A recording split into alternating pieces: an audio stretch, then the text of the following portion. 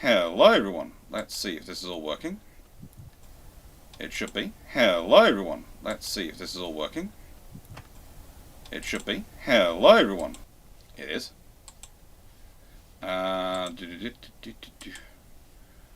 Let's go to our normal thing to try and deal with. And channel, when we go live and we have YouTube involved, you have to go immediately go to system and check. It has not decided to change and update the number of adverts you can have per second. Let's be honest, it does like to do that.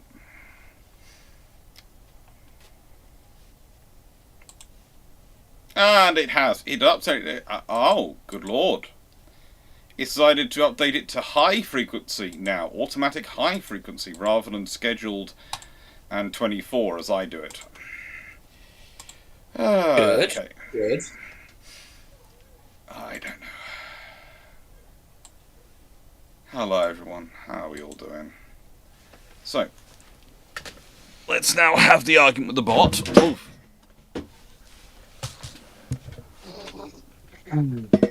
Helpfully, and found out why that did that.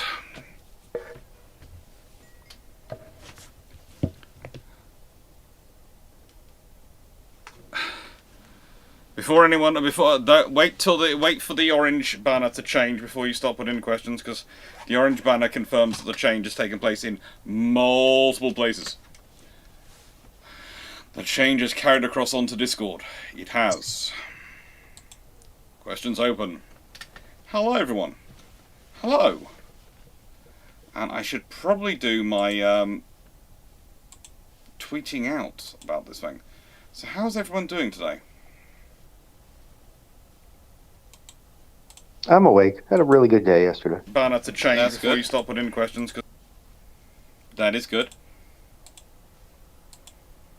You're enjoying Australia? So far, yep. Other than finding out that they're shorter than you imagined they would be. This especially the shell handling room. Yeah.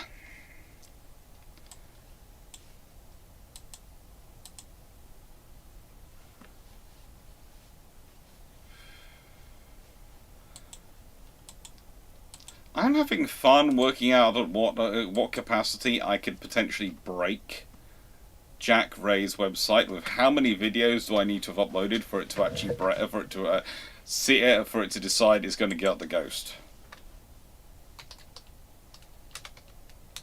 That feels like it's not a very nice thing to do. No, the thing is, and please, I don't mean this in a cruel way. It's literally, it's taking 2,500, and he said he said it's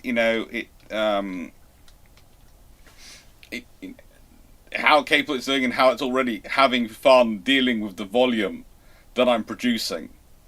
And I'm just working out whether I'm going to be... I'm trying to work it out so that I don't cause him stress if it starts to stop working properly at Christmas. Because if it's already having trouble, and there's going to be about another couple of hundred videos out by the time we get to Christmas, I don't want it to be causing it to be sort of causing an issue over the Christmas holidays.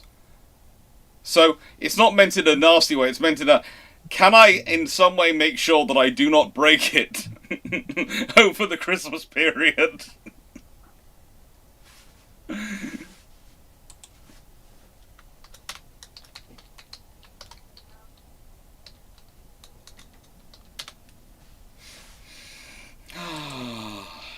So how are you all doing? Other than, well, Runon enjoying Australia and myself and Dan being mildly jealous of you being in Sydney. Do you remember the dessert place we went to in Sydney? Yes. Where we had those very small desserts. Yes. That were in no way supposed to be... Sharers. Yeah. I did like our table. It was sort of a case of everyone else was couples delicately sharing a lovely dessert between them, and then there was our table. 4 people, 4 desserts going, yum! They're mine. Yeah. Yeah.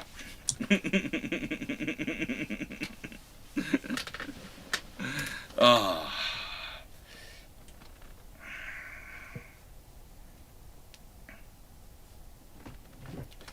How's the previously touted summer tour happening?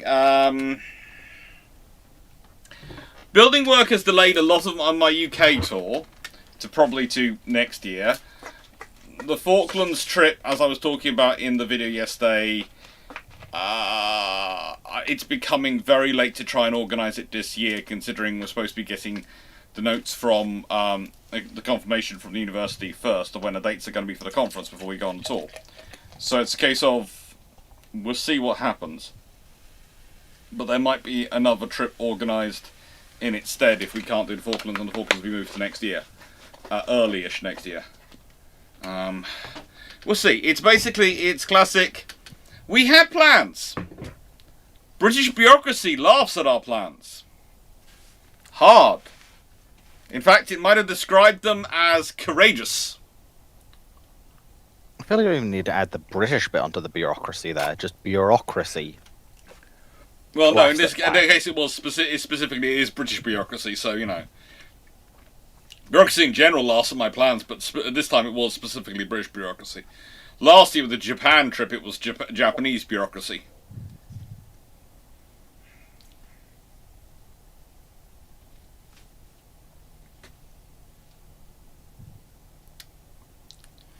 And Leslie had a great day at the Warlord Games Open Day. I know, he took Lions with him, and Lions, unfortunately, was with Leslie, when Leslie was getting a lot of very nice stuff being gifted to him because he's Leslie. And Lions decided that he would also be getting the stuff, but he had to pay for it. So Lions is now possibly crying. I thought that was just Lions being given the stuff to carry. No, it wasn't. Lions actually bought some stuff. Warlord Games was exciting. Sadu has put in a Q&A, a question, where the second part doesn't have Q&A in front of it, so it hasn't been taken in by the system.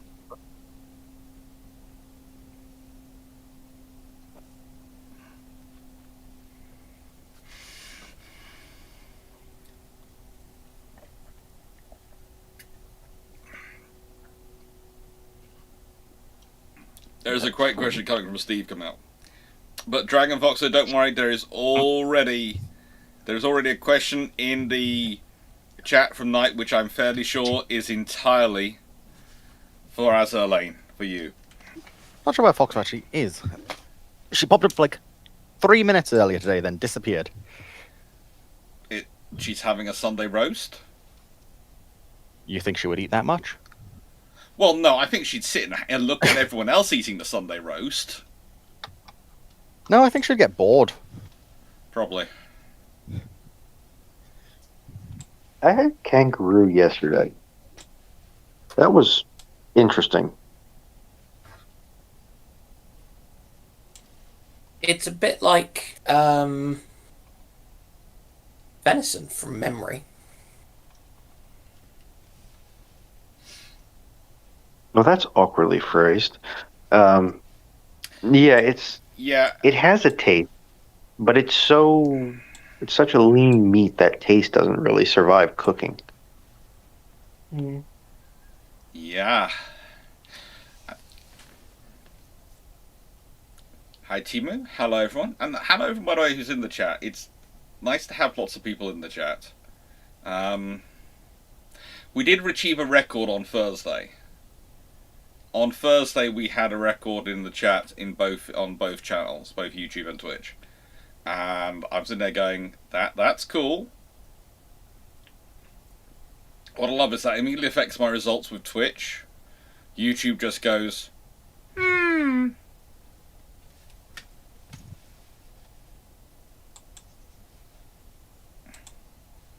We'll see.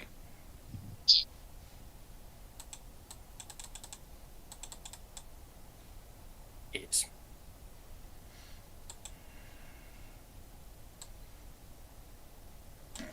Oh,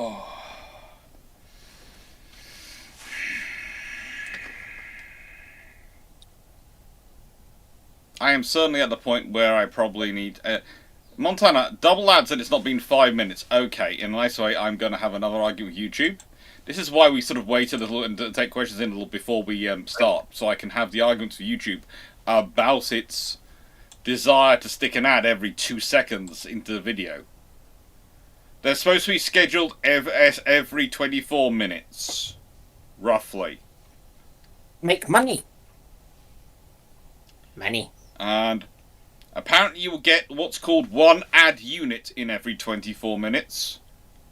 Which I suppose is one full-length ad or 2 half-length ads. I have no idea. But considering they call it an ad unit, that suggests to me that it can be broken up in some way or shape or form. If it was just called one ad, it'd be only one ad, but they call it an ad unit. One ad break, if you will. Okay, that's 30. Steve, because we haven't changed it yet, make sure John Shave's question gets in, please. Can you put that in, and I will close it. So, someone get John Shave's question.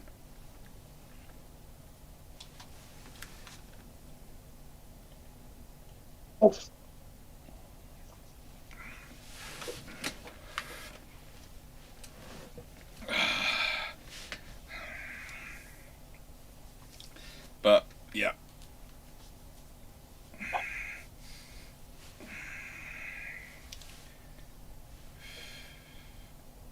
Right then, let's go for the questions.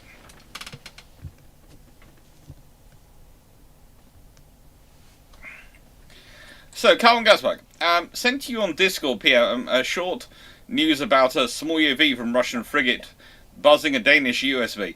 Can you take a look at it? I think it's probably already the stuff I've already been looking at. And yeah, this is something you're going to see going on quite a lot. Does it really count if you buzz an uncrewed asset?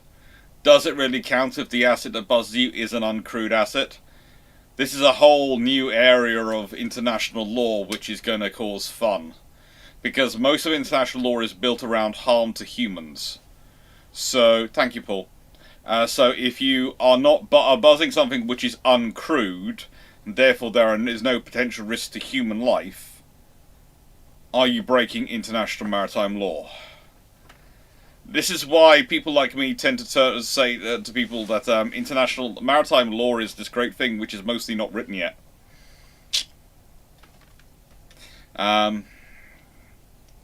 It's going to be something we're going to see happening more and more frequently.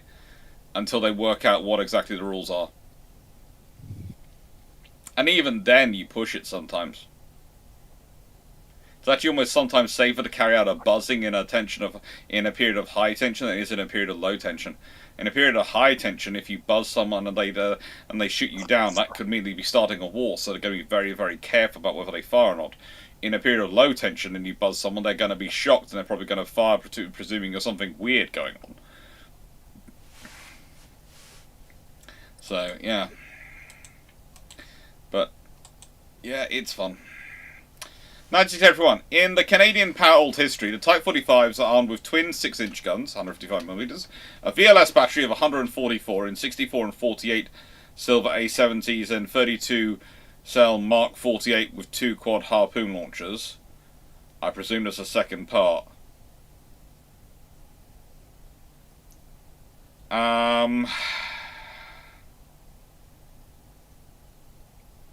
Yeah, I'm presuming... I'm going to put a smiling face by that, and when we get to the second part, we'll try and answer the question.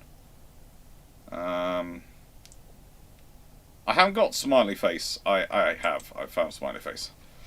Michael Cooch. In 1930, it's 1938, and the Naval rods are to be brought in for refit. What does a refit look like? What speed can Darren Hamilton achieve post-refit, and how afraid should Jones be? Okay, so if they go for a full speed refit, and they put in the latest boilers, they can probably up their speed by about a few knots. If they add on length as well to the hull, then they could definitely be talking 25, 26 knots as the equivalent of the 23 knot speed, i.e. the declared safe top speed that we can honestly do, Governor. in all weathers, in all sea states. Thank you, 6 Paul. months out of dock. Yeah.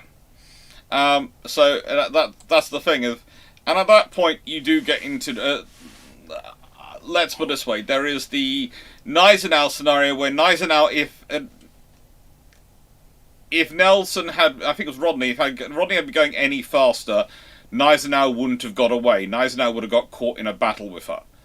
And the thing is, if you get caught in a battle between Rodney and Gneisenau can't get away in time, then there is a lot of problems for Gneisenau, because, let's be honest, 9 11-inch guns versus 9 16-inch guns and a ship which is armoured up the wazoo, it probably is going to not be a fair fight for them. Topics there, just naval history questions in general.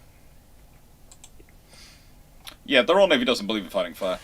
John Shaves, some years ago I saw a YouTube video that basically posited that the British attack on Free French Navy in port in Northern Africa was full of French Admiralty's pride and incompetence. Thoughts? It's more a product of the fact that the French Admiral in question doesn't really think much himself, and isn't given latitude of orders. And the French government was not only bad at communicating with the British government, which had led to the British government being shocked when the French government fell out and stopped being their ally and dropped out of World War II, but also weren't that good at communicating with subordinates. So the entire thing, Merzal Kabir, the entire situation around it, is an absolute and total communications clusterfudge. It is an absolute and total cluster fudge. It's actually, you could argue it's a cluster frigating fudge. In fact, the sheer amount of communications it is. I have done a video about this, but literally it was just, the more you dig into it, the more you just feel sorry for everyone involved. And I mean everyone involved. No one really wanted to be there, no one really wanted to do it. There was no one in the British government who really wanted to do it. It was just a case of, okay, we cannot afford the French fleet to fall into German hands. The French have promised it won't, but the French also promised to fight by our side. So all we're going to go down there is with a list of demands, which includes take the French fleet to the Caribbean, take it as far away from France as you physically can, so that you are beyond range at which you can be easily taken over or influenced. And yeah, when you look at the whole list of options, the fact that the Admiral could find no options which satisfied the orders he'd been given by the French government and the requests of the British,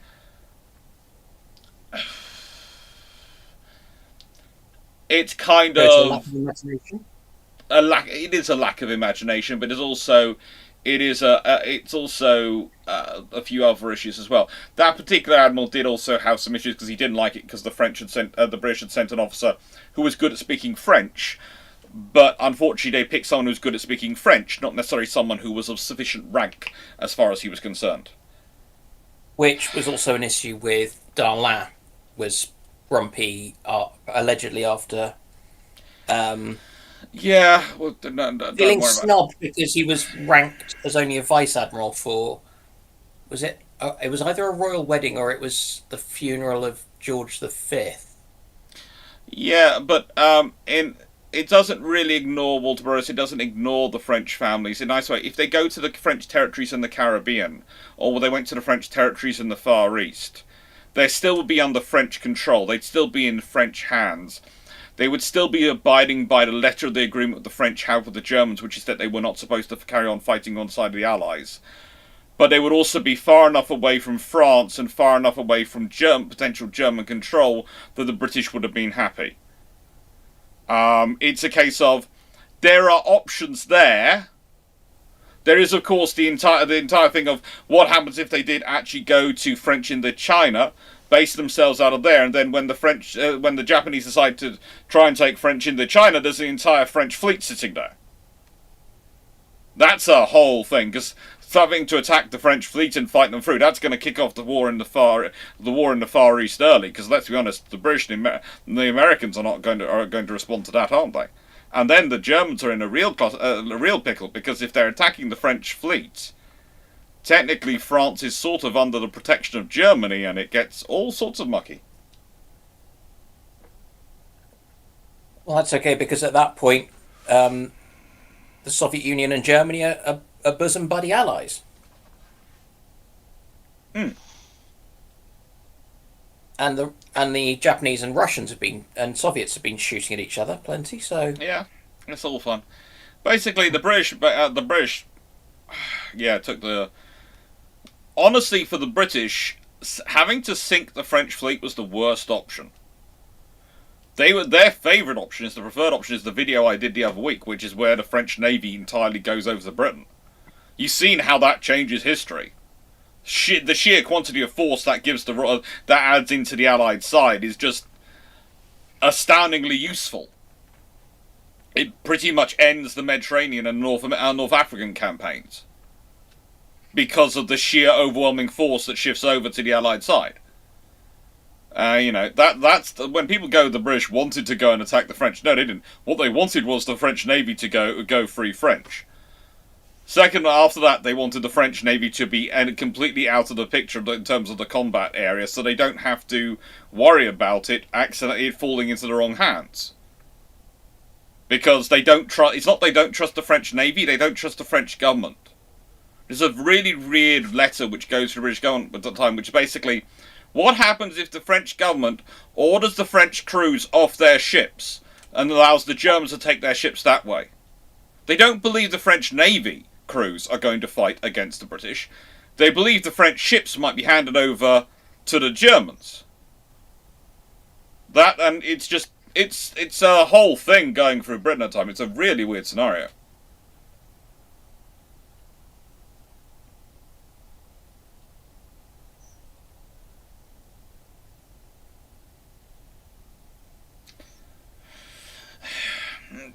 Yeah, honestly, for the British, sinking the French, you're doing that to protect yourself. At a certain point, you're doing it if you won't fight by us, you won't go off to territory which is far away, you can't be put out of it, that you are beyond reach of the Germans, then the next option we have to go with is sink you.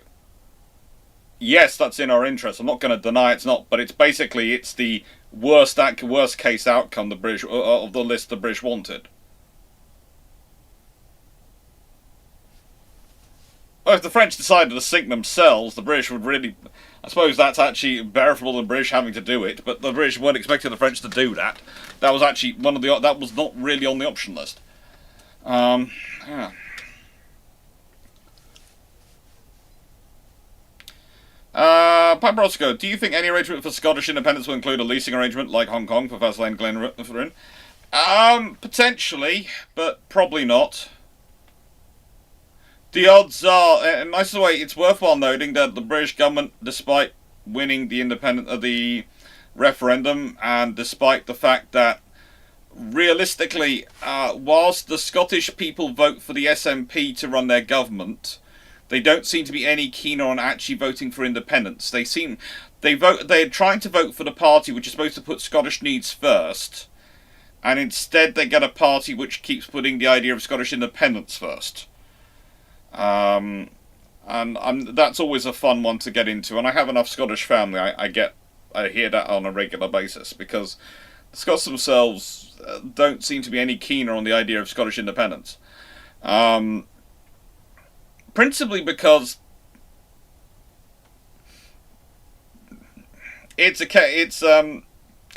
get quite a good deal and they realise it, but they also want members of Parliament who are going to fight for Scotland. They perceive Labour, Labour, the Conservatives, the Lib Dems as going to be part of the Westminster coalition, Westminster government, and not actually going to fight for Scotland. So they vote for the SNPs because they want them to fight for Scotland and Scottish interests, but they're not necessarily voting for independence when they vote for the SNPs.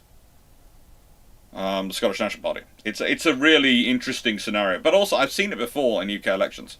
The sheer amount of councils in the UK which are run by independents, and people like to vote for the idea of if we vote for an independent councillors, an independent council, they'll fight for our interests. They won't bother about what national interests are.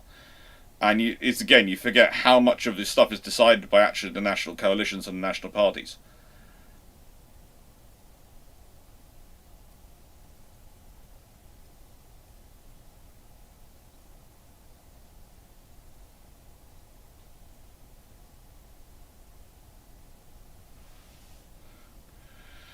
Well, there's a small trouble that all the contracts written with BAE, etc., and those things required their stuff to be built in British territory, and so the yards are currently in Scotland, and a lot of the work's in Scotland, but the yards don't necessarily have to exist there.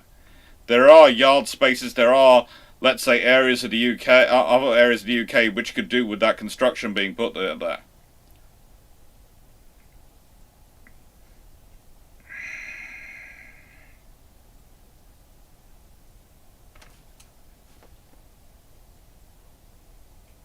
Yeah, they're splitting their ticket, and it's one of the things. It's why people go through. But they keep voting for the SNP, so they must want independence. But every single referendum, every single poll shows they don't. So what's happening? And you go, it's very simple. They want people to be arguing for them. They want to feel like they're electing their lawyer. But they also don't necessarily want what the lawyer wants, because the person who's motivated again in politics is motivated by probably the more passionate extreme ideal. The vast majority of the public are probably voting on the moderate ground. It's the way it goes. Humans are human.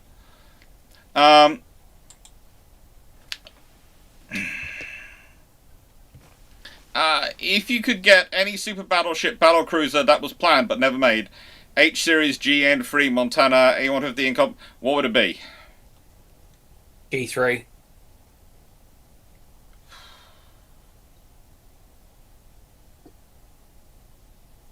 K2. Not to steal Foxo's thunder, but the Royal Navy running around with even a single K2 is just amusing.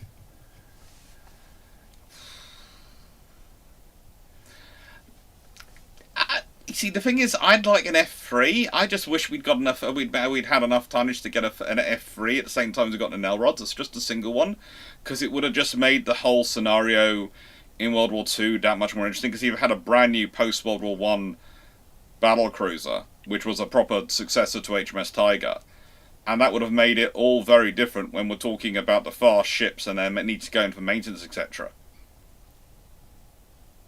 Nightbot, why have you timed out poor Alexander? Nightbot. I would throw in N3 in the ring from my end. Just because seeing as the brick that the N3s were supposed to be would be funny. Being a ship that's actually built to try and protect against 18-inch guns. Yeah, M3 would be the kind of case of, hello, we've turned up. Good luck trying to sink us. We'll demolish you in that time. It might actually finally break some members of the US Congress. They might actually build a Tillman. The thing is, if one or two N3s are floating, how does that change the Yamato class? If the M3s are built, then in nicest way, then that means that they've got at least 2 generations beyond the Washington Naval Treaty. So, well, at least two classes. So that's at least 4 years beyond 1922. So what treaties aren't until 1926. So we'll actually see what the Japanese probably do build their 18-inch ships, which I've talked about before. So that means when the treaty comes in, the treaty limits are 18-inch ships and something like 50,000 tons, and who knows what they're produced. But the Yamatos themselves, if they're produced on a similar scenario, would then have to be big enough to take on 2 18-inch gun ships. Because Yamato was supposed to be able to hold one treaty battleship and sink another treaty battleship at the same time with its weight of fire, and that's why it has 9 guns, etc. That was part of the idea of it. So, yeah. It'd be fun. Probably 21-inch guns for Yamato. They're going Yamatos in that time, and potentially they'd need at least 12 of them. So, how big would 12 21-inch guns have to be? Oh, Are the Japanese going to be able to build something that big in a kind of infrastructure sense of the? you're going to have to build the infrastructure to build it. I don't think there's space. From looking at from having seen the dry dock, I think the ship they're going to need to build they're going to be building into the dry dock's going to go into the mountain for where they built. Or alternatively, they're going to have to start building out to sea, like they've done historically. Start filling in land.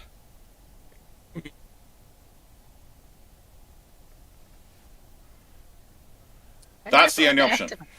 An organized state's ability to move mountains. Mm. If there's such imperative. Basically, I think the only way you could build for Japan to build a dry dock big enough in that time period would be to literally take a small bay and fill it in, leaving holes big enough for the dry docks. And when I say small bay, I don't mean that small a bay.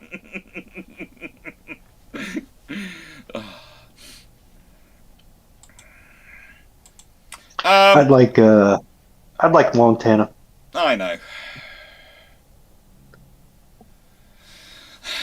Well, that multiverse, that's the entire thing. The Japanese idea of big ship, big gun, people think about it as a war-fighting tool. It's actually more a deterrence tool. The big ship, big gun philosophy is to have something which is so big, so powerful that it's itself an image of things you have to take on. So people, rather than fighting you, even though you can't augment it, you say, basically, we can only crew X number of ships. If those X number of ships are the biggest ships we can possibly build them to be, that's cheaper for us in terms of deterrence than us building X ships the same as anyone else and then just turning up with X plus 1. That's the idea.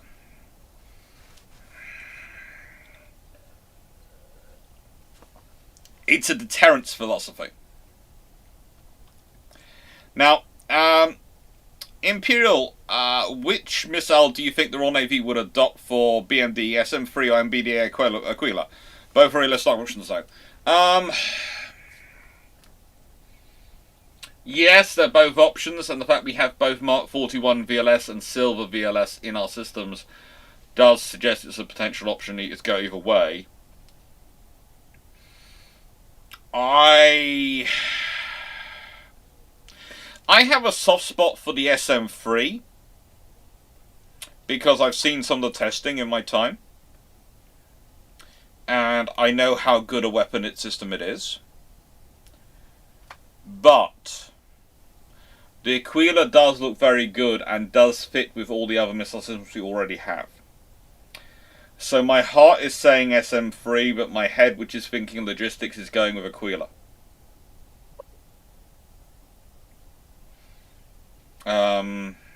But we'll see.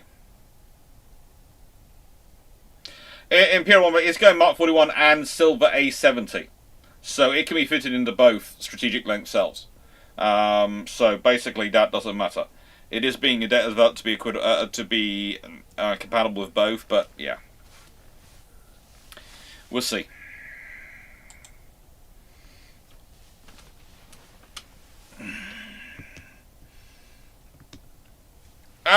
Imperial, in regards to the Finland model memorandum in the White House published last week or so for frigate construction, what do you think will become of it, and which design company would come out on top? The only look, and nicest way, there was two problems with it. One, if you mean just buy a design from outside and build in the US, that gives you a whole slew of options. If you mean go for the full Finland model and get something built outside of the US, your options are South Korea and Japan. No one else has spare yard capacity. And in that scenario, you see America probably ending up buying Megami's.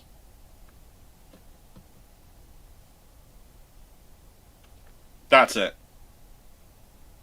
As much as I like the South Korean options, the South Koreans are not as good at selling their designs as the Japanese at the moment. They're still warming up to it. They keep getting close to there, but the Japanese are just ahead in the sales systems.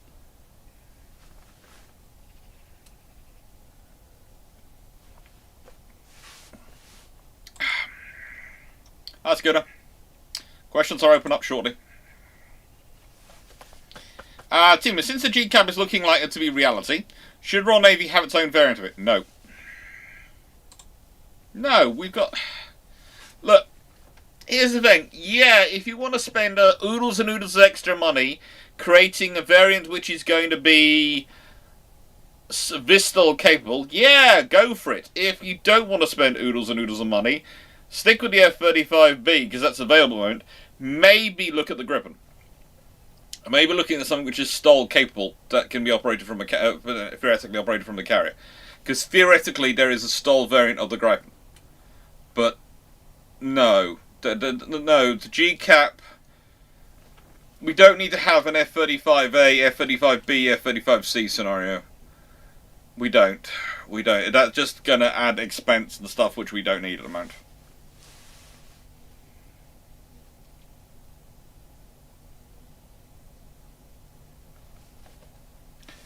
Basically, let's put this away. The reason I bring up the Gripen is that's the option to going with an uncrewed asset. And suddenly people are starting to look at the issues of uncrewed assets in electronically non-permissive environments. And that is going to cause an issue.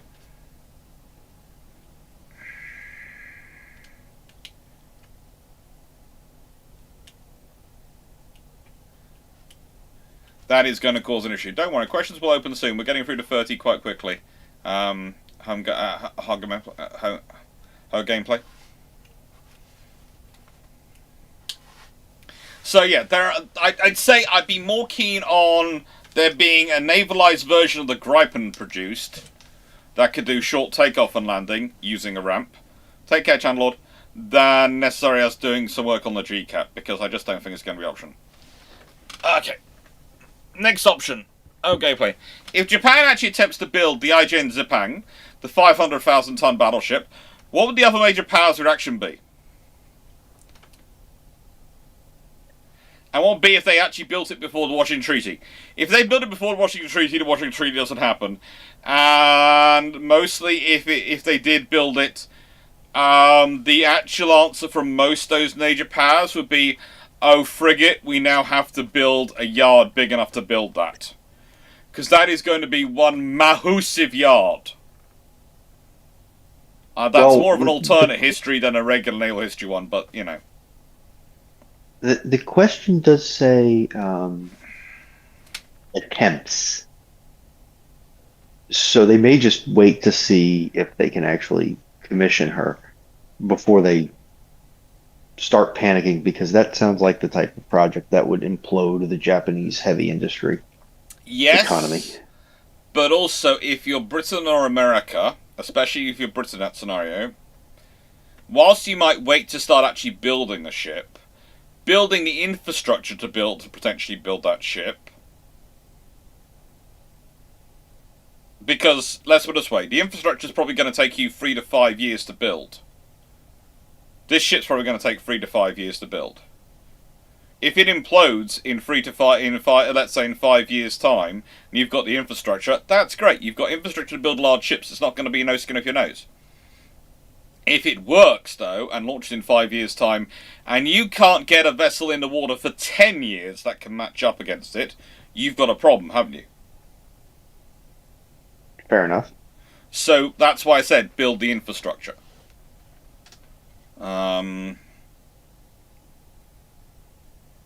That's their option, basically. But yeah.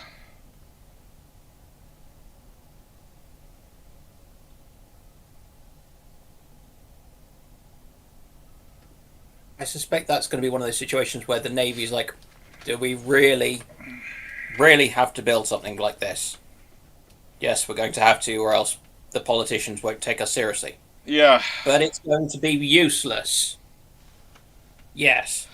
It's going to completely mess up our strategy and doctrine and everything. Yes, but shush, we're British. We don't acknowledge that we have doctrine. No. We don't acknowledge we have anything. We don't even acknowledge we have plans for warfighting, even when we quite obviously do. Senator Canera, I just saw a group of 5 YouTubers crewing A tall ship. Which 5 YouTubers would you choose to do that with? Do they have to be YouTubers? Can they be anything on social media? Because I'll take Drac. I'll take Kate Jamieson.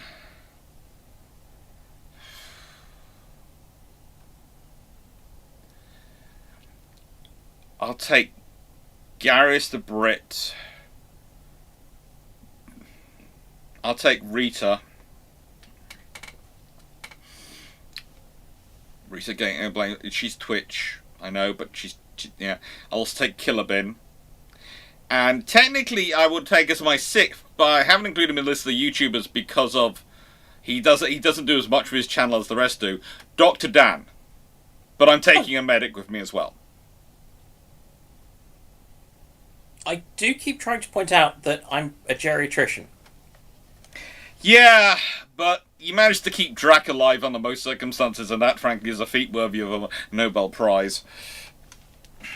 It's more take 2 paracetamol and call me in a few decades than kind of call me in the morning. Yeah, but you actually get him to actually take the paracetamol. That's the thing. True. You see, I might get someone who's a more specialist doctor, but they might meet and they won't get him to actually take his his medications. Yeah.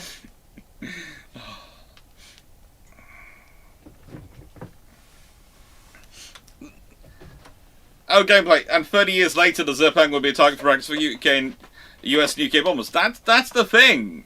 Yeah, but this is the problem. It's a very good argument against doing anything. Is that, yeah, but this system will be beaten by that system eventually, so we shouldn't bother to spend this money now. You go, when? 30 years' time. Here's a cunning fact for you and a fun one for you.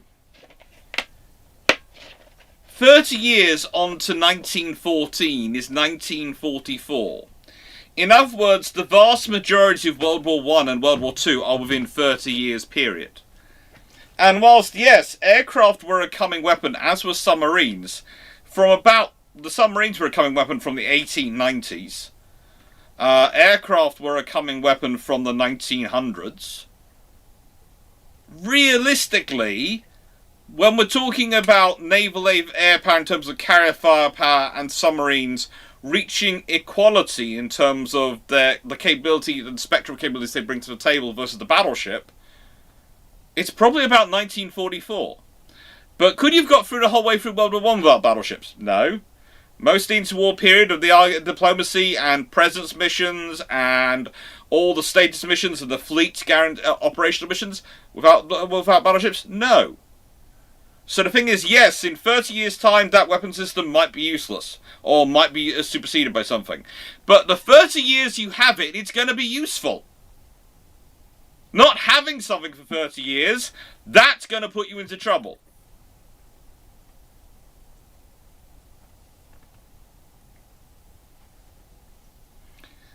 LMO7, just put the pills in food like with dogs and cats. Technically, I'm supposed to get that's technically a naughty thing. It's what's the word? Consent. Informed consent.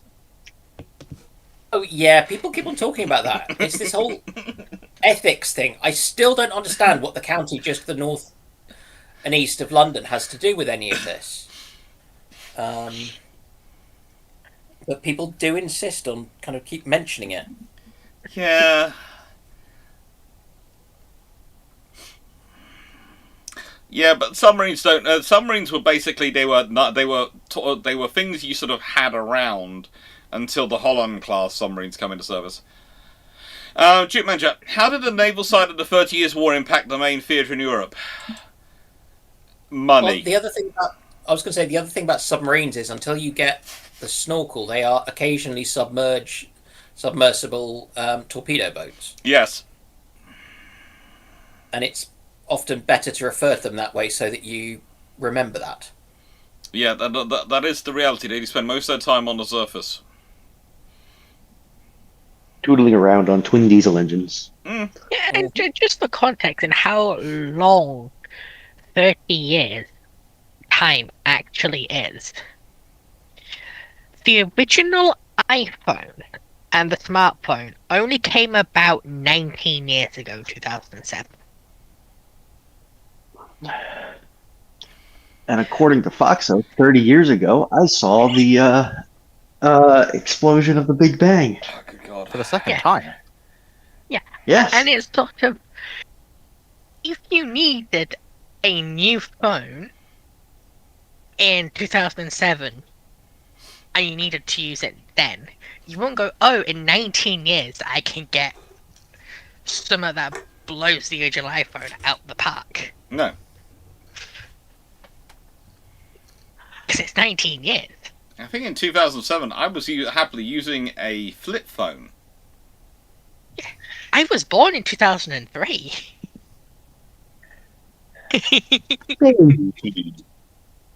Baby. Like, the time between World War One and World War Two. And so, but the super dreadnoughts to the Rise of the Carrier. Hmm. That's an entire generation of people. Yeah, it's 21 years. Yeah. That's not a short period of we can hunker down without it. The chat has basically gone into someone younger than us. This is terrible. Oh no, there's an amoeba in the chat. But this is normal. Like, Fox's age has been well known for some time. Yes. For those who are new, yes, Fox is the youngest here, but still. Oh. Yeah. Context, my first phone was an iPhone 3. I don't think I could tell you what my first phone was. I honestly don't remember. Might have been a Blueberry of some description? Mine was a Blackberry. Blackberry. Mine was Blackberry, Samsung. Blueberry, same thing, right? Yeah. Mine was a Nokia 3310. Okay, remote. A Blueberry is a BlackBerry with Bluetooth enabled. I think mine was a Nokia brick. Yeah.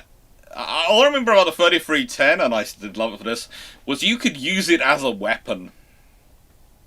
And when I say you could use it as a weapon, if you were actually...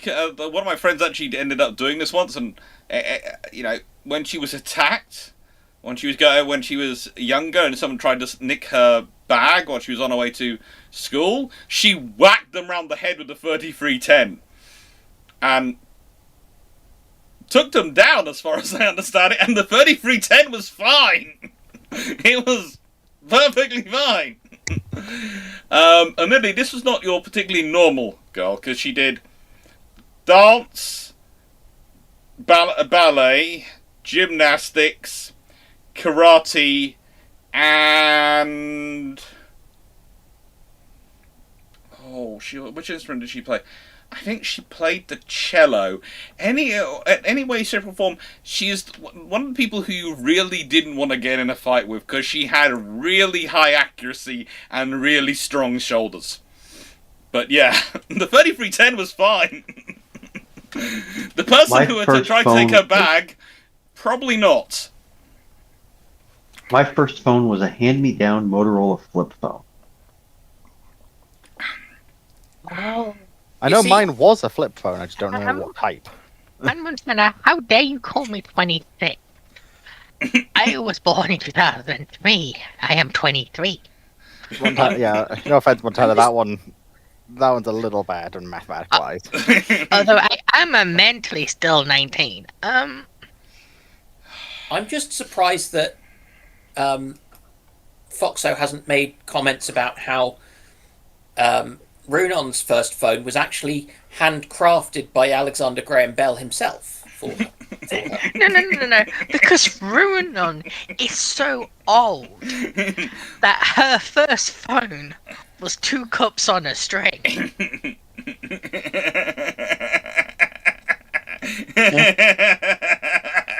I mean, given my reaction to some of the names here in Sydney, internally I'm somewhere still in middle school, so you know. Okay. Now, But back in Runon's day, from her bedchamber, she'd have like a little cone and a string that went down to the maid's quarters and the servant quarters. and she would speak down it, and Speaking then a tubes. maid would come up and help dress her or whatever people did back then. Wait, are you telling me that the dementia has gotten so bad that I forgot that I used to be rich? Yes. Afraid so. Yeah. It's funny to remember the password to your crypto wallet. Anyway. Okay, the question from Nike from earlier. In the Canadian Power Alt history, the Type 45s are armed with a twin 155mm 6-inch guns, a VLS battery of 144 in 64 and 48 cell Silver A70 and 32 cell Mark 48 with 2 quad harpoon launchers, 2 30mm organ guns, 2 30mm phalanx, and 2 triple 324mm torpedo tubes on a hull of 10,720 tons. At full with 14 built and 8 Type 43. How does 2 Type 42 and 2 Type 20 sunk in the Falklands lead to this? Someone basically went, I want all the guns. In a nice way, it would be a normal reaction would be basically going, right, and we're going to make sure we never have a problem with layered defense ever again. I think they kind of went short on the guns, but yeah. That's it.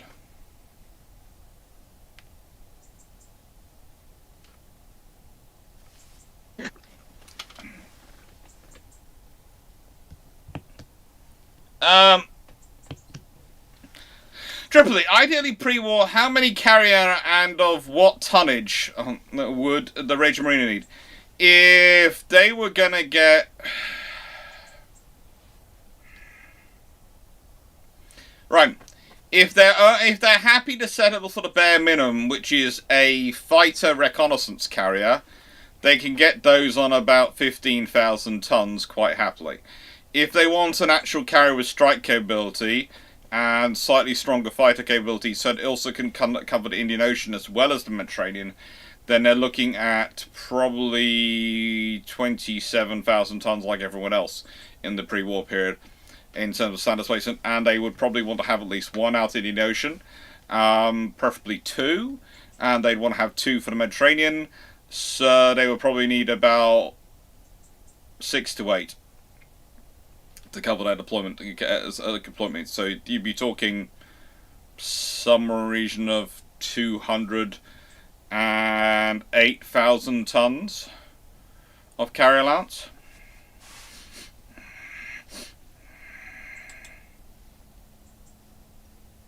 Um, 270,000 tons does make life a lot easier though. US Montana. What if the turbine on Hood stripped completely instead of partly, destroying the turbine entirely? Will HMS Hood and miss Denmark Strait as it's in a sideline from massive rebuild? Probably. What you probably then get is a scenario where King George V and Prince of Wales do not break up. They also, potentially, if Hood's in that situation, call back Renown and Ark Royal. So you could end up with Ark Royal, Victorious, Prince of Wales, King George V and Renown being your task group, and that's a very different engagement for poor old Bismarck to deal with, because you've then got Victorious aircraft basically going, we're here as bonus, while Ark Royal's aircraft go, red meat! And you've got Renown going, so can I act independently? Yes, go have fun, while King George V and Prince of Wales are the, okay, little sister, follow me. And do what I do. And if your stuff stops working, don't worry, mine'll work. Walk this way.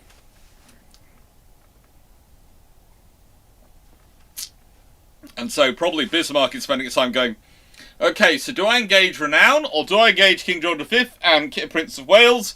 Because if I don't engage all 3 of them, whichever one I'm not engaging is going to be engaging me.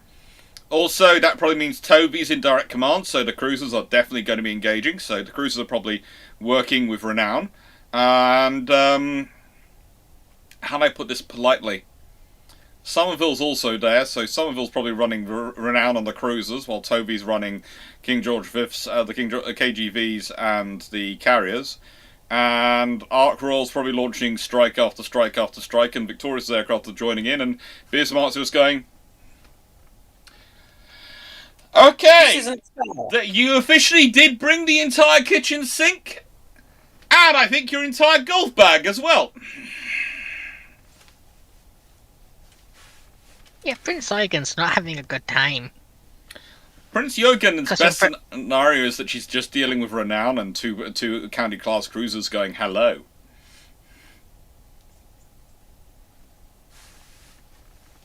Dude, I don't think there's a German ship aside from Biscuit and Tirpitz that would want to deal with renown. No. No. Did you call her Biscuit? Yes, she did. You've Just got checking. Biscuits and Tirpitz. Can I just say, I 100% approve of those names. And we'll probably now use them, if I remember, going forward. Biscuit and turnip. Defits. No, it's biscuit and turnip.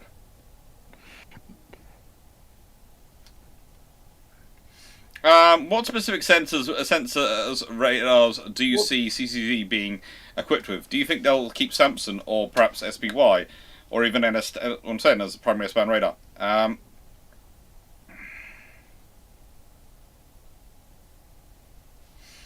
Honestly, we're gonna have to see, because I don't think anyone's going to be making a decision anytime soon on CCV. Okay? There isn't enough money in the budget for them to be doing anything more than keeping a research team going, thinking about what it might be. 2029, after the next general election, we'll get some decisions made. At that point, we'll have to see how the world has been. But let's be honest, a lot of things can change in 3 years' time. Samson radar is a very good system, but we might be going for a full-on Aegis system. We're also looking at the Australian system and its various larger versions, and we're talking the Japanese. So there's all sorts of options for solid-state arrays. We might go with a long-range radar, like we have already, in a sort of similar system to the Type 45. We might go with a system which is completely different, in that we might have a variation on the Samson system as our long-range search radar, and we might have a phased array radar, a fixed phased array radar for our tracking and engagement. We'll see what happens. We'll see. We might go for one radar system to rule them all. There are lots of options to be considered, but I have some thoughts, but I have a sneaking suspicion we won't really know what radar fit they're going with until they announce what actual hull design they're going with. And the fact that I'm starting to hear more and more about the Arrowhead 160,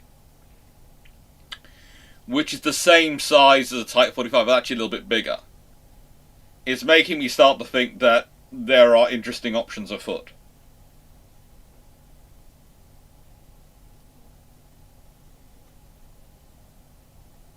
So we'll see. We'll see.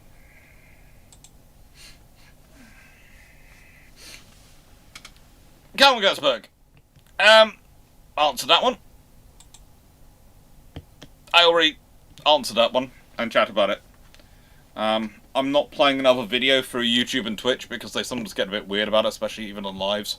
They like to do that in pre-recorded videos. There's lives they seem to get issues. Okay, Arrowhead 120 is the Arrowhead design up to 120 meters.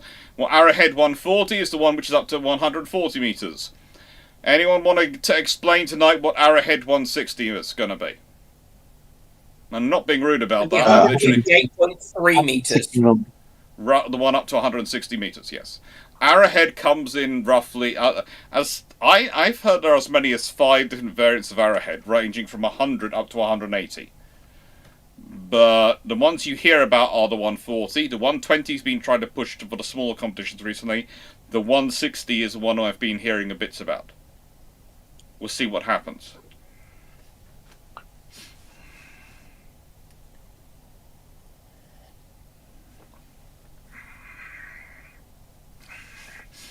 But it was a fun thing going through it all. Ryshak, how much of a heart attack would the world's navies have if the Queen Elizabeth battleships had 10, 15-inch guns and were 28 knots? That means they truly are super dreadnoughts, And that has a big change on the world. Because suddenly that means the British battleships are able to go as fast as everyone and most people's battle cruisers. And that means the British battleships are able to keep up their cruising line, which means they'll have fun times. Sweden was considering the Arrowhead 120, but they have gone with the frigate at defense at FDI, the frigate defense intervention. The French option. They've gone with the French design. Knights of everyone. Has there been any submarine so badly damaged as the US Redfish and still made it home? US jet attacks left her pressure hull cracked, her steering damaged, and her sonar destroyed. I know it's not really a lot of public information, but I'm fairly certain the two SSBNs, which managed to bash into each other head first in the Atlantic Trench not that long ago, were in very, very bad condition. It's not a good... the fact that both then spent literally years in dry docks being repaired tells you exactly how bad a situation it was. And that is a good argument for having a fifth SSBN if you're either Britain or France. Because it's proof that accidents really can happen. Vanguard and Le Triomphant, yes. They're so quiet, neither could actually hear each other.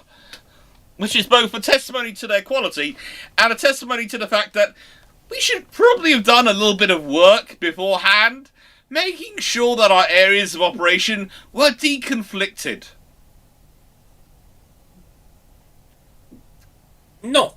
Just a little bit deconflicted. Just a little bit. I know we don't like to discuss these things because you don't want to give any information about where these things are operating because you don't trust any of the information. That's fine.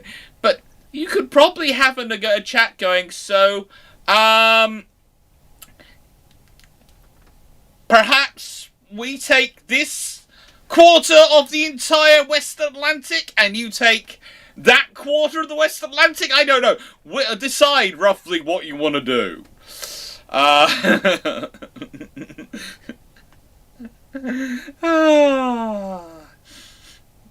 Yeah. Just a little bit of deconfliction needs to go on.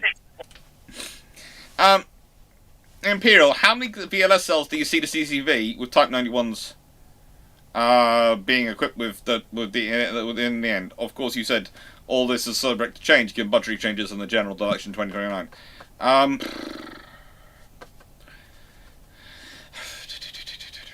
I would say if they're coming out with anything less than 96 cells, there is a problem going on. Anything less than 96. I'd prefer to have somewhere in the region of 120, but we'll see what happens.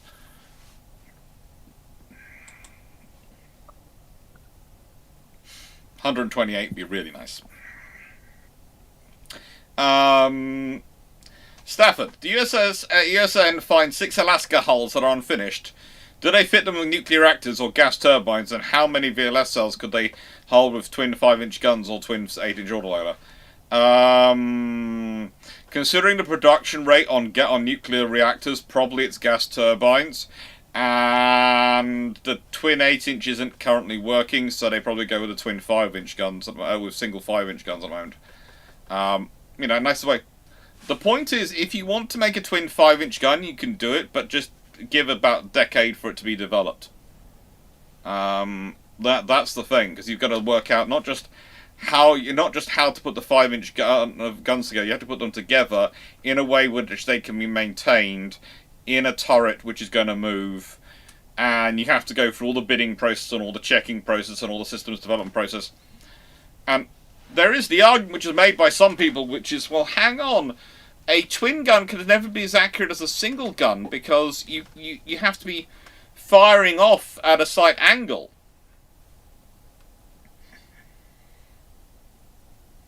To hit your target, and it's basically the single gun has benefited from the obsession with perfect precision targeting, and that's good.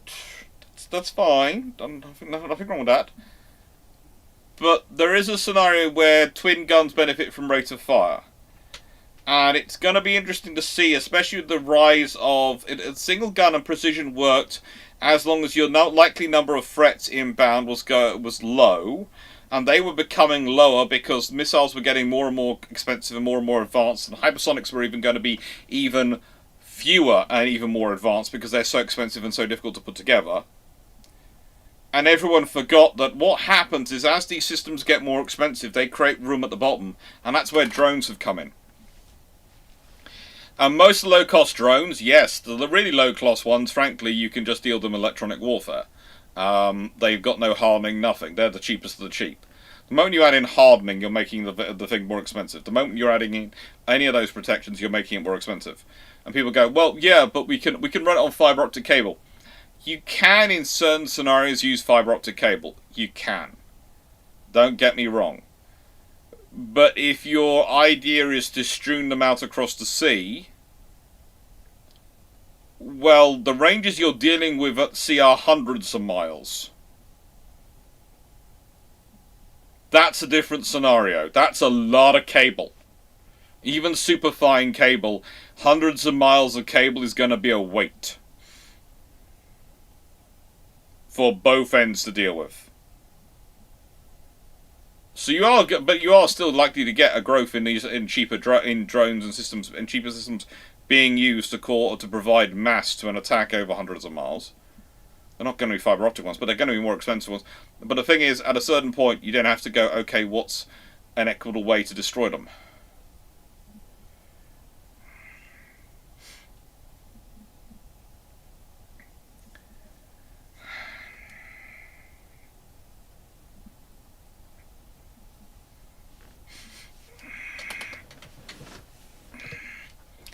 So yeah, we'll see what happens on that front. But it would probably be the single 5-inch guns and a lot of VLS. Could you see the New Mexicos being fitted with 8 16-inch guns in 1917?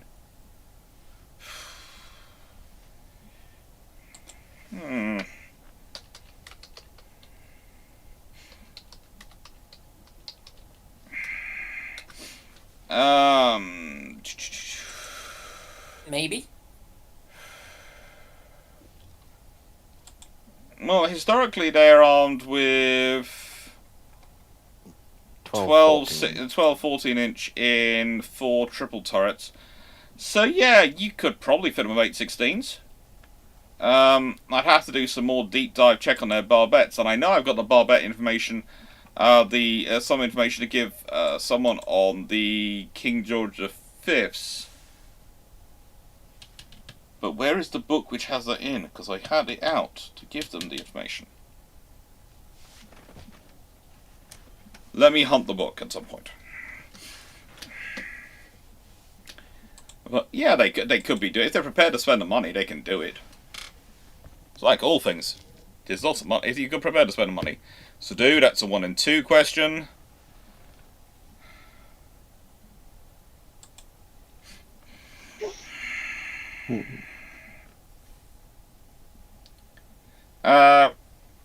I'm presuming you're talking about the Canadians. You're talking about the 10,000-ton destroyer to augment the River class.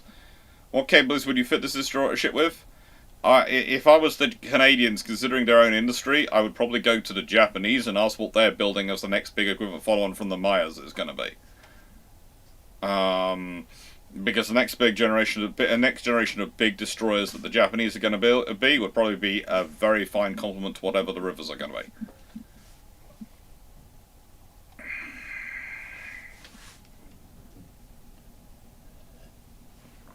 Oh, this is one fun one for the entire panel. Volunteer Parade or Submarine. In the First World War, the RN was affected with the shell shortage that the Army was. Was the RN affected with the shell shortage the RN was? Did they ever decide to subsidise Amatol in the place of Lyddite? Not really in the same way. They were affected, but not really in the same way. As far as I know, but I will check with my colleagues because they might know better than me on the subject.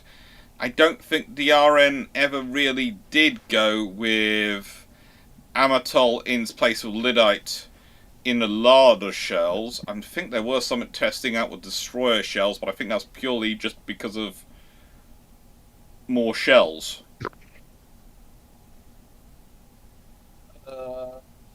It's not one I've come across, at least, but I don't remember.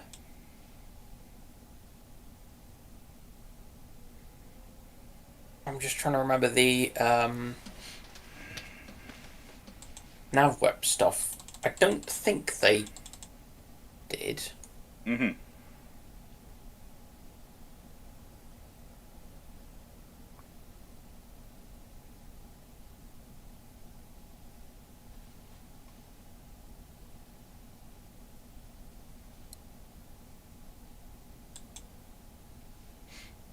Hmm.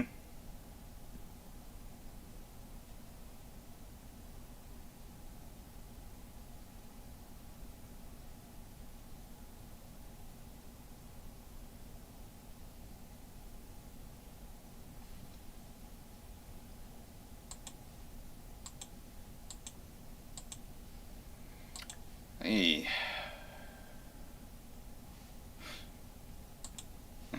I'm trying to think. Nope. Okay. So, Imperial. Ideally, would you want the CCV to be equipped with the 127mm Mod 4 or 57mm, and what do you think it'll end up with in terms of guns and anyway? Ooh. Look, if it's got the 57mm and 40mm, they're basically carrying on from the Type 31 and giving it the flak frigate fittings. If they give it a 5-inch gun and the 40mm, they're giving it a half and half. If they give it a 5-inch and a couple of 57mm, they're giving it a heavier fit. We'll see what they do. It's going to depend again on how much they're willing to spend.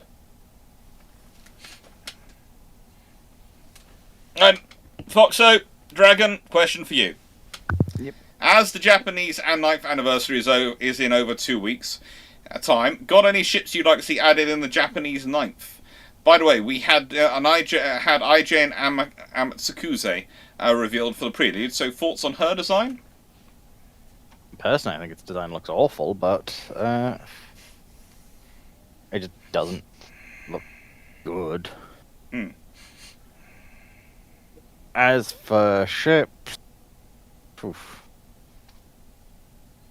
You always do Yoshino as a super cruiser, kind of similar how they've done Unzen, which is a Zhao.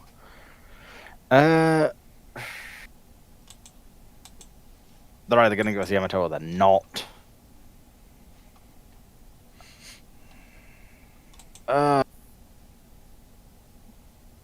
Shikishima, that was the one. Shikishima could be interesting if they want to give another Yamato without giving Yamato, because she could be a A150. Mm-hmm. Beyond that, What's the battle carrier idea for the amateurs called? oh,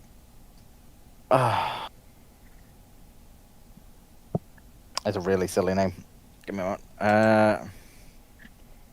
Because that's something I could actually see them doing.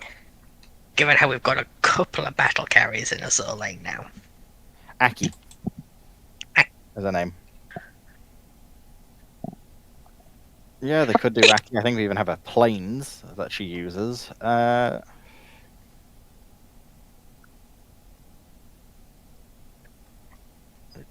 it. Unless it's not going to add some of the old rules. Honestly, Kitakami could be amusing. Infinite Really? torpedo works. Infinite torpedo. Oh, unlimited torpedo works.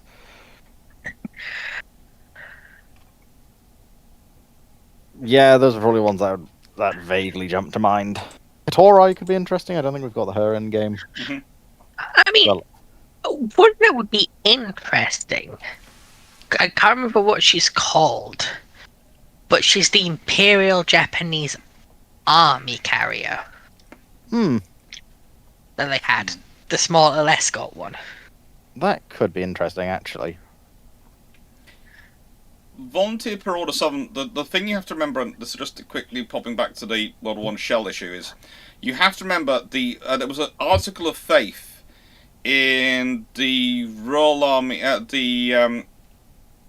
Royal Army Air Corps, that the Navy was doing something underhand to secure the supplies for their aircraft.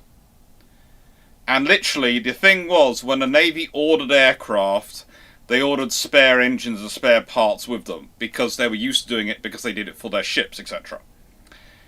And a lot of the issues you have with the Army, with shells and all these other things, are because the Army's shell ordering and organisation process and logistics procurement process was bad through the Boer War, creaked through the reforms, but they didn't really do much to it. They were reforming the actual units, not the actual procurement process, and broke down in World War I badly. Sorry to jump in there, but I was just seeing the discussion going on in the chat and just thought I'd respond to it quickly. But yeah. Yeah, Kitsumaru is coming in as the army ships, but Knight doesn't think they'd get Imperial Army ships in Azur Lane. Obviously, the Azur Lane people all come from the Imperial Japanese Navy faction and don't acknowledge the Imperial Japanese Army at all. So far. That's some stop making.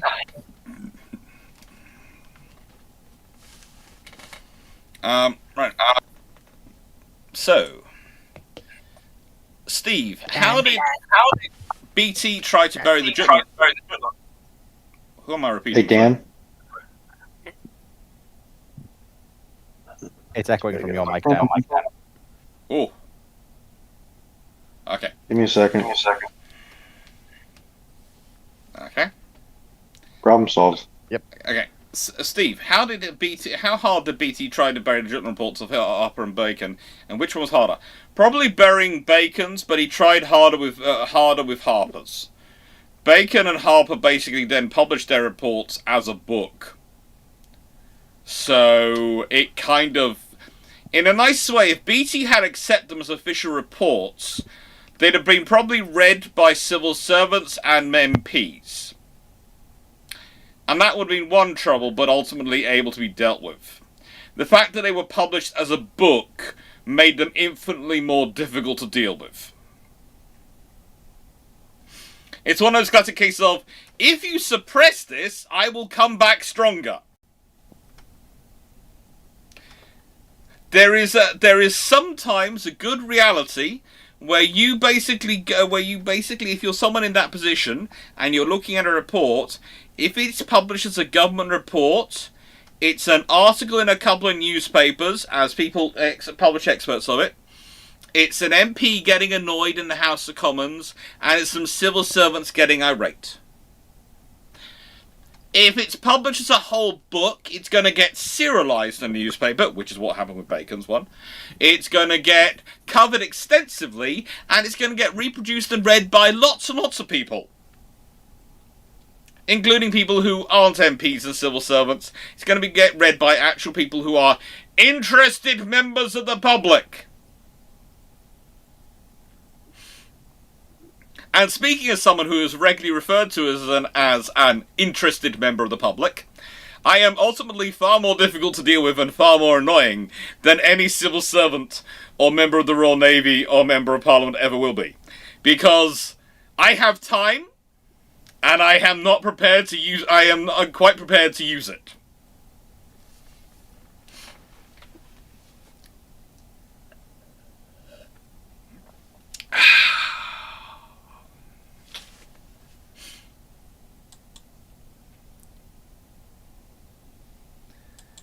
Now, AC-75. Was there a Royal Navy equivalent of the USN Fat Leonard scandal?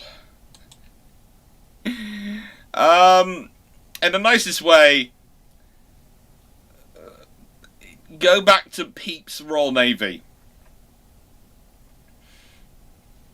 The Royal Navy as it existed is at one point was basically, it wasn't so much a case of is there corruption, is the corruption working for us and actually producing a Royal Navy.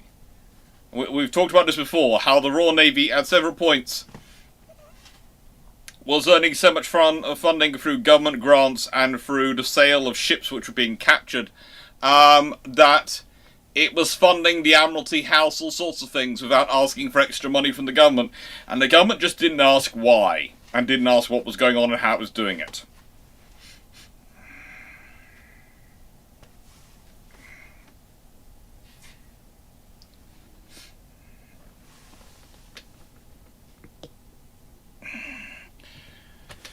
Home gameplay. Why do the Germans, Japanese not have any armor-piercing, semi-armor piercing shells for their 5-inch and 4-inch, for example, for dealing with surface targets? Okay.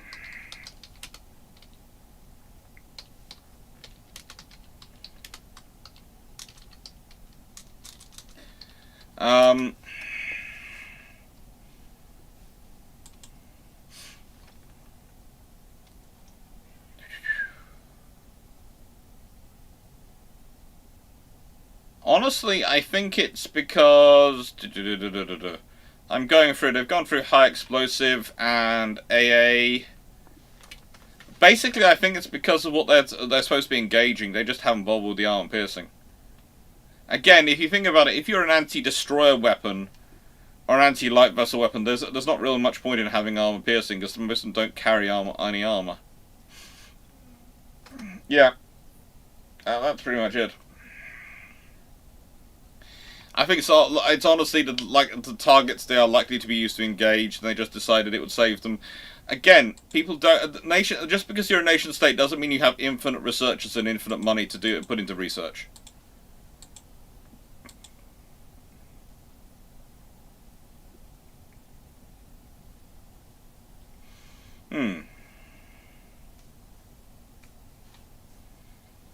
We'll see. Triple A, what's your favourite ship by appearance? Oh.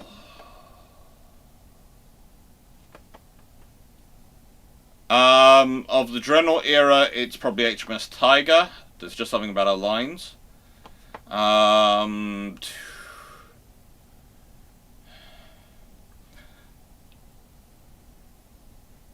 Of carriers, I've always had a sort of soft and a bit of a soft heart for the Lexington class once they had their 8-inch guns removed, because once they got rid of those pointless carbuncles, they look really quite striking. When we're talking about modern ships, I was always a bit of a fan of Enterprise. I would say HMS Bristol was quite pretty in her way. There's a fair number of submarines I quite like, but let's be honest, submarines are basically designed to look like sleek killing machines. How about the rest of you? What do you think? What's your favourite ship by appearance? We know we're safe, but there's no one here going to propose a French ironclad. Favorite ship by appearance?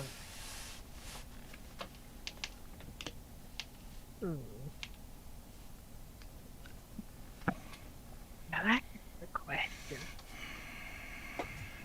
Right? HMS Warspite, 1942.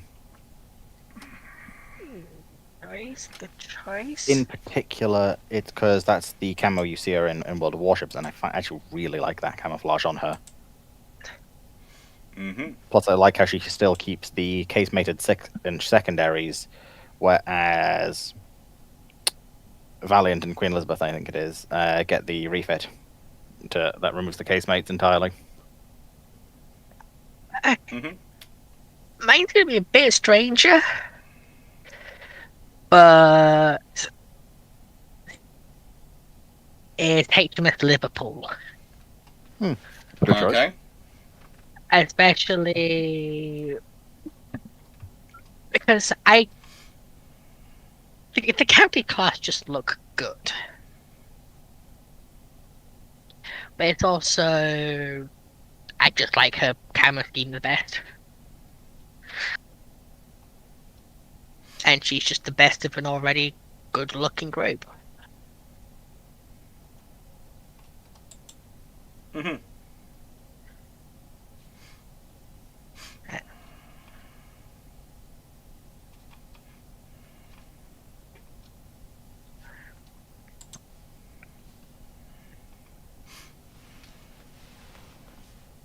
I just think the walruses are adorable aircraft.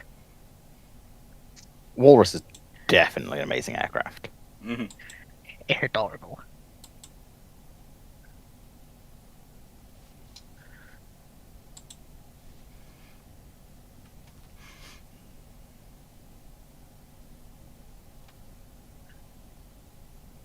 It is a If I pretty remember aircraft. correctly, he took a beating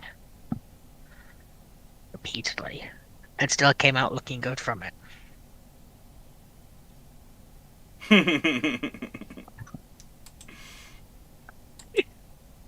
Hmm.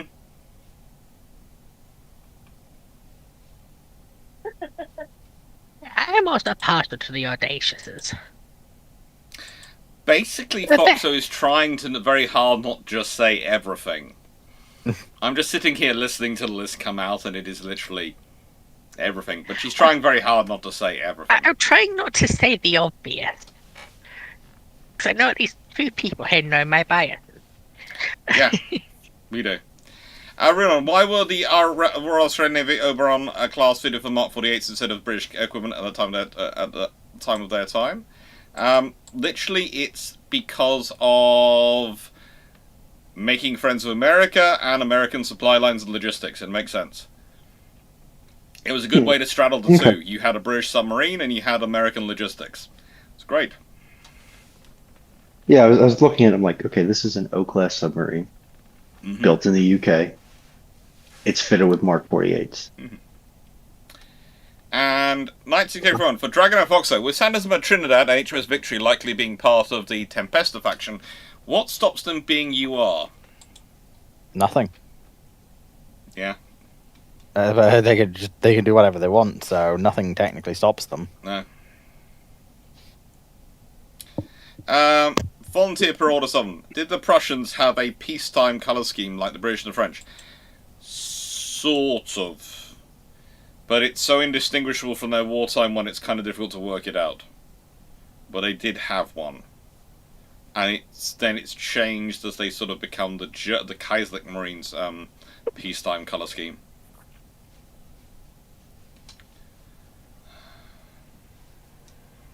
But yeah. They get they get some fun ideas at certain points. Do we have public non-WT data on how long it takes, at least roughly, for SN reactors to reach peak out from silent crawling? Minutes? About an hour? Around an hour? Several hours? How cold is the reactor? Okay, so nuclear reactors are never, once they're started, are never shut off completely. They are powered down, but they're always still working. This is one of the reasons why nuclear submarines can never be as quiet as a diesel electric submarine, because the diesel electric can literally shut down everything, and the only thing that's running is the batteries, which don't make any noise. Reactor, there's always some noise. It might be very, very quiet, but there's always some noise. And then partially the reason you have that is because they're never shut all the way down, so they can be tuned up quite quickly when they need to. Because let's be honest, an SSN is the type of thing where you're suddenly going to go from needing not much power to a lot of power very quickly.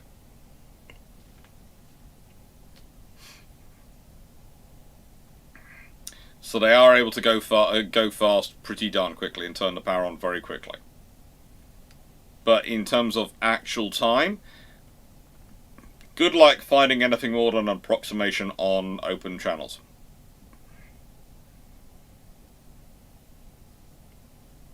No, Carl, again, we have talked about this channel before. We are not War Thunder. Yeah, it takes from a reactor trip condition. It takes so that means they've detected a fault and they've shoved the control rods all the way in. Yeah. To tamp down the reaction as deep as they can get it, or as low as they can get it. Mm-hmm. It takes a civilian 800 megawatt unit, terrestrial. I think I'll put it that way, in terms of the operators take, I think, about a week to 2 weeks to tune it back up to operating input, but they're also moving slowly. So there you go. That's the most relevant information we have. Yeah, her gunplay. Yeah, nuclear reactors, submarine reactors have to be still cooled. There is a reason why it takes so long to sort of deal with nuclear submarines and get rid of them. There are so many fun things to them.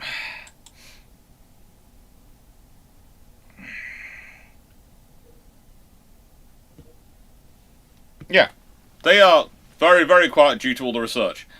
They're not no noise. Runon, how was HMAS Australia reclassified as a heavy cruiser after World War II?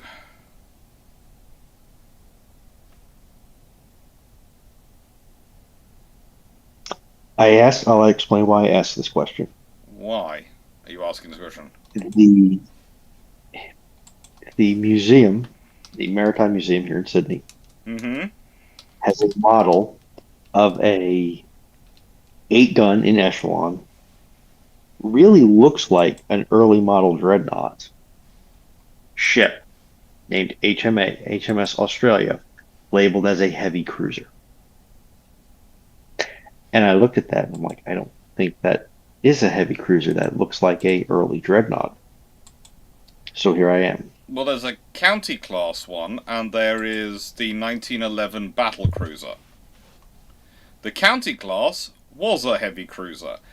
The 1911 one is a battle cruiser. Yeah, this one is.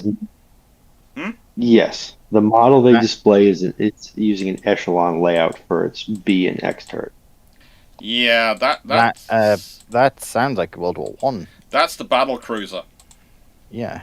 Yeah. She was gone after World Thank War One, so she's the one that's sunk because got rid of because of treaty. So yeah, someone's done a small error there. Although I will say, the Australians have a heck of a lot to be proud of in that museum. I highly recommend it for anyone in Sydney. It is good. LMV, even the natural convection submarines still make some noise. I'm not going to get into it too much, but it's a known fact that they are quieter than the ones which have a pump system. They are quieter, but they still make some noise. And you have to remember, at a certain point, the noise you're making you're trying to make the submarine basically so quiet. It's not actually a position which is absence of noise. It's so quiet that it is shrouded in the noise of everything else going on around it in the ocean. So any rhythmic noise, any version of noise, can disturb that. So basically, because it's only really human-created things which are where the noise starts to occur in a pattern, and a regular repeating pattern. Nature's pattern tends to be a slow enough cycle that it isn't really detectable in the scenario we are talking about.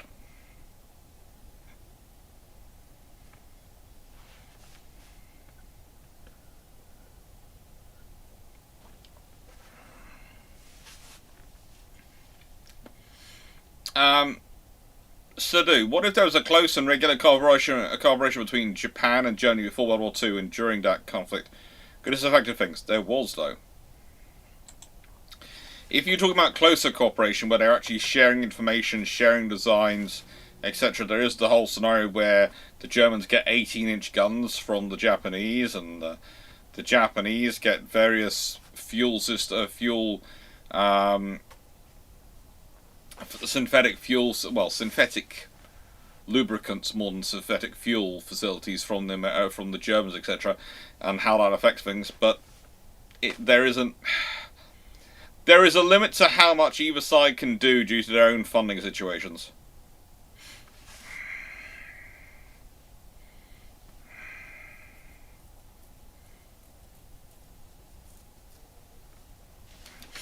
Yeah, look, let's put it this way. The problem you've got, and I do mean this as a problem, is if you make something which is quiet so that it is a completely a silent spot in the middle of the ocean, that sounds like you made something really good. But it's like if you go out dressed in the night and you're dressed completely in black.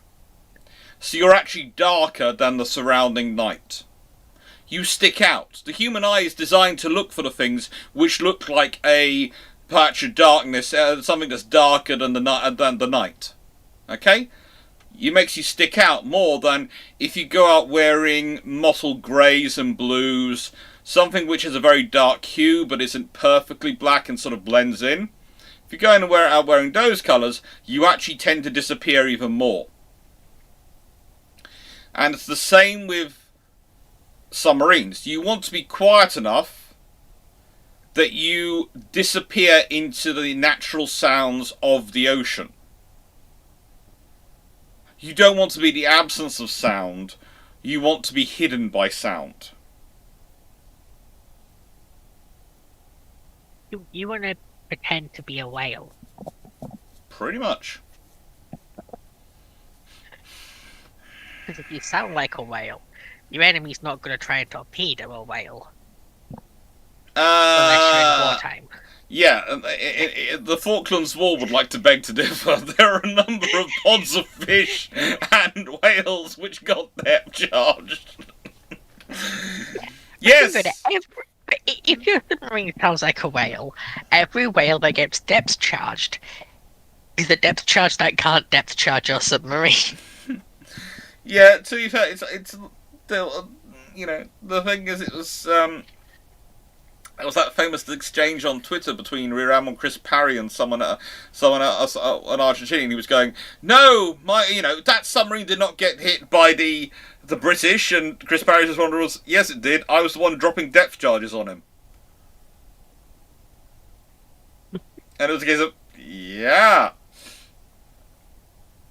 That's a bit of a mic drop moment.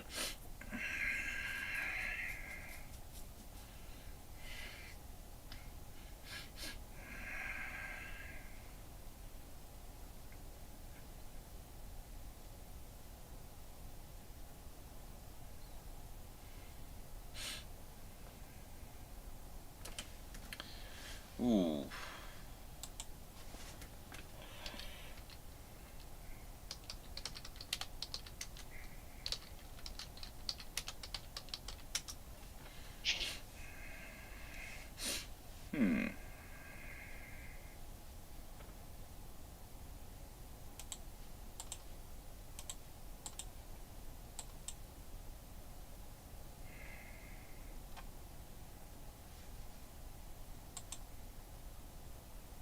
Five more. Taking 5 more questions.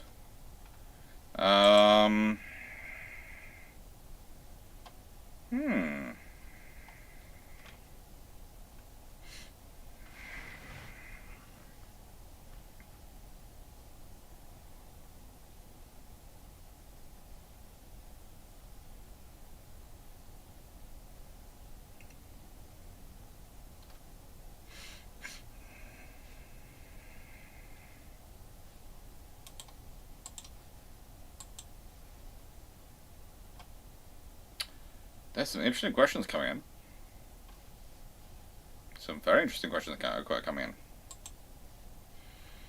So, how's everyone doing? How's your week been? What have you been up to? Working through most of it personally. And that's not to Runon, because she's been gloating about the fact that she's been going around the HMS Vampire and all these things enough that, frankly, she's just been cruel to me. But to everyone else. Oh, hey, Cynthia has cage masks. No. Yes, Karen it does. Dragon. Boxo. I have pictures. Would you like me to share the pictures? Here, I'll share the pictures right now. Please don't. Runon, do not make me beat you over the head with a Land Raider almost as old as you are. Four. But things have been questionable on my end of things. Mm-hmm. Yes, we'll be talking about that later.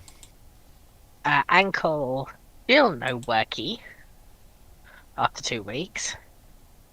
Well, worky more than last time. I'll say. Right. Considering it's not surprising, considering they had you should not walk on this at all, period, full stop for 12 days, and that it would likely take, I think this, if I remember correctly from what the doctor said, 3 months to heal. You only dislocated and relocated it in first order in the same fall. It's fine. Shame Dan isn't properly here, so they can actually, mention. Dan, return quickly. Well, We they're need the still medic. server See, muted. thing is- They're still server muted, so they might actually be back because they just haven't said something if they are. Yeah. Because the thing is, that what Dan says doesn't matter to me. Because I'm 80 years too old for him. So too young for him.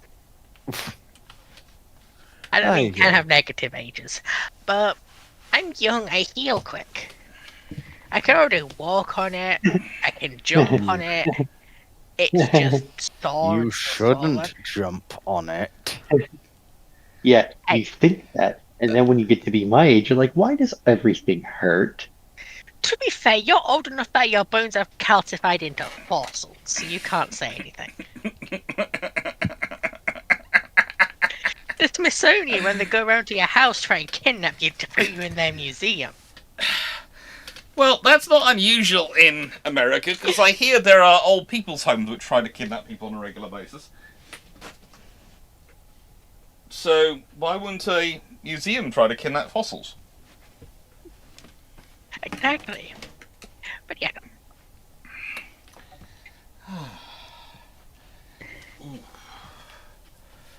I never was one for walking anywhere, but it hits different when you want to walk somewhere and you can't. What, when walking around the shop no longer takes 10-15 minutes and now it takes an hour and you're exhausted afterwards? Yeah. Think Now of I know all what the- it's like to be a think Ronin of- on a good day. Think of all the people you now meet at Foxo that you didn't meet before. What, some of the worst NHS nurses? Okay. I'm sorry. It wasn't as bad as last time, because last time it took them 8 attempts to get one of those blood things sample. putting blood sample. A paramedic watched them muck it up 7 times, and Cruella did it himself first time. This time it only took 5 attempts. And 9 hours. It was still done by a paramedic, though. Okay. I do love the volume question we're getting about modern navy, and this isn't technically a modern navy, any Bruships. We'll leave that to one side.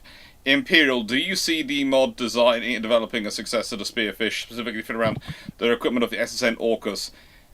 Okay, so here's one of the things often misunderstood about SSN AUKUS. It is a joint program where 3 nations are pooling in things to develop together for different costs. However, whilst the Australians are going with an American command and control system and the American weapon system, the Brits are going with the British command and control system and the British weapon system. And the British power supply. The Australians are going with the British power supply, because the Americans have no spare capacity in their reactor construction, and the British produce our own. Why do we produce our own? Because we produce our own torpedoes. Why do we produce our own torpedoes? Because we have a specific role within NATO we have to fulfill. Well, hence the Spearfish and the successors to the Spearfish. There's an upgraded version of Spearfish coming on. So basically, you then get some very interesting articles produced which come along the idea of AUKUS being one submarine, and realistically, it's 2 production lines with a fused production line for a third partner, and 2 separate production lines. And that's how AUKUS is really shaping up as. Okay? Does that explain things?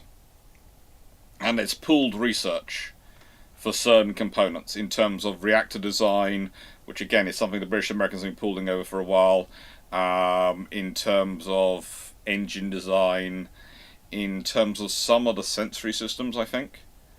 But again, it's the case of weapons, command and control systems. the British and the Americans tend to go slightly different routes with how we design those systems. They're completely different, but they are also divergent enough to be complementary in service. Does that make sense?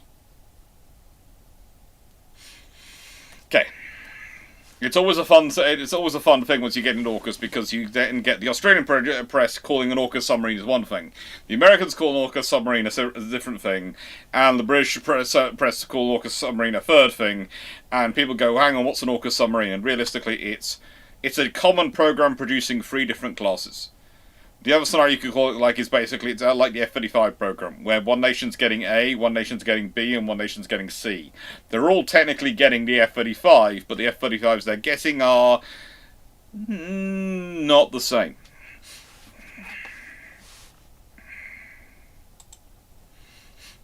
LVMO7.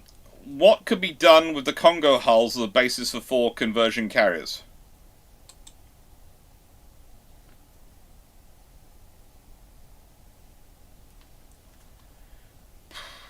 You could produce a carrier from them. You could. It's going to depend on how you design it. How far you're prepared to work. You're prepared to strip off all the deck armor, all the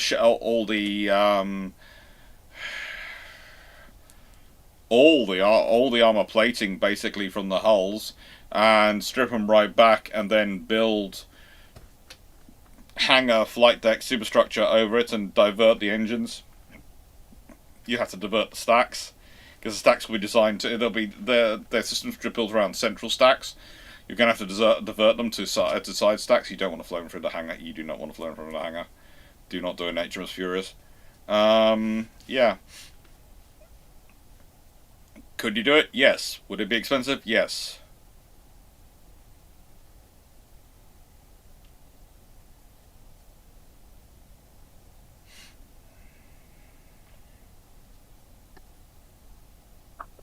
Well, that's the other thing also with the AUKUS system, is that the British are going to start building their AUKUS submarines after they finish the dreadnoughts. The Australians are going to start building their AUKUS submarines as soon as they've got the infrastructure ready to go to build it. And the Americans aren't planning it until you've got Block 6 of the Virginia class coming. So at which point you'll have, in a nice way, kind of like the Arleigh Burke, you'll have structurally maxed out the Virginia class design. Okay. Please don't remind me of what they've done to that hull. There's only so many change. When you've got an original design and you make modifications to it, there's only so far you can take before you just basically have to design a new thing. And if you want a good example of that, just look at cars. Okay. You know, for private companies, doing the whole research and development to come up with a new design is expensive. If they didn't have to, they wouldn't. But there's only so far you can take the design. I'm not talking about the shaping on the top. I'm talking the actual structural design, the engineering, the actual shaping on the wheelbase and those things, before you have to change it to accommodate any more improved technologies and things you want to put in there. So it's the same with the submarines. It's the same with surface ships. After you get past Block 6 Virginias, you're going to need something else to come there, and that's where the Americans are planning their the AUKUS generation to come in. But that is going to be quite a way down. That's probably going to be a decade behind, roughly speaking, where the Brits are starting theirs. So those are not going to be the same boats. Okay? They're not. The Brits maybe at that point are getting onto batch 2 if they really do go for, as been talked about, we might be upping our number of SSNs and the next generation to. There have been discussions of upping it to 10 to 12 boats again. It's dropped down to 7. They're topping up, and so they'll be done in 2 batches of 6. So maybe batch 2 British AUKUS will be closer to whatever the American AUKUS is, and batch 1 will be closer to whatever the Australian AUKUS is, if there's a big variation between them. But there might also not be a big variation.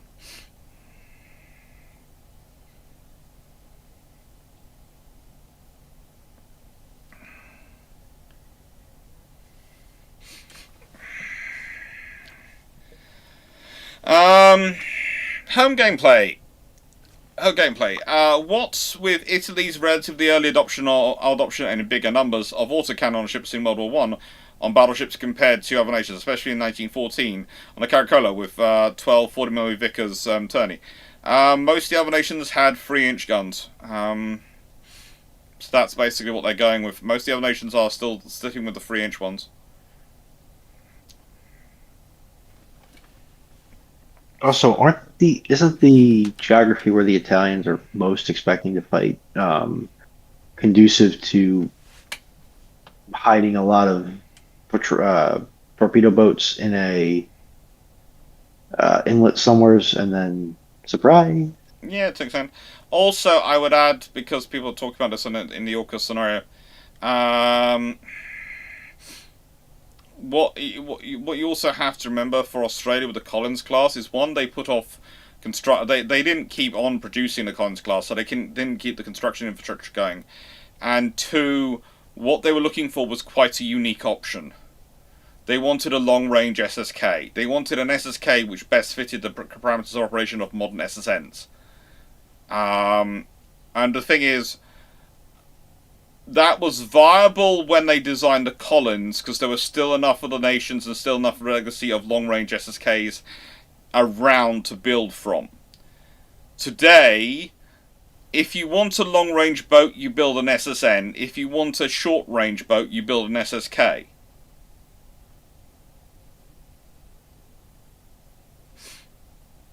That's it.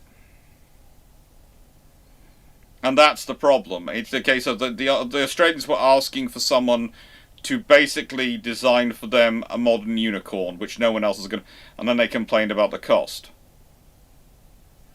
Paul says, Runo, can you unmute Dr. Dan, please? Already done.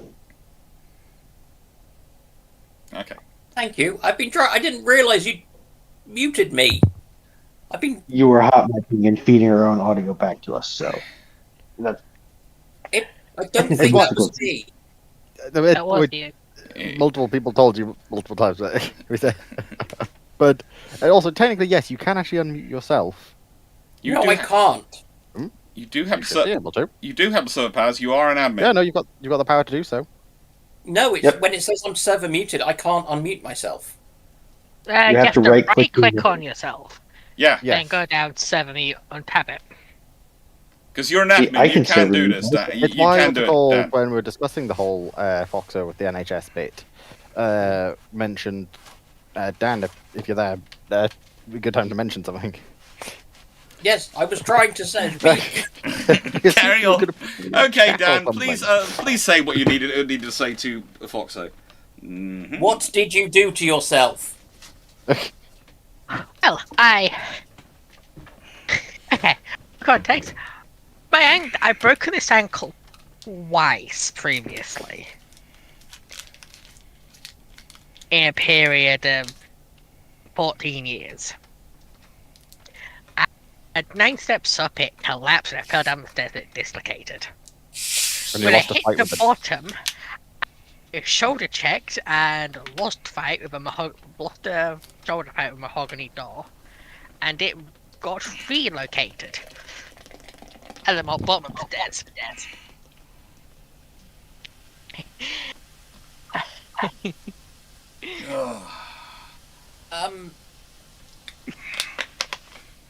And then it started swelling massively to the point where basically was most of her the size of her foot. Ouch. Yes, and we all started looking at her like, hospital now. Yes. Yes. Yes. This is the Thankfully, point she where you didn't go get to the choice no hospital. Because you are... Hopping. Yes. She said, "Oh no, it's fine. I'll go tomorrow." People around her disagreed. Yeah. Yes, I was there for this. In the end, I was right because I didn't get seen till 8:30. For the record, she arrived around 11 p.m. 11 o'clock at night. So I could have just gone to bed on it. Theoretically, yes, but we were hoping there would at least be some slight level of just in case. Okay. Dislocating these things is there's a word for it. Not good. Okay. You know that happens with it nowadays.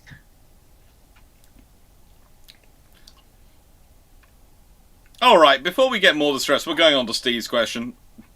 Knights is a two-parter, so I'm not ticking that. I am putting smiley face by that. Why is it gone for tick rather than smiley face? There you go. Steve, one for the comic book fanboys. In the Asterix series, there is a Viking ship which keeps being sunk by the Gallic heroes in various amusing ways. Each member of the team, which destroyer do you consider to be Asterix Obelix, and who are the Viking pirates? No repeat, youngest goes first. So that starts off with the amoeba, Foxo. Okay, you're asking me so about a cartoon that's older than me that I haven't watched. No, red. Even worse. Have you not heard about my generation? We can't read. Yes, we can. Foxes can't read. Exactly. I do believe there is actually an Asterisk and Obelisk series. There is. So she's it's technically interesting at various points, but you know what you should really do is, I don't know, see Gary's the Brits recent show about it in the Untitled History podcast. Oh yeah. Yes, I'm afraid I will also disappoint the things of I have also never seen it. In any rendition. Okay. I'm going to say HMS Eskimo for Asterix and Obelix versus the pirates being probably any German destroyer. But she mainly provides the humour because she keeps losing her nose while taking them out. And technically I did jump in. Hello, Atlas now. Because I think the next person after Dragon should have been in Age Order, should have been Runon. Then it goes me, and then I think it's just about me, just before Dan, but not by much. Am I supposed to answer something? Yeah. Oh. I have no idea what we're talking about. So I've never heard of Asterix. I've never been exposed to it. So yeah. Seriously. I have no the lack opinion. of culture we're experiencing this evening on this channel, this show is disturbing. I'm Not having watched rural Asterix and Obelix, and not having watched Asterix. Right, because I basically went from stuff like Thunderbirds and the original Thunderbirds and Thomas the Tank Engine in straight basically into Star Trek. There's a bit of a jump. The only Thunderbirds I see is the live action Dan, movie. please save us this. Dan, save us. I would go with Nubian and the Italian fleet. Mm-hmm. Okay. Yeah, I was trying to think which one it was. I thought because there was they were sort of split between some which were mainly in the Med and some which were mainly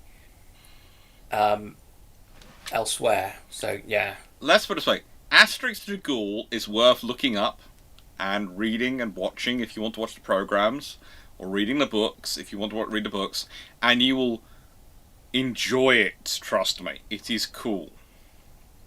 It is a lot of fun. It will make you laugh. It will also possibly make you see Julius Caesar in a whole new light. And Cleopatra. Who's got a very cute name. Mm-hmm.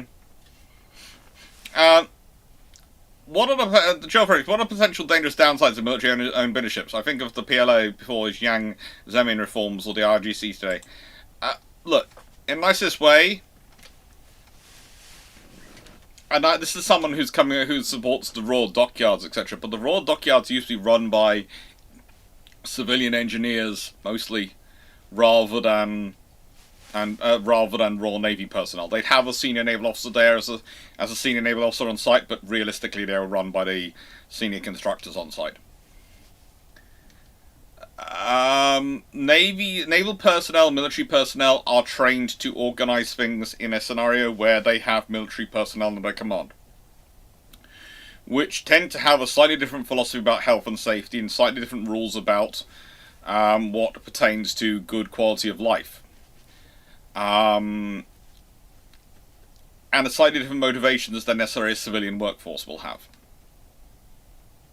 There's nothing against the civilian workforce, but if you have a spouse, kids, and you expect to go home on time and be able to spend time with your children, as well as, getting work done, all these things, that doesn't always work well with the people who have decided that they are signing up, so they are accepting the more restrictive atmosphere of military life, which, whilst you do normally get out on time to see your kids, etc., you can be more easily kept back. There's the good example I give is one of my friends literally had returned from his honeymoon, and he was posted to guard a transport which had to, due to engine issues, had to come down, and that transport had, let's say, specialist weapons aboard. So he had to guard it by a hangar, wasn't able to call his wife, wasn't able to tell anyone, and wasn't able to move from that site for about a week because they were part of the guard team put up there. And so he'd literally come back, gone into work from his honeymoon, and his brand new wife, didn't hear about him, didn't know what he was doing for a week. Going absolutely nuts about it.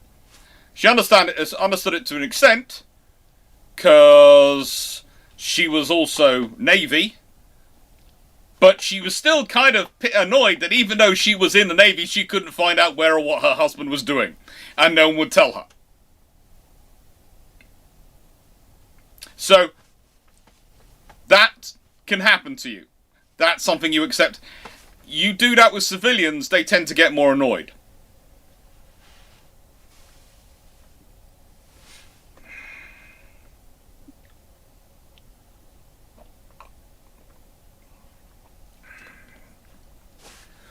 And the trouble is, though, also with sometimes the idea is, okay, what we'll do is we'll have these people be reservists. They'll be specialist soldiers. Or or really good sailors. We'll call them up in wartime so that we can, that are there. So they know they can be mobilised. Well, the trouble is then in wartime you might mobilise them, and suddenly you've lost those key personnel from your shipyard or your factories, and they're off fighting a war instead of working on the weapon systems you need to be supplying to yourself. That's problematic. So basically, it's the different style of leaderships, and it's often the thing which you find it because the amount of ex-military officers who go into leadership positions in things like the NHS after they retire, and they have to go through all sorts of training to do so, basically to try and train them out from, no, you do not expect these people to be waiting for you, because the thing is, the standards you hold them to when they're going to have literally the power of life and death in their hands, i.e. using weapons, is not how we hold people to standards when they are literally janitorial staff in a hospital. Yes, they still have life or death in their hands, but they're not. It's more to do with how clean they leave things rather than them actually using a gun.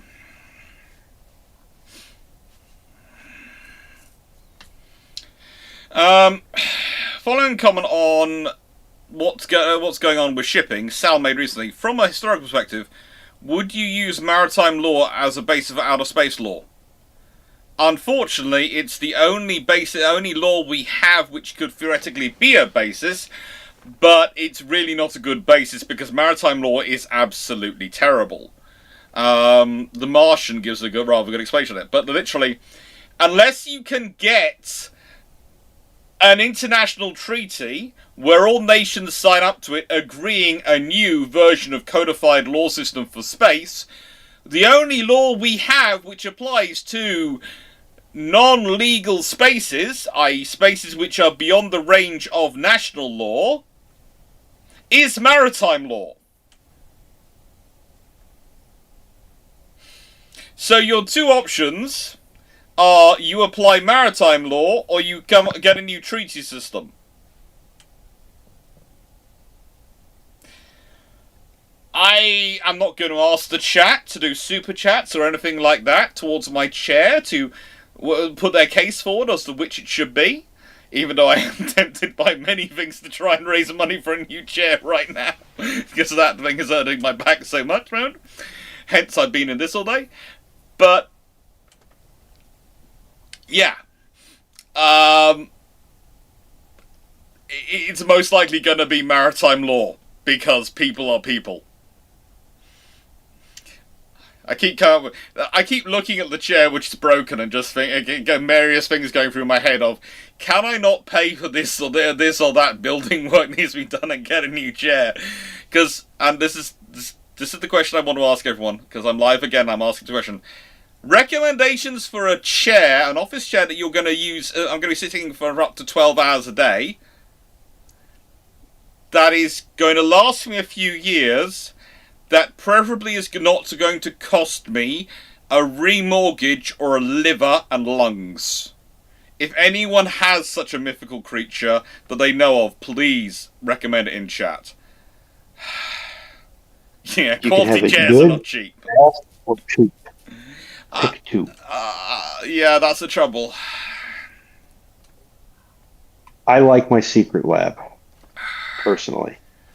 See if you can pick up their office chairs. And a lot of times when offices redecorate, they will they'll sell them wholesale. Herman Miller's, I want to say, but I'm not certain about that name. The thing is, I've had that chair, and I worked it out for... I'm 40 next year. I've had that chair since my 13th birthday. So I've had it for nearly 27 years. So that chair owes me nothing. Absolutely owes me nothing. It is I cannot argue. But that's the trouble, is that's what I'm now comparing the new chairs to. And the thing is, was a good quality chair. I'm sure it cost my mum,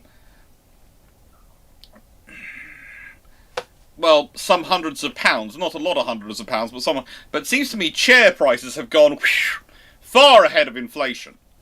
Because I went to look at that exact same chair now to buy, in terms of made by the makers, and look at the exact same chair just to see how much it would be as a baseline.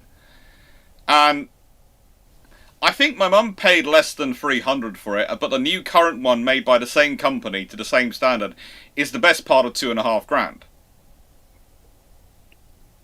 And I just... What's happened to the price of chairs? And then people complain about how expensive warships have got. In the nicest way, warships are a lot more complicated than a chair, and as far as I can see it, the exact same chair has gone from less than 300 in 27 years to the best part of £2,500. Sorry. Random rant. Yeah, it's gonna be maritime law.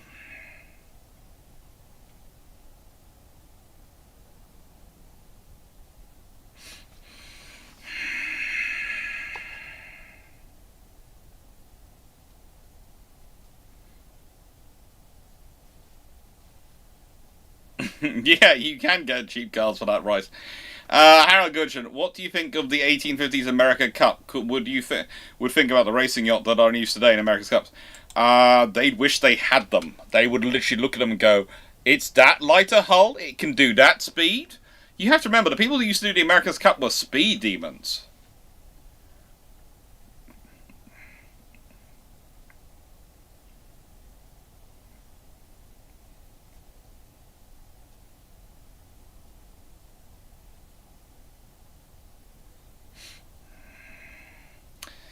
Santa Clara, do you think there'll be uncrewed, unmanned battles in the future in undeclared wars, with the press on either countries not mentioning those battles at all?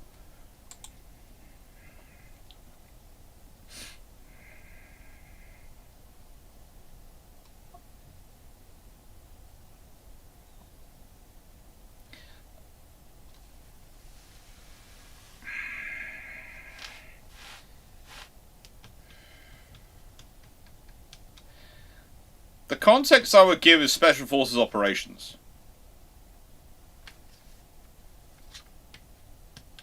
It's known their operations take place in all sorts of places, and occasionally firefights and things have happened that never make it into the press. Barely make it into the reports, which are then read by historians in archives 60, 70 years later.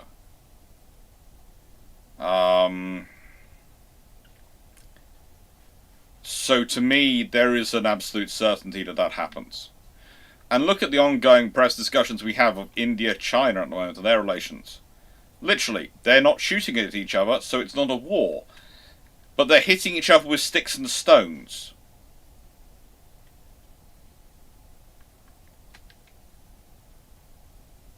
Are they breaking bones? Mm-hmm. Or just dislocating. They're doing it poorly. No technique. No training. They're just smacking each other like monkeys. When you don't have their follow through and all that stuff. They are living. Fight to battle melee weapons. Your average stabbo in London could do better. Yeah. They're living the ideal male life. They have returned to monkeys. Oh, stop being cruel. How much explosive could you pack in a 21-inch shell?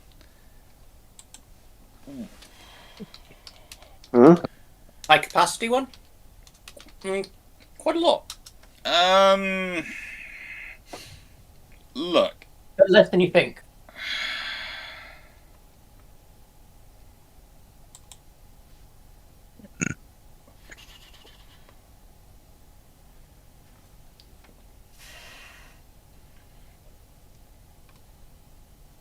You are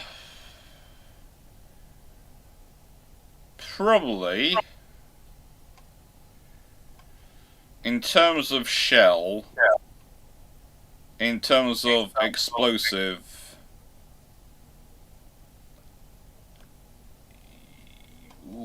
I'm just sort of looking up. I think you're looking at about 5% filler by weight. Well, no, because the moment you're going up to that sort of level, let's see, there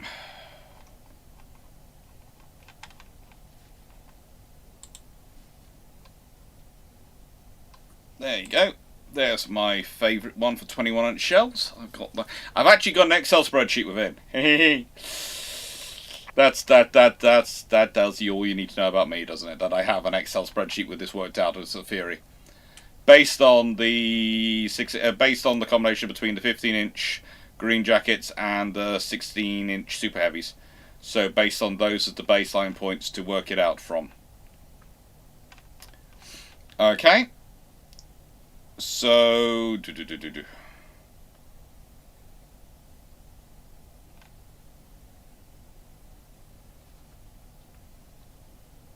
okay, so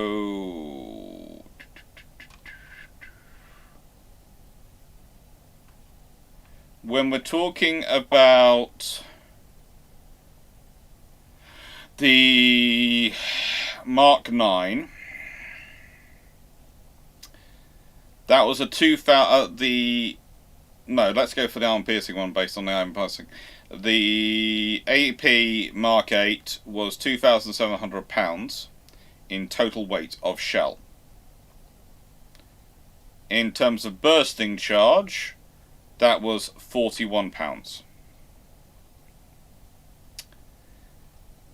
In terms of explosive charge, that made up quite a chunk. That made up about, yeah. So you'd be probably talking for a 21-inch.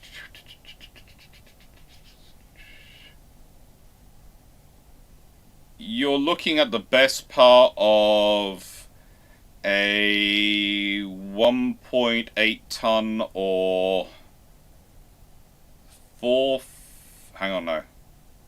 3,000 something few hundred pound shell with at least 80-pound bursting charge, and probably a third of it being a third to 2/3, depending on whether you're going for arm piercing or high explosive, being explosive, roughly. If I'm looking at these figures.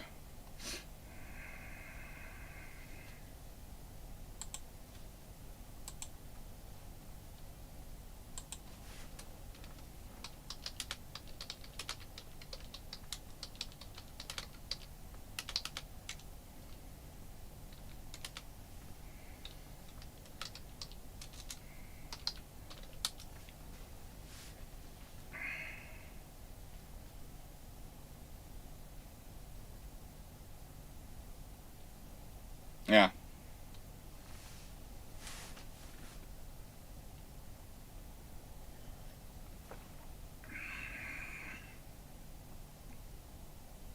Roughly.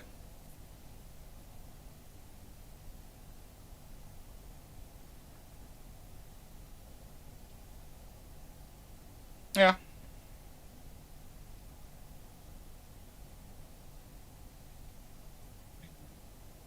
I was talking pounds, Raptor,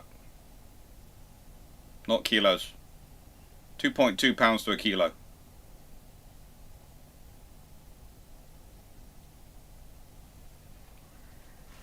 And it is 220 kilograms for the Jarrett 36, and the Jarrett 36 is, if I'm not mistaken, a mortar shell, isn't it? So that's not a ship's shell. A ship's shell is a slightly different beast. Divide by 2.2, yeah.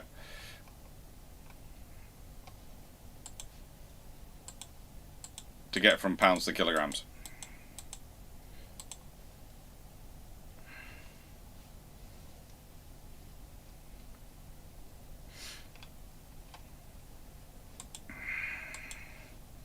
But the thing is, it also depends, because the bursting charge you're giving for most of the details you're given for a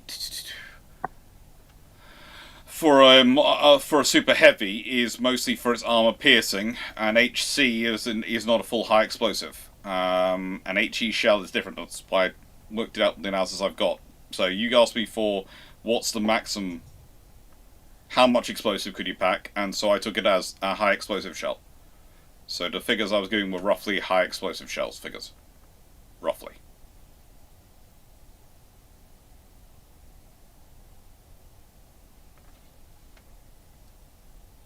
They're at 36.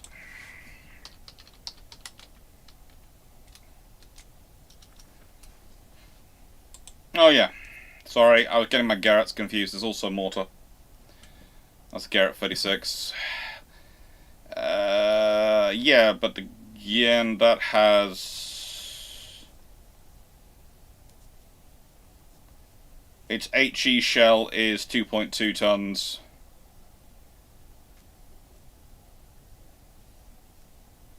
And I was going for 1.8 tons for a 21-inch. About right.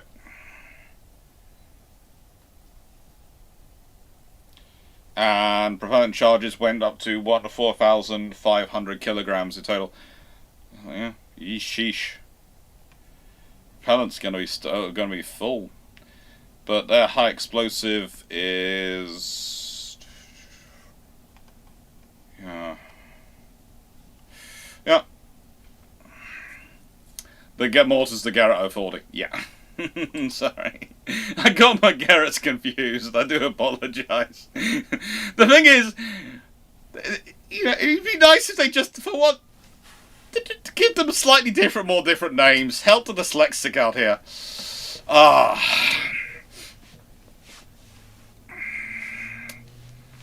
It's, yeah, it's going to be... a little bit more. Basically, you're going to be firing two shells. So two 21-inch shells will weight into roughly 3 16-inch shells.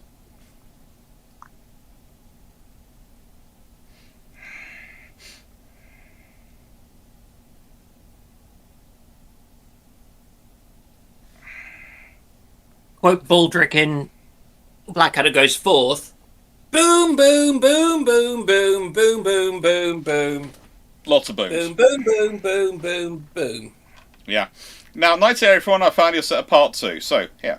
For Dragon and Foxo, with no decolonization and HMS standardized guns, capability missiles act, how do you make second-hand or original timeline US, Russian, Japanese, Canadian, and non-Empire Euro nation ships work in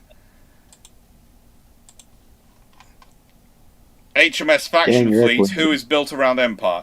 As HMS and colony naval ship can be made to work with Empire, the second-hand or on original timeline non-Empire are built different rationale and doctrine. I'm presuming this is an Azur Lane question, and it's now gone over my head of my own knowledge of Azur Lane. So, I pass that on to you two. No, this is combining like 3 previous topics, I think. Okay, I'm going to give that to you a second, and I'm going to quickly go. For some reason, my nose is blocked up, so I'm going to go blow So it. first of all, this is a no decolonized British Empire, so non-declined empire. The standardized gun that was previously mentioned a few weeks back. We talk. You can't just go a few weeks back because we talk about a lot of things every week. Well, no, I meant no. This is more because I know what this is referring to. How would you make second-hand or our timeline US, Russian, Japanese, and Chinese, and non-Empire nation ships work? Well, they just still do work, surely. HMS faction fleet is also built around the Empire, as HMS and colony ships can be made to work with the Empire. The second-hand or our timeline non-Empire ships are built to different Russian. Most of the logistics is already taken care of for one, so you just work together. Doctrine's the biggest issue, but then again, that's what we deal with now, so surely you just sit down and talk. Okay, this group's the best at this group's best at that. So if we combine, say, anti-submarine warfare from this group as our picket line, then we have, say, this group's better with carriers, you have them, the main battle group. I would have said, if I'm reading the question right, which I might not be because that's really weirdly worded. I'm trying to figure out what this uniform gun is. A couple of weeks back, Knight had a question about how, what's called, if the Royal Navy factions were able to standardize on basically similar sets of guns, how feasible would that be and how capable? So basically, it's the idea that all British colonies use, say, the 6-inch Mark 23, all use 8-inch. Basically, they all have the same set of guns for the same set of rules.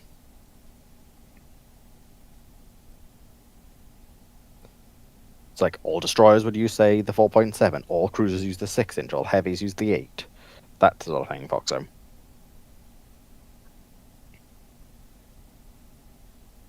Make sense? Definitely a strange one.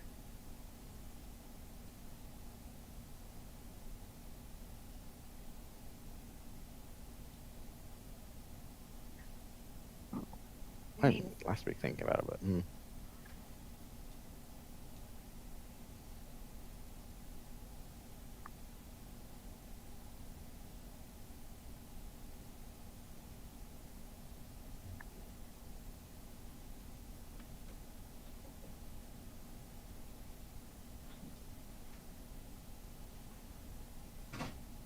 Wait. So rereading it just sounds like, yeah, that's just what a logistician's for. Yes. This just sounds like what... Because you logistics can is for. have more shell types than one. Yes. I mean, if I'm correct, the Royal Navy maintains 3 different shell weights for the 6-inch yeah, that guns. explains it. Depends on the guns as well, but yeah. Yeah, because you got some of Apologies. the early 6-inch, which had a different shell weight to the 6-inch used on the towns. Apologies. Right. Which is Well, different everyone's like- again to the post-war 6-inch. Well, then if you want another excellent example, you've got the 4-inch, the 4.7-inch, and the 4.5-inch. 5.2 inch and 5.5 inch. Yeah. And the fact the 4-inch comes in 3 different varieties, the 4.7-inch comes in 4 different varieties. 4.5-inch even comes in 2 varieties. Yeah, and it's like having a, say, a line of the British 6-inch rounds from World War II and a line of an imported stock of the American 6-inch rounds. Isn't that much of a logistical effort compared to the mess that was the logistics of the IRL navies in this period?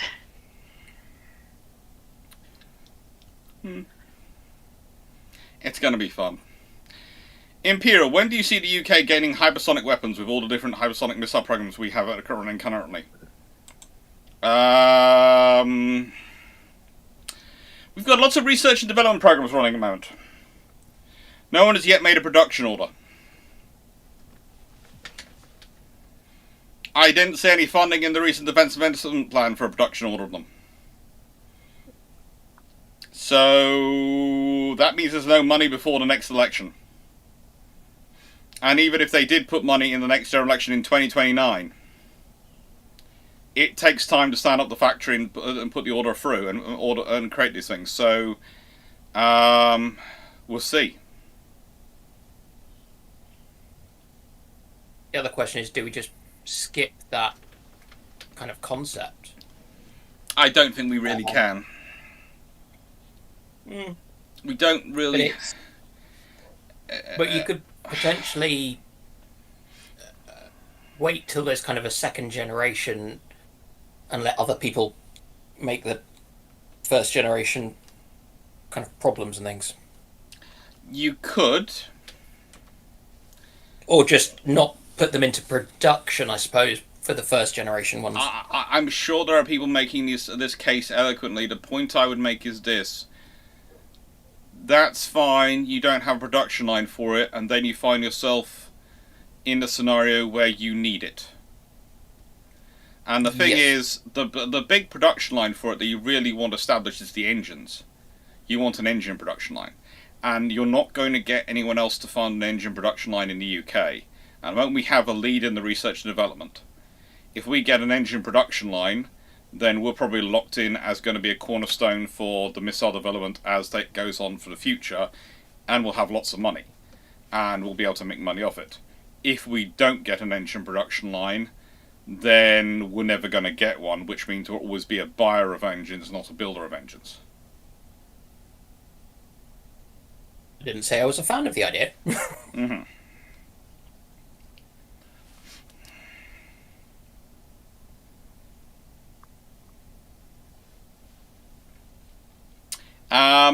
Harold Gudgeon, what kind of museum ship? Okay, where am I through? You're echoing again, Dan. Is it me? Yes. Yes. We can see you on Michael. Why is Dan's hot micing so much? What kind of museum ship that you have not visited in Europe do you want to visit in the near future? Portugal has a hospital ship preserve, which I'd like to go see. I do believe it's also a facility for accommodation, but if I remember correctly, it's hostel accommodation. And I have a strict policy that I like to have my own shower because I might not sleep, so I like to be working in a space where I am not disturbing others. And I like to have my own shower when I'm travelling. It might sound terribly bourgeoisie of me to do it, but just my requirement is I like to have my own shower. I don't really sleep, so the shower matters to me, okay? Alright? I know that's very bourgeoisie of me, but that is how I evaluate my hotel rooms, the quality of the shower. Or in the case of Australia, whether or not I am flashing the members of the public. Because for some reason the shower is completely open to the outside world and has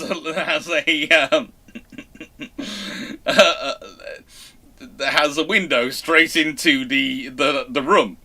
Yeah. Just no.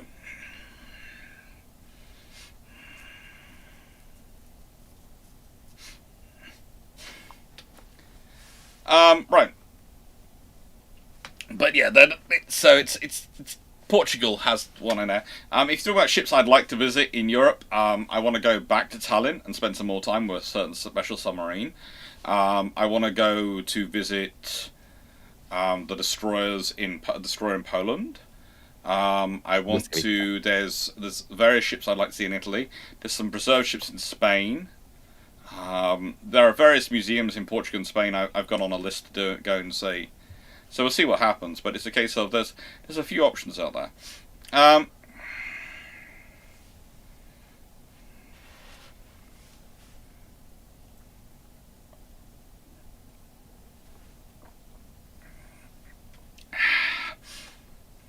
Yeah, I have never understood the people who go, oh, I just want a bed in my hotel room. I don't care about the shower or anything like that. I sit there and go, yeah, no, the shower matters. The shower matters a lot.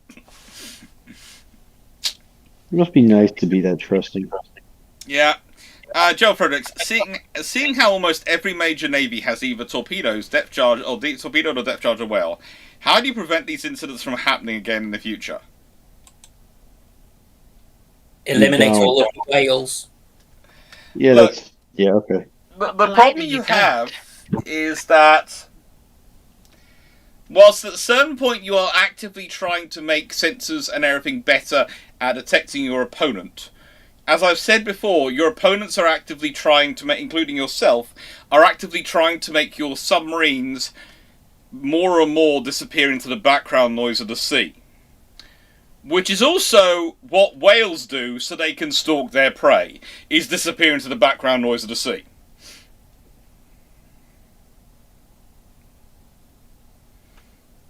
So there's your problem.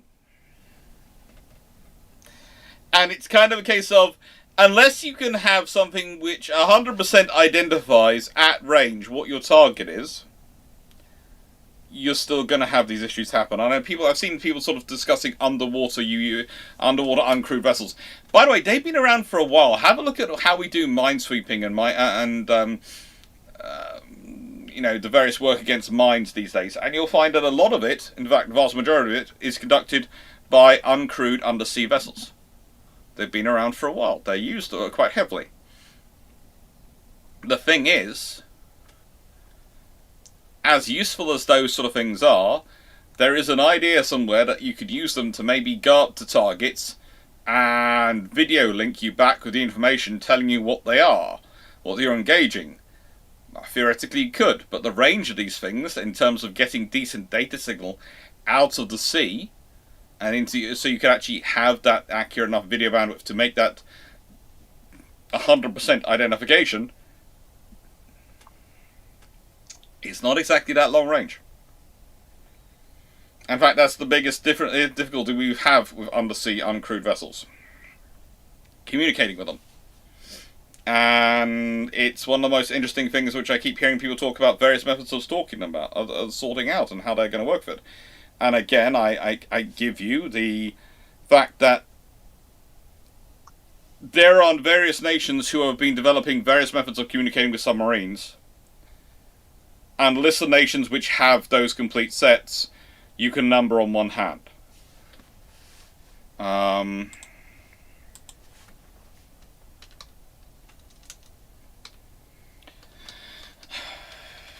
If I go, I have a whole, again, Excel spreadsheet, but I have actually got a got a presentation I did about this. And basically, you're talking very low frequency, in terms of very low frequency transmissions, to try and talk with submarines. Those are currently operated by Norway, France, USA, Russia, UK, Germany, Australia, Pakistan, and India. And when we're talking about extremely low frequency, which is a frequency which can penetrate to depths of hundreds of meters, and allow signals to be sent to submarines at the vast majority of operating depths, which is important. The list of countries which actually have this are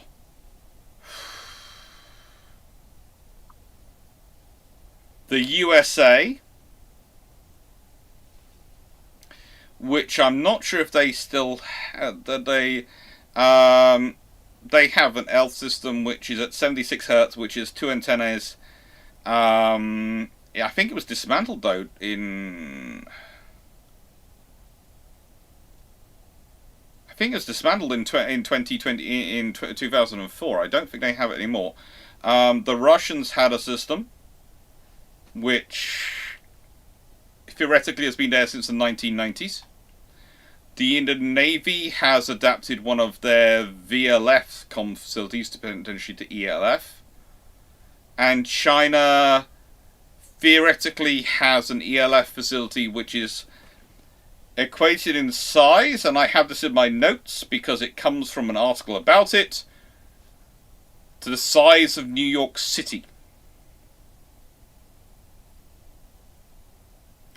Which is theoretically listed as an earthquake warning system, but looks exactly like and is exactly listed like an extremely low frequency system. But, you know, fun times.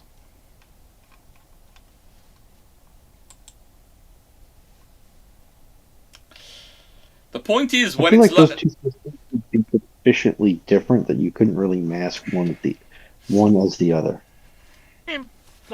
They're both receiving and transmitting ultra low frequencies, so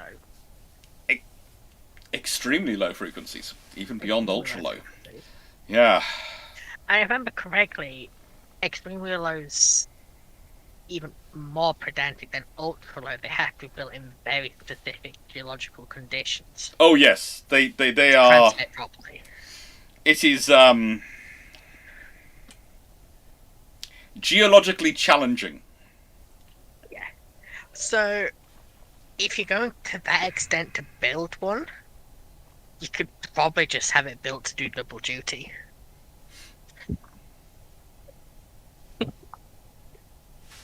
Yeah. But so that's basically the sort of point when people start talking about uncrewed unsea vessels and operating them. The first question I always ask is, so communicating with these systems, how are you going to do it? Oh, and for reference, most of these systems transmit measured in bits per second. Yes, they're not kilobits or megabits. They are bits, and they're not. Or their transmission is often needs to be cleaned up. Now, of course, then the If I argument comes, remember, we can make them AI, and I go, you can. But yes. that means you theoretically want a submarine walking around the world armed, which is very small, has a potentially quite a long range, and which, if it goes wrong and starts thinking for itself, you don't have a kill switch for. Quick question. Are these people aware of how hardware intensive AI actually is? No, I really don't think they are, because they don't realise how much computing power an AI system takes.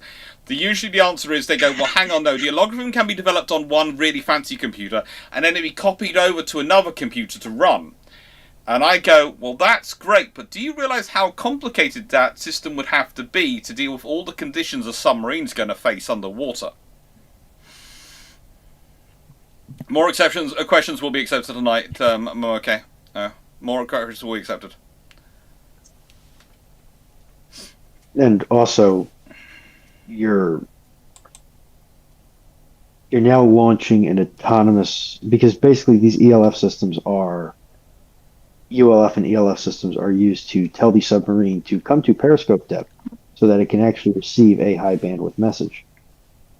And you're now basically, if you're going to rely on this system to command and control your autonomous vehicles that are presumably armed, you're basically going to be permitting a computer to make a kill decision. Yeah. Because you're not going to be able to communicate with this thing in its attack run up, because that'll just pinpoint it immediately, and then they'll rain the anti-submarine weapon, surface to sub weapon of choice.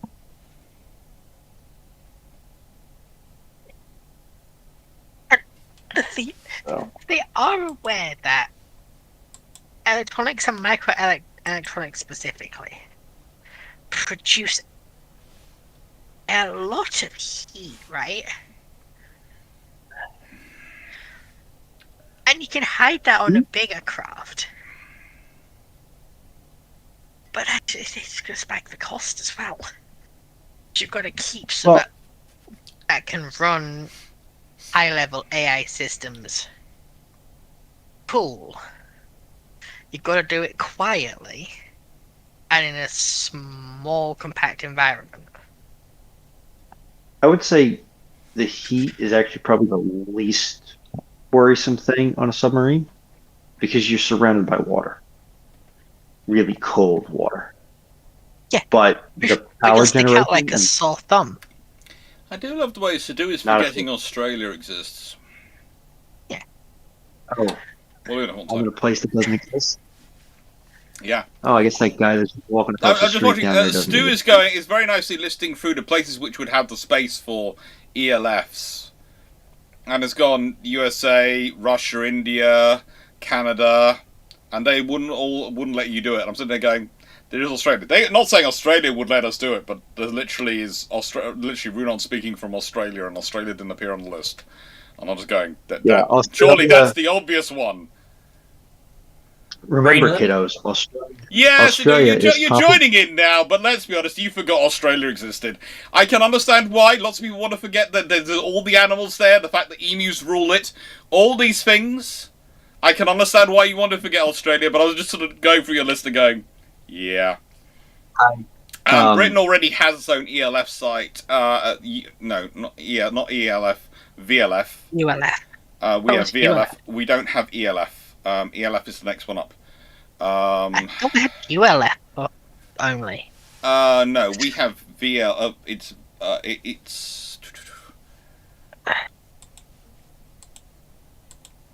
Okay, so we have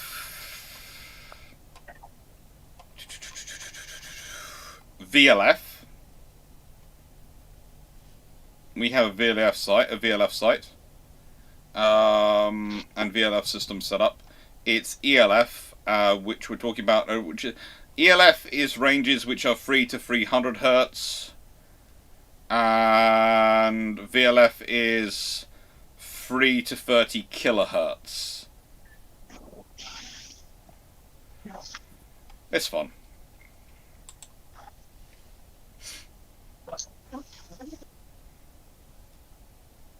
As a reminder to the folks at home, Australia is comparable in size to the contiguous United States. Also, in nicest way, Sadu, saying Australia and China are next door to each other is kind of pushing it. Generous. A bit. They're in separate hemispheres. I understand why you're saying it, but they are closer to each other than Britain and Australia, but they're not close to each other. I'm in late winter now. I'm wearing a hoodie. It's great.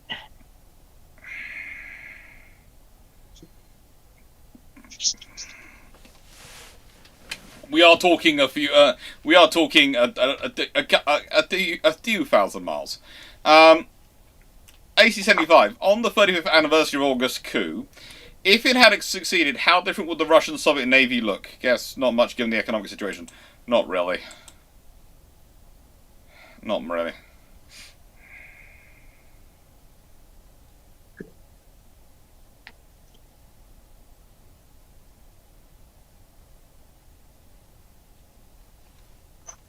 Wouldn't it likely be worse?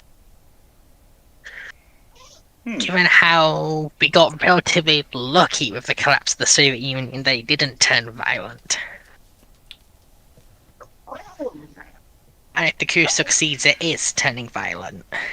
Well, yes, to an extent it is turning violent, but also, if the coup succeeded, and you have the hardliners in power, they really can't do much else other than to try and continue anything on until they're completely broken.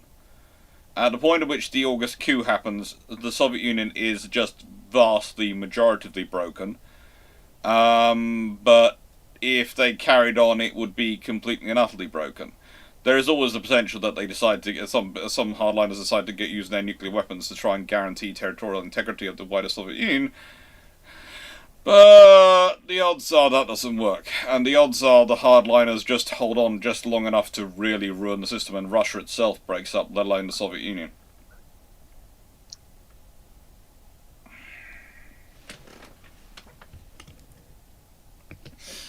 I understand that a part of the Black Sea Fleet had already, when Ukraine declared independence, had already sided with Ukraine Sadu. over the Federation. Yeah. Sadu. A small point. Australia already has numerous joint intelligence assets sitting in the middle of Australia. Pine Gap. You can look them up. I'm sorry to say that Five Eyes and various other organisations have set stuff up in Australia over the last 30, 40 years. Australia's been actively engaged, so yeah, that's nothing new. You're getting very worked up over something which, and your whole thing of unfortunate accidents.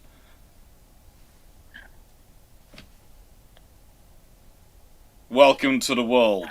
I'm sorry, it's been this way for a long time. What's wrong?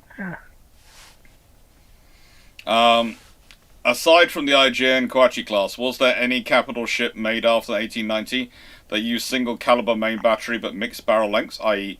both L40 and L45 in the case of the Karachi?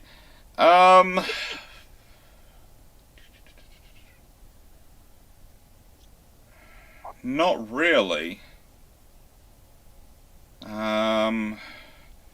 It's quite rare you do that because it can make issues in terms of maintenance and in terms of your. The trouble is, what you end up with is they're firing similar enough guns. The shells are not going to be dissimilar, but their engagement ranges and sighting is different enough that you could end up throwing yourself off. It's pretty much a targeting nightmare.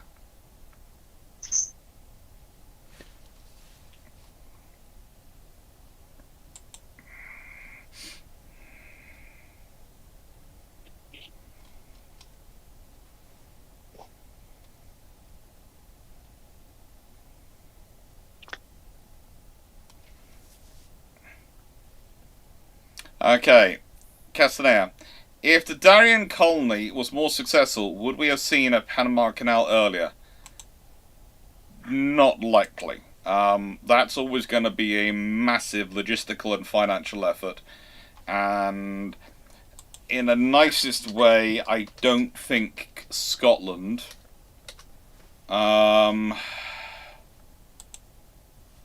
was actually strong enough financially to do it. What people forget is that the Darien colony is one of the reasons why you end up with the Acts of Union, because the Scots find themselves so in debt to the Danes that the English are actually worried that the Danes will actually demand sections of Scotland back from them to pay the bill. I would also flag that to build the Panama Canal, you need a certain level of civil engineering equipment to do it. And for that, you need a certain level of technology, and for that, you need a certain amount of time passed. Mm-hmm. I don't think you can build the Panama Canal with shovels and wheelbarrows and, mule or ox-drawn carts solely. You need steam shovels, you need trains, you need probably some form of motor vessel or steam vessel to move all of this stuff. Mm-hmm.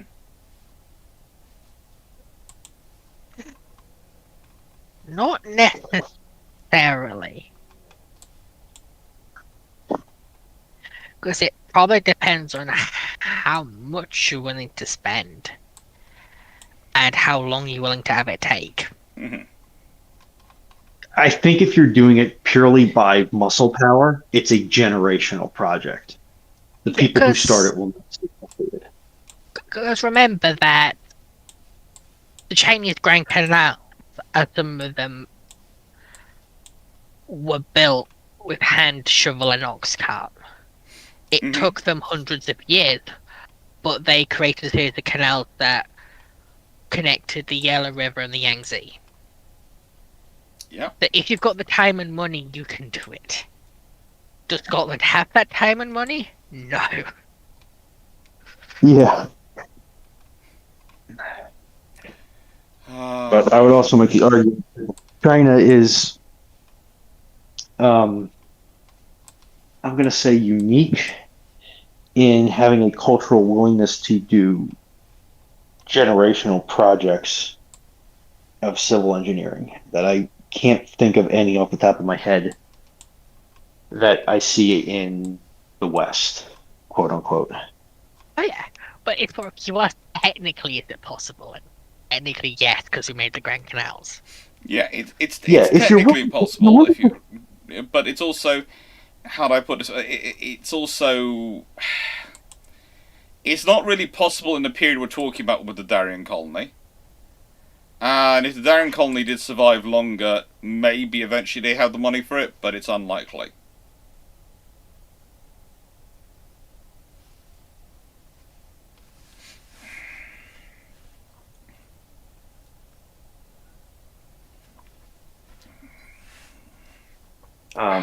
yeah, it's like I always say, if you want to throw enough time and resources at it, anything's possible. It's just,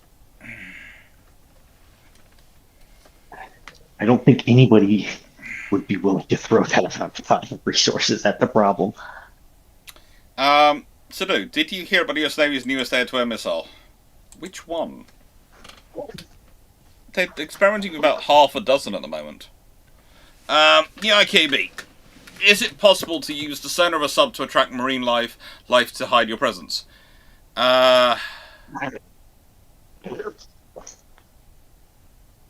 Potentially. There are options.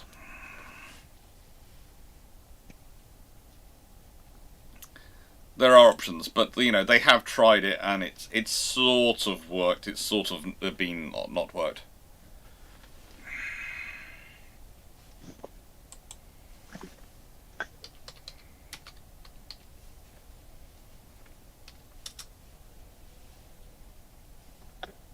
The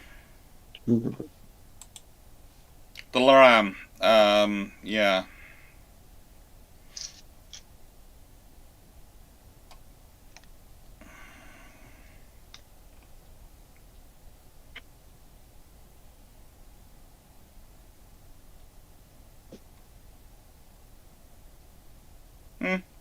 Yeah. It's a fairly standard approach to a long-range air-to-air missile.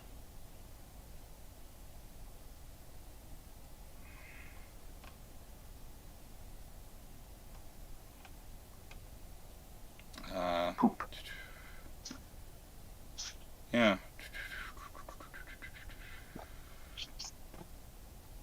Don't know what's that cause it or what specific question you want.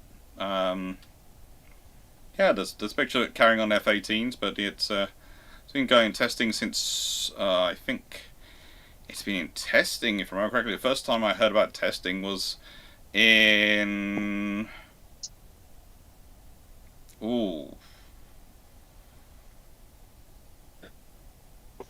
I think I heard something about them testing LARAMs in February. I know they've just talked. It's been publicly disclosed in what it's called as being Malice in August. So, yes, I think it was actually yesterday. But there have been pictures doing the rounds on various Discord sites I've heard about since most this year, since at least May. And so they've been. So it's been a little while. Yeah. It's one of those things which, yeah, they're developing a new long-range air-to-air missile. Let's be honest, they've been kind of absent for a while and needing one for a while. So, yeah, it's finally getting there. It takes us a while, but eventually we do the right thing. We may have tried everything else before then and done many badly wrong things, but we get there eventually. No, it's a two-stage, and you don't need three stage to get to 400 plus kilometers. You can do it with a two-stage. It's kinetic and speed. It's kinetic energy. It depends on the fuel you're using and the size of the missile. But let's be honest, it's gonna be in its full form, roughly 4 meters long or something over 13 feet. It's not gonna. Those aren't small stages, basically. 1981. In the Canadian power alt history, they're the Canaburk proposal. If the RCN were offered it, what might make them say no as rejected according to the Canadian power alt history wiki? Because they wanted to build their own, because of politics and where they're buying from, or potentially just because they didn't like the face of the person offering it to them. This isn't alt history. They have their own logic, but if you've got the Canadian alt history, power alt history, if I remember correctly, has a very different timeline from basically I think it's from 1930 onwards, if not earlier. They'll have their own logic in the old history. You probably know as good as me if you've read it what their reasoning would be. Again, this is not an old history live, but yeah. Okay, we're coming to the end of the questions, so we're opening up in a second. Imperial. Do you think Type 31 will be armed with Stratus as well? Probably. That would make sense. It would make sense. The British aren't in the habit of buying too wide a variety of systems, so probably we'll get armed with that as well.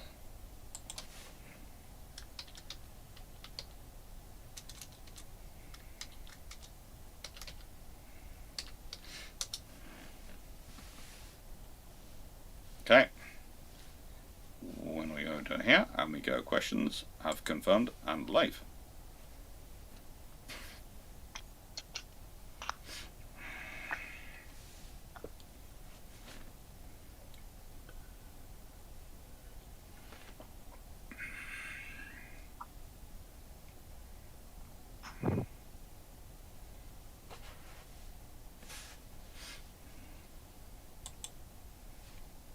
Okay.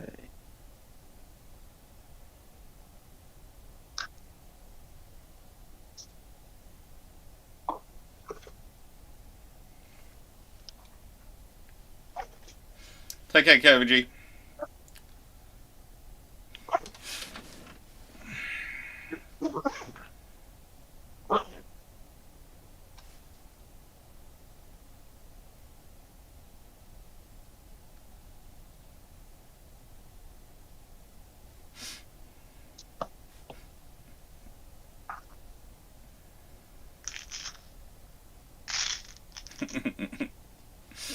So, what questions are going? How are you all doing? I can't remember. What's the command to put a question in? Exclamation mark Q ampersand A. Yeah. Or question or query.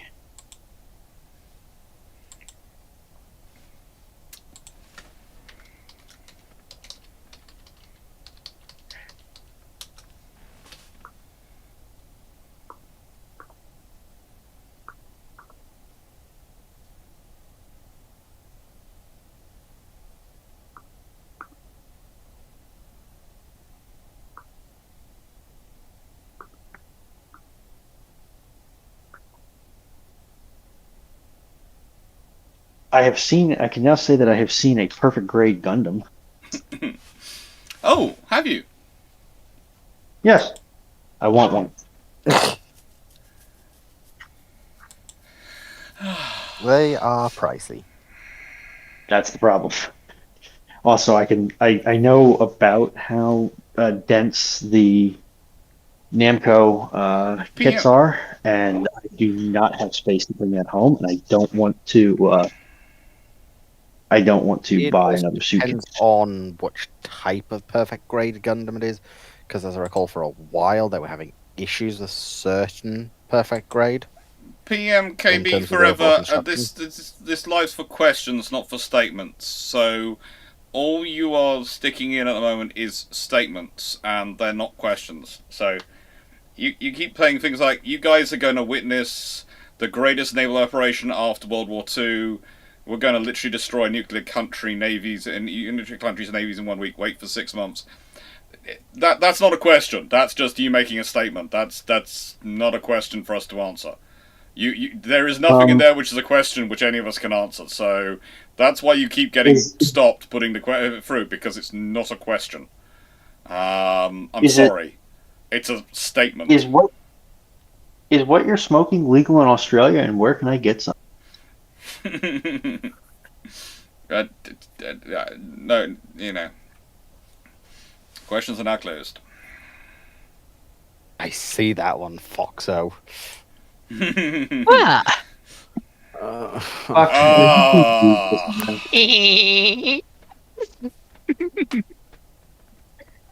Okay. Foxo sneaking in a question. USS Kearsarge. Listen, the reason I put questions in is because I had no idea if I'd be freaking awake until about now, honestly. Also, I now have a Warhammer challenge point, and I have 3 vampires. Okay. Ho gameplay. Which quest ship class is the worst? IJ and Kwachi or the German Nassau?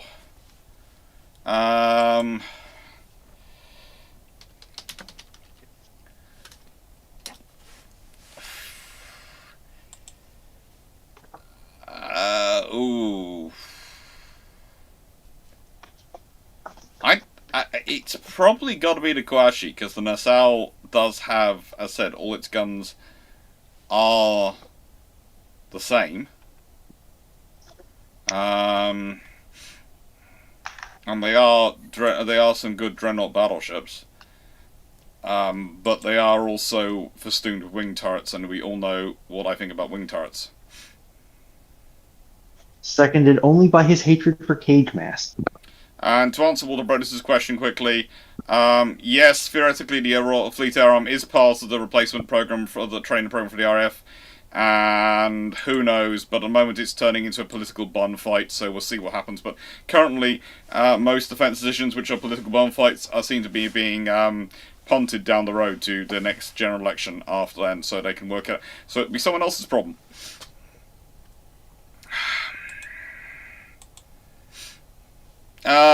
Momokeo. Hello, Momokeo. I think this. I'm not sure this is your first question ever put in, but it's the first I can remember from you. So, thank you. What if Germany standardizes on the Scharnhorst hull for capital ships, develops 9 times 11 inch gun large cruisers, and the Japanese announce the specifications of the Yamatos in 39, 40, 41?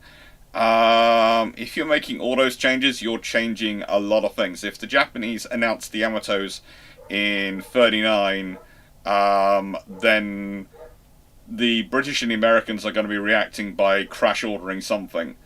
As said, my suggestion normally is the easiest and quickest thing the British can do in the crash ordering is go for 12 16-inch gun Lions. And there was someone who did a comment recently going, the British couldn't build a 12 16-inch gun Lion. And I was sort of going, you're both right and wrong. If the British want to keep within the standard limitations and build volume, they can't. Then they're not. They'll want to build enough yards that they can't really pick that design. If they want to build a 12 16-inch gun version of Lions, then it's basically John Brown, Harlan and Wolf, and Greenux, which are your free spaces which can really build something that size. I think there's one other yard as well, but I'm struggling to remember its name, but there is one other yard as well, which is big enough. There are basically 4 yards in the country which can build it. So, it doesn't become so much a competition build program as, we need 4 ships, you 4 yards can build it. Well, our slip yards are full, they aren't going to be full now. Parts you'll work on to someone else, this yard now belongs, this yard space now belongs to the Royal Navy, we need to have something coming out. That's literally it. Thank you, Momoko. I'm glad. It's always nice to have a first question. If the Germans are concentrated on the Scharnhorst hull for capital ships and carriers and all those things, they end up with something which has probably got 6 15-inch guns. So they could churn out quite a few of them before World War II. They could actually probably get Instead of it would be Scharnhorst, Gneisenau, Bismarck, and Tirpitz, it would be about 4. It would be more likely 5 to 6 vessels, and they could probably get a couple of carriers churned out as well in that time as well. So then the Germans have more ships coming out. The Japanese ships, if they're known in 1939, are going to cause everyone to be panicking those ships, and there's probably no pause. If World War II still happens in 1939 as it is, there's not going to be a pause on the large capital ships. It's one of those really weird scenarios where there might still be a pause on things like the King George V's and the regular Lions, but there's not going to be a pause on the Super Lions, because you're going to need something that can actually go toe-to-toe with Yamato when it comes out. So, and that probably means things like the John Brown and the Harlan Wolff ones are the really important ones, because they're going to be the furthest away from German bombing. As whilst the Germans do reach Belfast and do reach, the areas around John Brown yards, those aren't the areas they regularly reach in terms of their bombing routes, because they're a long way across the UK, and that's a good way to lose a lot of bombers. How it changes things? Well, you also probably don't get a pause in carrier construction, because that's the other thing you're going to rely on. If you can't necessarily fight it toe to toe, you want to slow it down. That's going to be the option.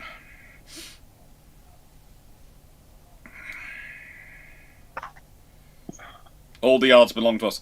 Not so much the yards belong to us, so much as the British government can get very, very interesting when they need to. Yes. You see all these permits you need to continue operating. You see all these public goods you need to use, or public infrastructure you need to use to keep operating. Yes. What if we just didn't have any of that? No, it's more a case of you have a nice long conversation with people you do not want to have conversations with. Hello, the HMRC's tax and audit officer here. We're going to camp here until you decide what you're going to do. We're here to do a 15-year audit. We're here to do a On your paper. 25-year audit, and it can go back further. Fudge no! Steve says hi. Exactly. Steve Clarke in the chat. Good example. Large numbers of people like him arrive in your offices. You don't want them around. You decide quickly to do what the government's asked you to do. Because if they go back that far, they will find something. OMG, hello. With the Royal Navy's ambition of 12 AUKUS ascents, should a RFA diligence replacement be considered? Yes. And how important was diligence sustaining submarine operations? It was very useful for having something which could set up an ad hoc submarine resupply and supporting position further forward, and if you're going to be operating around the world, it's useful to have that kind of facility, because it's kind of like strike aircraft, and I do love this. People go, do you need carriers? Because aircraft have such long range. And I go, you're going to need more aircraft then. And they look at me confused. I go, because aircraft do have long range, and we can refuel in the air. We can't rearm in the air. So the moment they drop their weapons, or use their weapons, they don't have to fly all the way back to base to be rearmed.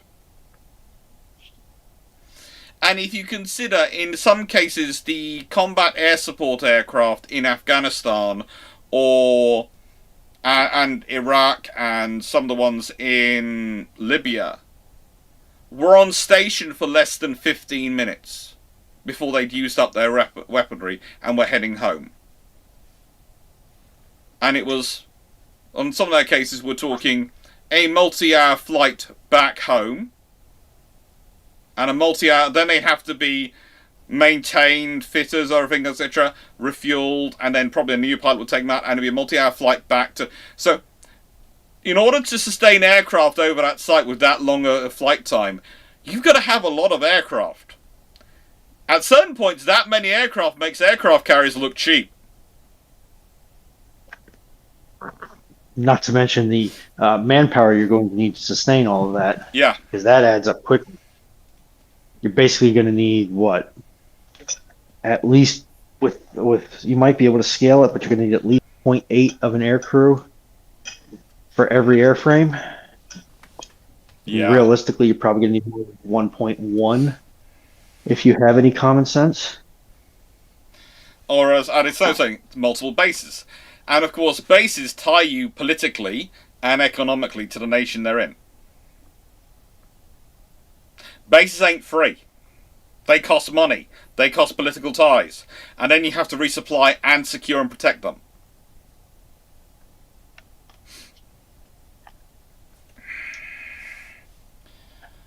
Maybe if you could set up a space station and have your fighters launching from up there, but even then it's going to take a while for them to arrive on site. Oh, good. Now you're going to have to psychologically test and train your personnel. You're going to have to Oh yeah. have an even tighter screening process for personnel positions, which really aren't super concerned with physicality beyond the basic military standard, because space is not where humans are supposed to be, or at least microgravity environments are not where humans are supposed to be. And then you're also going to have the fantabulous costs of resupply to a low orbital station. Yeah, it's one of those things I do find funny when you sort of sit to go. People go, well, a carrier needs a task group around it to be effective. Yes, you do need a carrier battle group to be a really effective force. An airbase needs air defense missiles to help defend it. It needs potentially an equivalent of a battalion of infantry to guard it as well, probably other vehicles. It needs engineering to repair and maintain it. It needs its own fitters and everything. Very quickly, airbase costs add up as well, and whilst they're not quite the same, you don't have the thing that you can't move an airbase, so how many airbases equate to an aircraft carrier and its battle group? That becomes a problem once you start trying to figure out, because you can send a carrier battle group theoretically anywhere in 70% of the world's world's surface, thanks to the oceans. Theoretically. Let's be honest, there are some places where actually we realistically don't want to take a carrier battle group. The Baltic, the Black Sea, those sort of spaces. But, it's the fun thing. I demand to take my carrier battle group to the Caspian Sea. No. Please? No. Take mine to the lunacy, please. No. Imperial. In the event the CCV lacks magazine depth, can the MOD realistically retrofit the Type 20s to the Type 31s with more Air Mark 41 and less? Not really. They're already maxing out the whole space they're giving them. Because we're building the smallest variant of the Type 26s, and we are building we're building actually the smaller variant of the Type 31s. Ours are something like 137 meters long, and there's another nation which one of the other nations is building 140 meter long ones.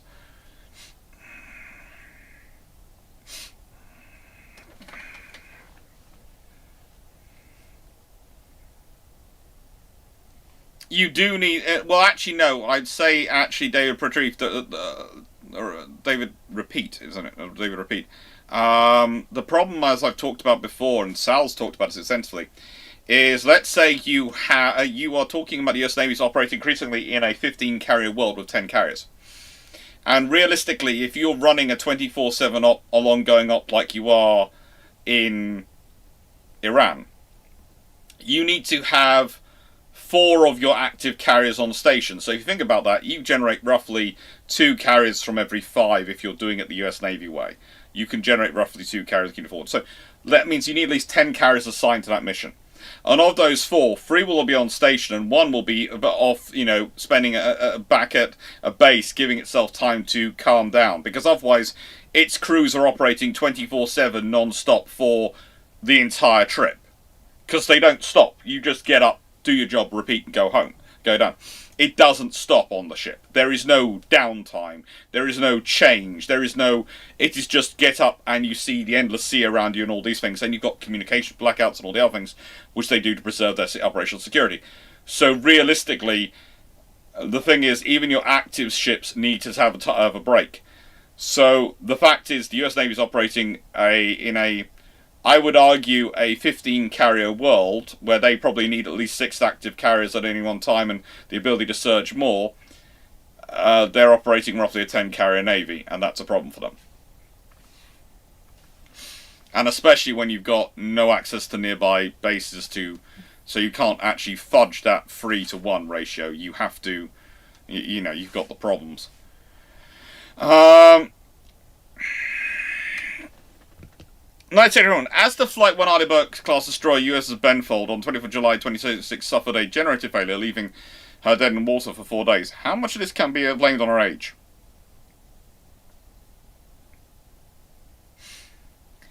I'm sorry, generator failure is more likely down to maintenance and issues of just things happening than age, because generators are one of those things which do get replaced at refits, and if I remember correctly, the Benfold has been for a refit.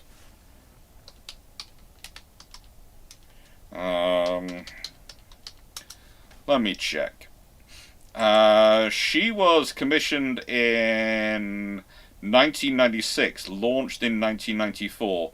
So she is 20 years in service, 22 years of age. She suffered a collision in 2017 with a commercial tug. She's done lots of freedom navigation operations.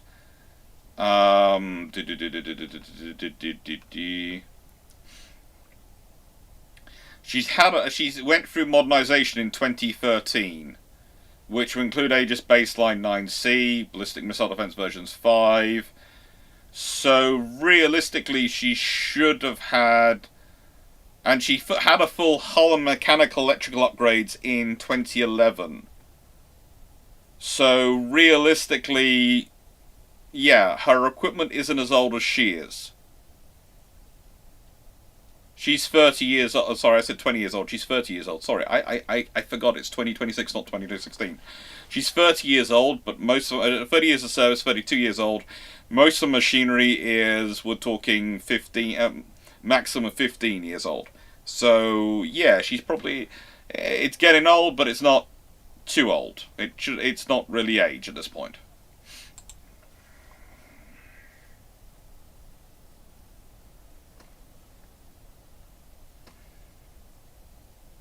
David, repeat, I don't think anyone took into the accountability of a long wall. That's the thing. I think they got into the classic scenario of, look, we've done a short war in Venezuela, we've done a short war here, a short war here, and we've been widely successful. But the thing is, Iran's different because they've been building it, they've been digging in, like North Korea has, for decades. There's a level of resilience they've built into their system, and also a level of factoring in of likely strikes that they factored into their actual operational systems. Then that's a nice way. If one generator failure leaves you dead in the water for 4 days, then there's more than one generator fail, hasn't there, a night? Think about it.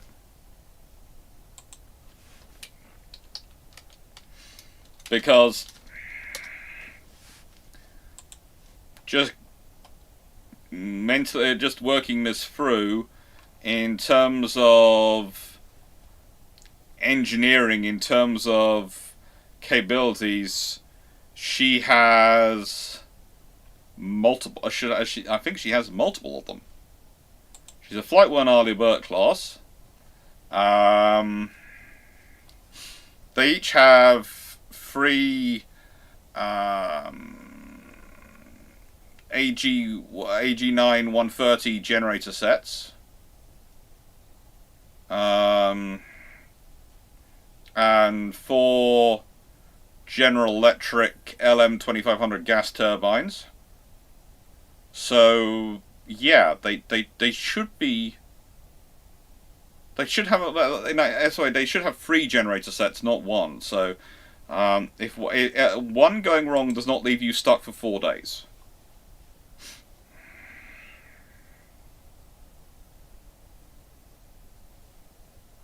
People always believe there's going to be a short war.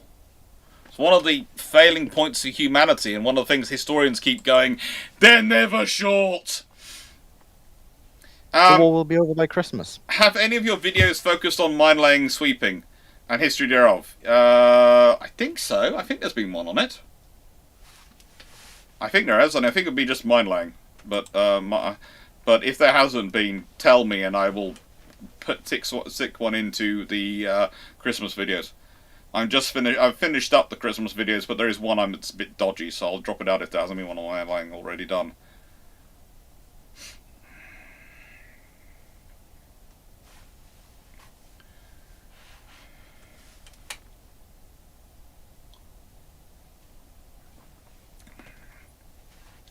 Her gameplay. Which is the most laughable idea? Japanese torpedo boats attacking the Russian fleet near Britain, or Italian frogman sinking the Novorossiysk? Oh, probably the Japanese torpedo boats, considering where they're basing from and how long it would take them to get to Britain at the time. Both are fairly unlikely. Knight 6831. If the US built one 400 to 500,000 ton ultra carrier, what might we not get built to afford it? I have no idea. With the likely cost of such a thing, the entire US space program potentially.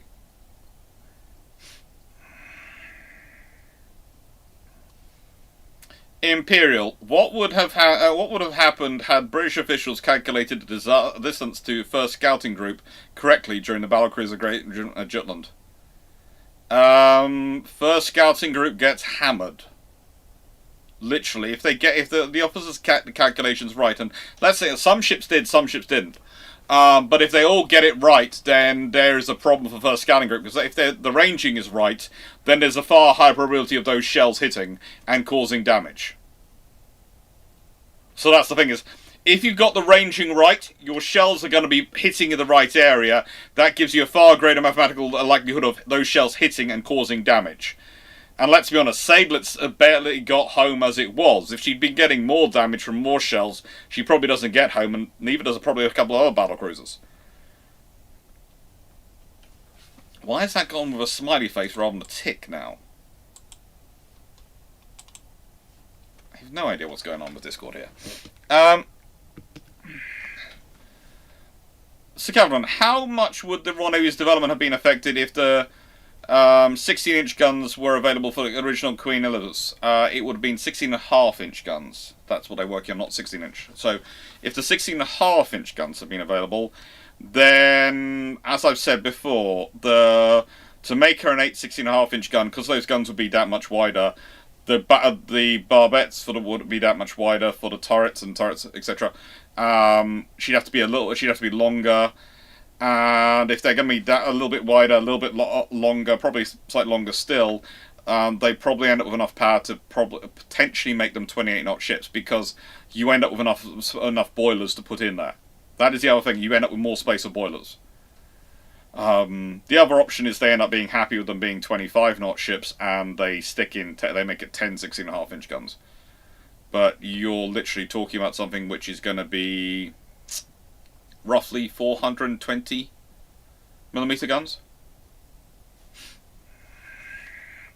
And if the British do have 420mm guns on their Queen Elizabeths, then expect the Americans to try and jump 16-inch and go for 18-inch, because they're currently in a qualitative race with the British, which everyone knows they're in. We're all quite happily enjoying it, and you don't jump from 14 to 16-inch if your opponent's already got the 16.5-inch in a qualitative race. You can't really go up and brag, "We've got 16-inch!" Really? Also 16.5. Good for you, old boy. Doesn't really work. The entire point of a qualitative race is my fast car has a longer bonnet than your fast car, okay? That's literally why the bonnets on fast cars at one point in the 70s and 80s kept getting longer and longer. It wasn't to accommodate the engines or for aerodynamics. It was because they needed to be slightly longer than anyone else's, because, yeah. So literally that happened. So the Americans probably jumped to an 18-inch. The Germans potentially cry and then carry on working on a 16-inch, 16.5-inch. Themselves, and potentially go for it, and you end up with a very different Washington Naval Treaty, where the limit is 18-inch guns and probably about 45 to 50,000 tons, because the Queen Elizabeths are going to be that much bigger. Anything which comes after the Queen Elizabeths are going to be that much bigger, and the American ones are going to be that much bigger to accommodate these bigger guns.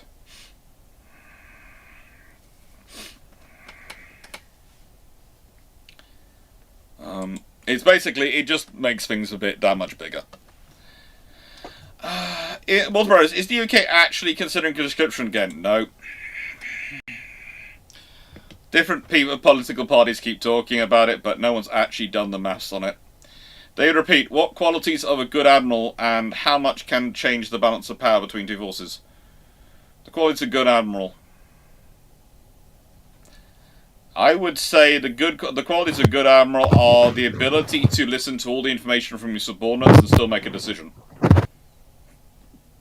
Each of your subordinates will bring the information from their own sections. Hello? Each of the subordinates will bring their information from their own sections, and you have to synthesize that information and make a decision. And you have to be prepared to accept what comes with it. And yeah, it can change. A good admiral commanding a similar force to a bad admiral can have an outside impact. But these days, it's rare you get admirals who are that bad, because the sea is a kind of natural selection. It tends to kill officers who are really, really bad. You can still get admirals who are interesting and will make strange decisions, but yeah. Johnny K, I read in one source that the 1930 Charles designers got their math wrong, which affected the ship's forward seakeeping. How found other sources confront what are your take? No, they were sort of designing for the wrong seas. That's why they ended up with Atlantic bows being fitted and these things being changed. Because they were designing them originally around options in the Baltic and the North Sea. And if you want them to go further and raid further, they need bows which can take seas which are nastier. Because the North Atlantic and South Atlantic are special. Most seas are trying to kill you. Some seas have taken it as a professional obligation, the Pacific. Others, it's become their life passion, their very nature and soul, their reason for being. That's the South Atlantic. The North Atlantic is somewhere between the Pacific and the South Atlantic. And the Arctic and the Antarctic Oceans are similarly inclined. The North Sea is a fief. The North Sea, as I've talked about before, has had fun in its history and has tried to nick things on many, many occasions. And it does it well. I think we'll be opening up questions again soon. Because we're... North Sea stole Doggerland. Yeah, we're at 2300 hours and we go to midnight, so we've got another... We'll be probably opening up questions in a bit. Just quickly, by sea standard, the North Sea is very shallow. Yes. It's also very violent. Yes. So would you say that the North Sea has a Napoleon complex? Potentially. Or alternatively, the North Sea feels it should be a redhead.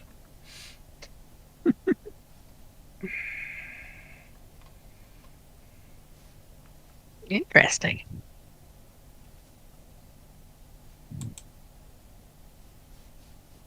Okay. I'm just going to clarify this. USS Kearsarge, do you mean the battleship? Rather than the Essex-class aircraft carrier? No.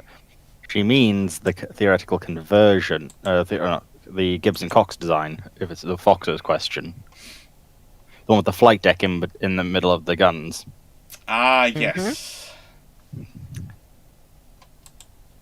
Because Kearsarge herself was converted into a crane ship. Which is fun. I was sort of going, what? The frigate?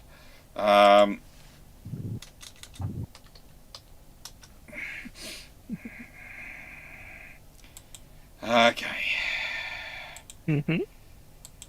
So, Sadu, the world of the US Navy, for some strange reason, decided to make an aircraft carrier that was big enough to have a C-17 land on it. How big would the ship need to be for that to happen?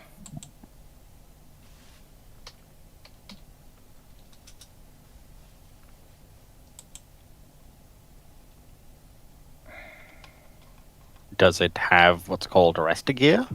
Because in that regard, not as huge as you think. It would need arrestor gear fitted onto it. I'm just thinking. I am just actually looking up some of the specs for the C-17 because believe it or not, I don't remember them from memory for the C-17. So I'm going through. I am never. Look, please note this is a function of not having a short-term memory. You do some of your coping mechanisms are very similar to autism. I do admit that, but they are coping mechanisms, not Yeah, we'll leave that to one side. We've been over this enough times before, but the short-term memory decides it. So, have an Excel spreadsheet, going through my lovely Excel spreadsheet of transport aircraft. Can't think why I have one of those. And my stats for that give the takeoff run required is 2,500 meters equivalent at that maximum takeoff weight. At normal takeoff run at, how do I put this politely? Takeoff run at minimum takeoff weight is 914 meters. So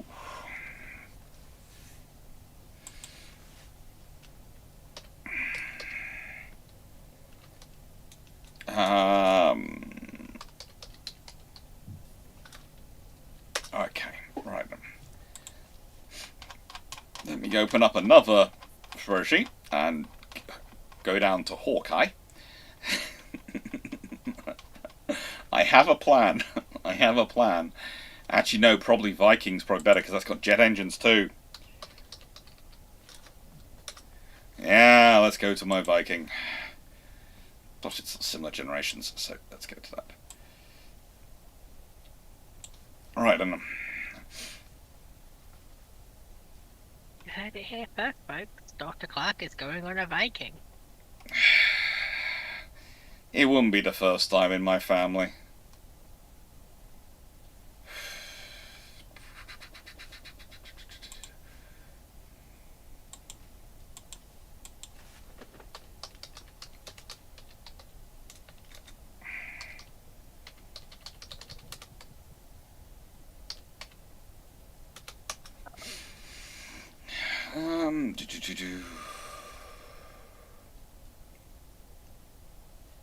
Okay. Alright. So, you are probably going to need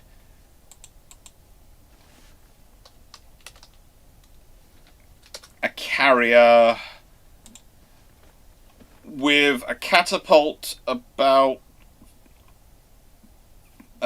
50% longer than the current one on the Gerald R. Ford, and to give it enough time to gradually accelerate. And you are probably going to need greater landing space, so you are probably looking at a carrier which is going to have to be the best part of 500 meters to preferably 600 meters long. So 550 meters to 600 meters, probably, some region. Compared to the existing Fords, which are 330-ish, I think, from memory. I'm doing that last one from memory. I was doing the maths from memory, so if I'm off slightly on the Fords, then I'm off a lot. I'm off more on the other carriers, but I think it's roughly 340 meters. So I would reckon 550 to 600 to operate a C-17. But I'm going to ask the question of, why the frigate do you want to?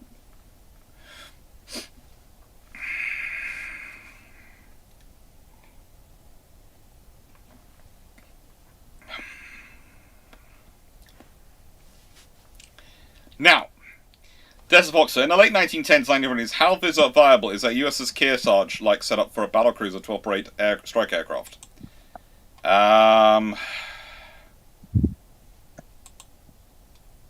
Okay.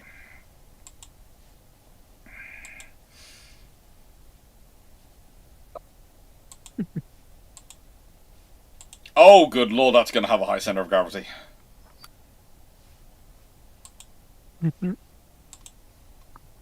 That is going to have a high center of gravity. Ooh-wee. That's got a very heavy superstructure.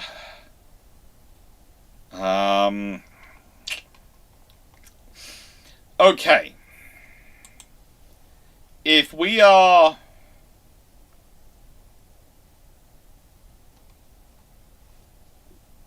being technical and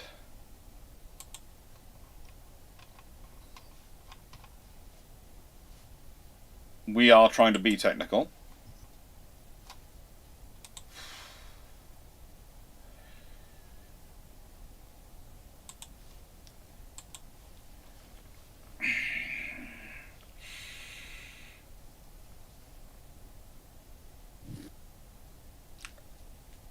You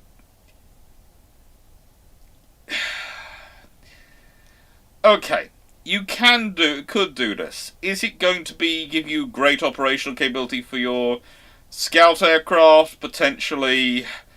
But honestly, the question I'd ask is, why do you probably need to get rid of X turret and just have Y. You're probably going to need a longer flight deck. You're also... Oh, good lord, your flight deck and everything, superstructure is high. Balancing that is going to be a nightmare. In any kind of storm, you're going to be having fun. And do not try and get into an actual fight with another ship. So this is a terrible idea, and she shouldn't do it, right? Right? Pretty much, I wouldn't do it. I would actually, if I was doing a cost-effective build of a carrier and battlecruiser, I would literally just use the same lower hull for both. Outside, we could basically build the same hull, machinery, all those things, and I would have one configured with full-length flight deck and one configured with its guns. She doesn't have any carriers yet. She's not even really operated actual, what's called, seaplane tenders. I've been trying to get you so, Dragon. I told you so. You do not need a 35,000-ton aircraft carrier in 1915. It wouldn't be beyond the scope, though, if you're already looking at torpedo bombers and reconnaissance aircraft, and you're looking at something which is going to be a mobile basing. If you consider, the reason you would justify it is because you're taking all the maintenance facilities for the aircraft with you. Because there isn't that big a supply of aircraft individually. You don't have air bases around the world to get support of. You don't have any infrastructure with you. So basically, you're combining an HMS Unicorn-style facilities in your carrier. Which means you're not going to have a maximum-sized air group, because about a third of your aviation space is going to be maintenance facilities.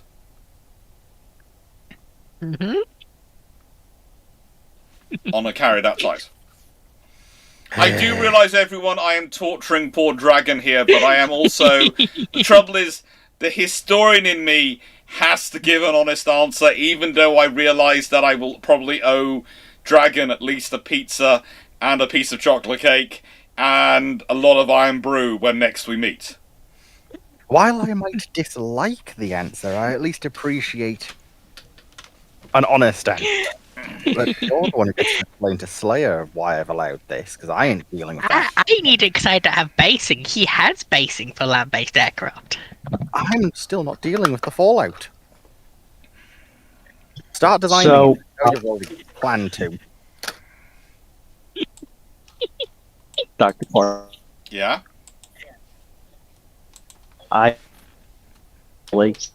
You're breaking up, Runon. You're breaking up hard.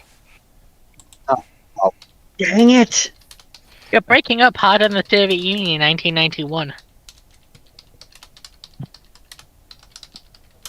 The dang it came through perfectly fine, just nothing else. Alright, is this better? Yes. Timu, did you jump your question in before the orange banner changed? Because I have good, reason as you're an admin to hold you to a higher standard than I hold others to.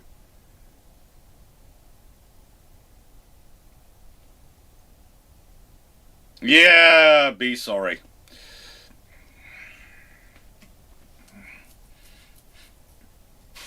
Okay, I hope Steve's counting the questions then. Because we got 15, it's taking in 15.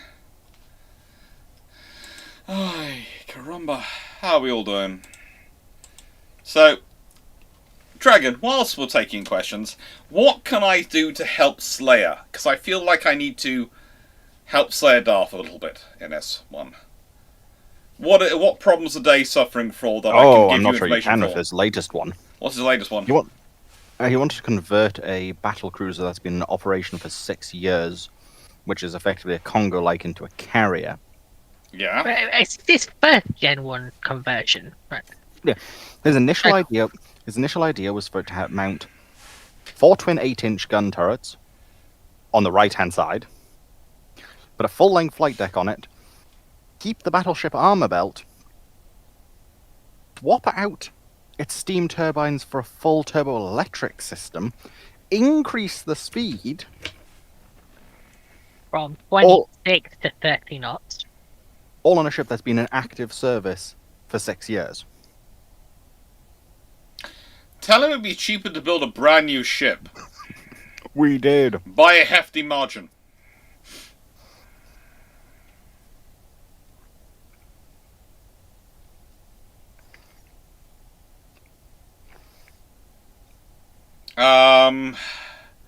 Yeah, that's not happening. At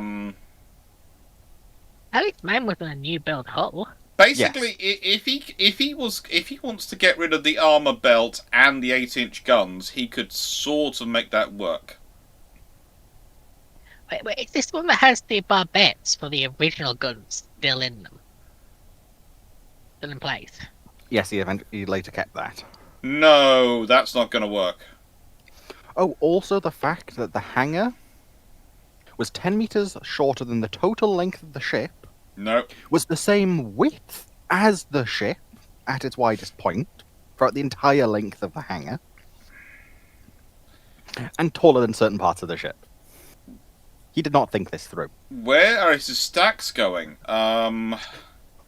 Where is anything going? Isn't he trying to reuse show it? No, he's abandoned that idea, thankfully. after Smiling beating him over the head flip-flops. hard enough. I'm going to answer this even though you haven't put it in Q&A because, well, I'm being nice. You don't need nuclear-powered submarine tenders because they're not racing anywhere. They're not going on long-range massive patrols or anything like the nuclear submarines are. You literally, they need to be gas turbined and they literally go to places and sit there and wait for the submarines to come to them. And in many ways, you don't want them nuclear-powered because you want them to be as cost-effective as you can possibly make them so you can have enough, because their basic way of being useful is by dispersing the areas which the submarines could go to be rearmed and resupplied. So you want them to be as unobtrusive as possible, as numerous as possible, so you can make them plop into places.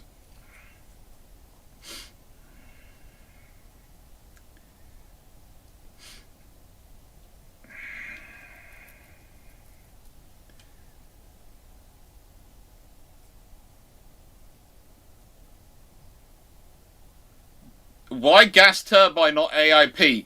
Because a submarine tender is a ship. AIP is incredibly expensive. Why would you use it on a surface ship?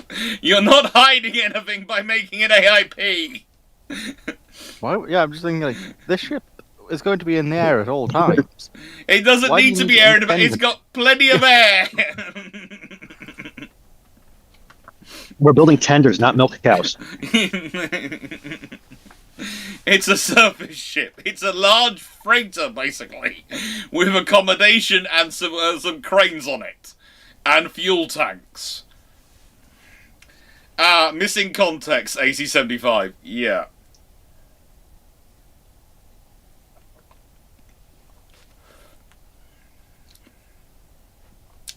So no, you wouldn't make a submarine tender. No, just think about how big it would have to be. It would have to be bigger than your SSBNs. And the cost would just be Didn't the extortionate. Germans try this in World War II, as I recall? Yeah, They they built call them like milk 3 of cows. them and they didn't work. Yeah. Thank you, Demon Slayer Insanity, for the question. Thank you, and it's a first time question. Thank you.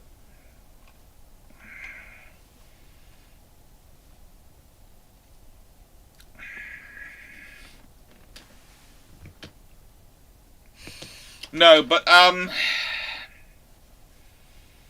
Sayadaw if he wants to make something really useful with a converted old battlecruiser,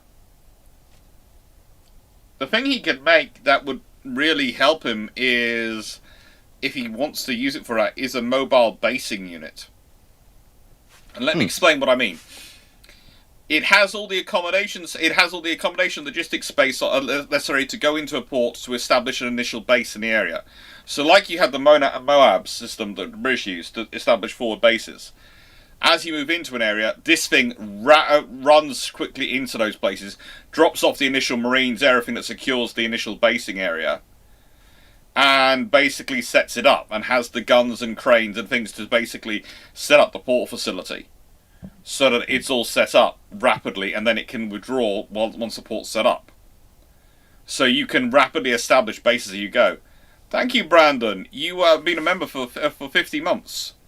Thank you. Just on that note about the battle cruisers, my thought about what to do in the wake of the Washington Naval Treaty has been to wonder whether you could convert the. Honestly, they were just about to scrap them, Gov. Admiral class hulls. I think there were 2 probably still kicking around. Yeah. And use Courageous and Glorious and disarm them and turn them into fast troop transports. There's all sorts of things you could do with them. It would that could have been useful, but the thing is, with fast troop transports, auxiliaries. with fast troop transports, the thing is you have liners available to buy, and you don't have to pay for those to be maintained in the meantime. That's that one. Timu, should the USN look into converting C-130 to carry use? No. They've tried it before in the past. It was very annoying. You have to clear the whole flight deck, do all sorts of fun things to actually try and make it work, and even then, you can't really load the C-130 up efficiently. No. As said, you have Greyhounds. Use Greyhounds. As said, the problem is that A, the size and age of the Greyhound fleet, and B, the number of carriers they have. They're literally, you've got the US Navy's operating in a 15 carrier commitment world with roughly 10 carriers. That's the reality. Plus, Winkle Brown isn't around to do it for you and show you how to do it, so you can't do it. And I would also say that the problem for the US Navy was, again, they were basing a lot of their analysis on the Allies keeping more of their carriers free. And the fact is, everyone. This is the thing I talk about the recent Iran conflict and the Strait of Hormuz. When America was going around going, "Why are you guys? Are you going to turn up?" A, you're asking us late to a party, and no one likes to be done that. But B, the important thing was, no one actually has minesweepers free and available to send. No one had the right ships to send. They're just, the Greyhounds are being retired. I think I'm not sure they've all gone. They're replacing by the Ospreys, but I don't think they've all gone yet, Malta. Kingdom of Vinland. Look. Orange banner below me. But the thing is, there's a real problem in that a lot of NATO allies, including the US, basically kept getting rid of capabilities based on the fact, don't worry, our allies will have them. And then they all looked round recently and they started realizing no one has them. No one has those capabilities. Because everyone was relying on everyone else having them.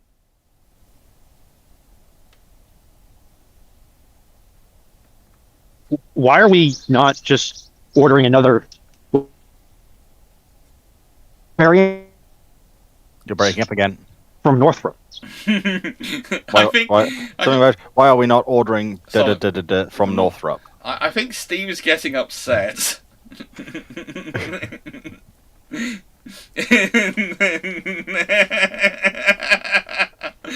I'm just watching Steve's messages coming in. Just seriously, a very successful U-boat hunting navy just made the largest foreign order of U-boats in history.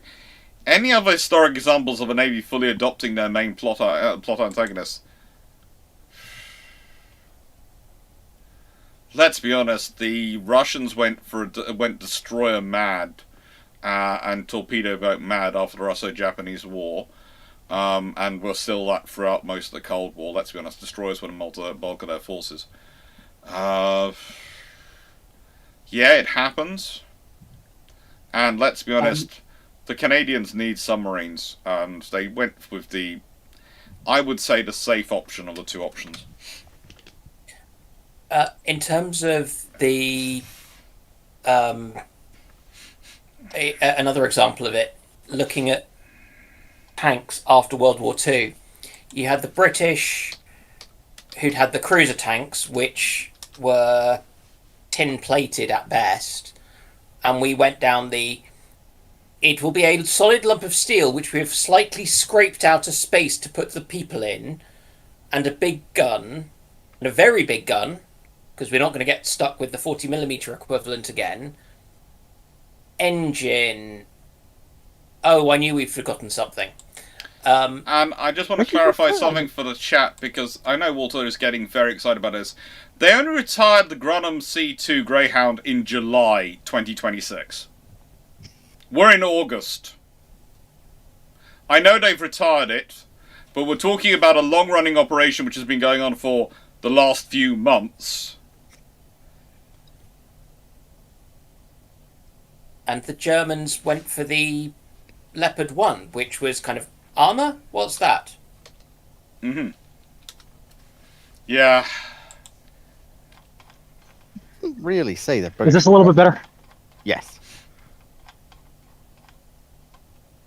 As for the U.S. Navy's... Why didn't we just contract with... Karen? Why didn't we just contract with Grumman to get another batch of C2s produced?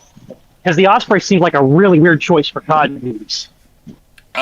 Because they were trying to help the U.S. Marine Corps, and they ordered 39 of them in 2018. Initial operating capability came in 2021, and the first deployment was in 2021. They are upgrading their gearboxes and trying to sort them out, but they are hoping to... Well, they originally wanted 48 aircraft, then they were told to get 44, and they've only ordered 39. So... to replace... at various points they had... I think the Greyhounds were roughly 56?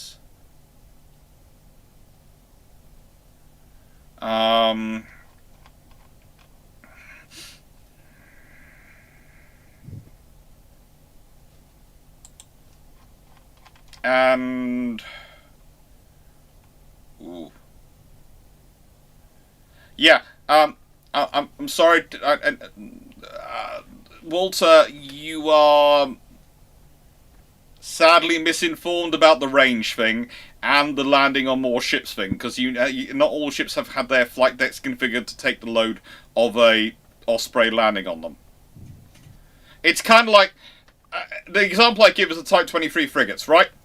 So when the British were building them, they didn't notice that the first ones built were configured for the landing loads of a Sea King. A Merlin has its wheels, and therefore the loading it puts down on the flight deck the opposite way around. So basically, to fix that, they had to insert a great big chunk of steel underneath the flight deck towards the back to deal with that loading. And quite a few sailors call that the head cracker, because if you served on some 23s, it wasn't there, and then you were on other 23s, which were later ones, you smack your head on it because you didn't remember, because your muscle memory didn't remember it was there.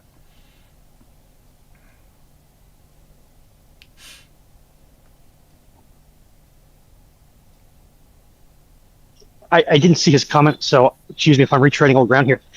But I have to imagine that the Greyhound's got longer legs than an Osprey does, no? It does have longer legs than an Osprey, but he's pointing out the Ospreys can also land on the LHAs, but that's not their job.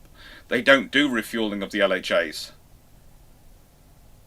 They do the refueling of they're about supplying the carriers. That's literally the Greyhound's job, and you need them all to supply the carriers. If you add on supplying them taking over the job of the marine helicopters and systems which were used to supply the LHA as well, you need an even bigger fleet than you're getting. So you're not actually giving yourself a good argument. And as said, it actually has shorter range. No, you don't land C2s on destroyers. But that's the point. They could compensate it by longer range. And you were the one who was making the case that they could land on more ships. And I was pointing out, well, they can't land on the escorts. And if you want to use them to resupply the LHAs as well, that's adding in another mission, which means you need even more of them.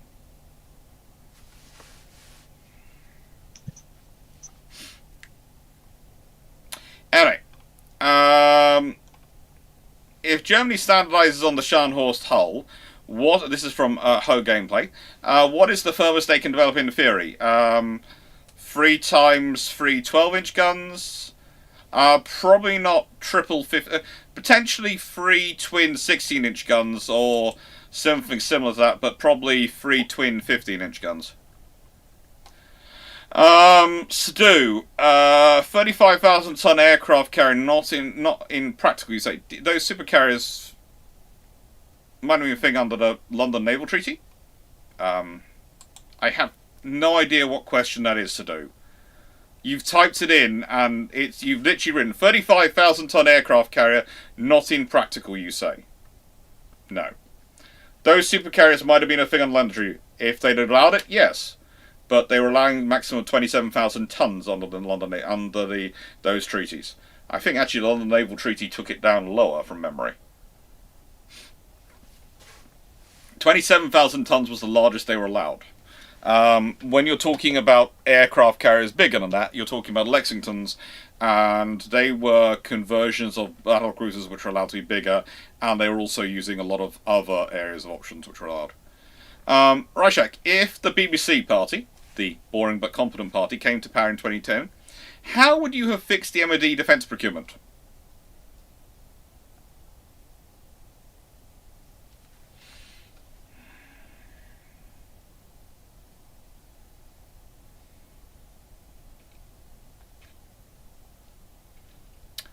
Set it up to keep a constant flow of production going on, make decisions earlier, and then not change minds. That's it. Fight the politicians with a fresh dose of asbestos cigarettes. Boring, but effective. So it's asbestos. Why? Why do we have to have this acronym? Walter, if you want to, the reason I'm doing that is I'm just thinking it through. If you want to sling load something across the Atlantic underneath a helicopter, or even the Osprey, good luck to you. That's lovely. I can't think of any way that's going to end in death and destruction of all involved. No,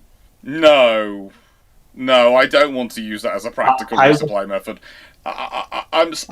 You're making a good. You're trying to make a case for something which is just not really a practical thing. It's all things it can do. Yes, it can be used to sling load stuff. Would I want it to be sling loading the supplies all the way across a long distance across the ocean? No. Would I maybe use it to sling load between ships? Yeah, but if it's doing that, it's not doing the long range stuff I need it to be doing. So this is the thing is, if you wanted to use it for all that, yes, but you need to buy more of them than you're currently buying. You want to take on these extra options, you need more units. Because aircraft can only be in one place at one time. They can either be doing short-range sling load operations, which cross water is always fun, or they can be doing longer-range ferry options. But the same aircraft can't be doing that. And Sadu, stop going for the quad-rotor version of the V2 when you're at Osprey.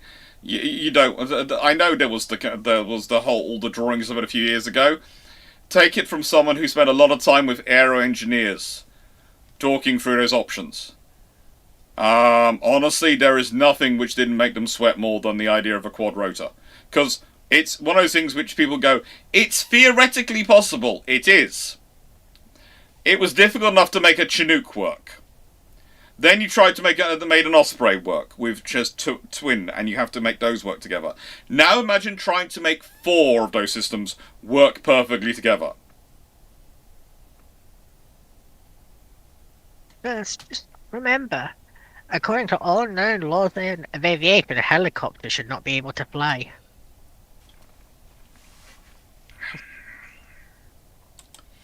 No, Walter, what you're doing is you're very much going, it can also do this, yes, but if we're using for that, we can't do the thing that's supposed to be doing it. So those are all lovely extra benefits you could do with the aircraft. That's not what the aircraft's there to do, though. That's like saying, I don't know, if I walked into a lecture theatre, which I'm supposed to be teaching history, and I was juggling. That's lovely. That's extra, but that's not really what I'm there for. And it's kind of a distraction from the history. It's the same with the helicopter, with the Osprey. Yes, it can be used for those things, but that's not what we're asking for it to do. We're asking for it to do long-range resupply missions of the aircraft carrier, the carrier on-board delivery. If it's being used to give supplies around the fleet and go to, then you have to have more aircraft units, because you still have to have the aircraft doing the carrier on board delivery job, and they're maxed out as it is. So if you want to add in, you can resupply individual ships in the middle of the ocean, A, good luck with it in terms of dropping supplies if you're going to underslung, but B, you're going to need a lot more units to do the job.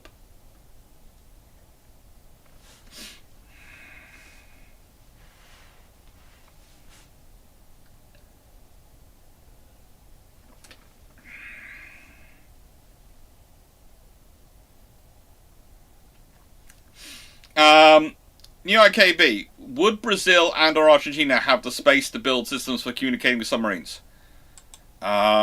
Brazil, probably, but I'm not sure about Argentina. It depends on the actual tectonics of their geography and the stability of it. For that, you probably want my sister in, because she's the geotechnical engineer. I'm the historian.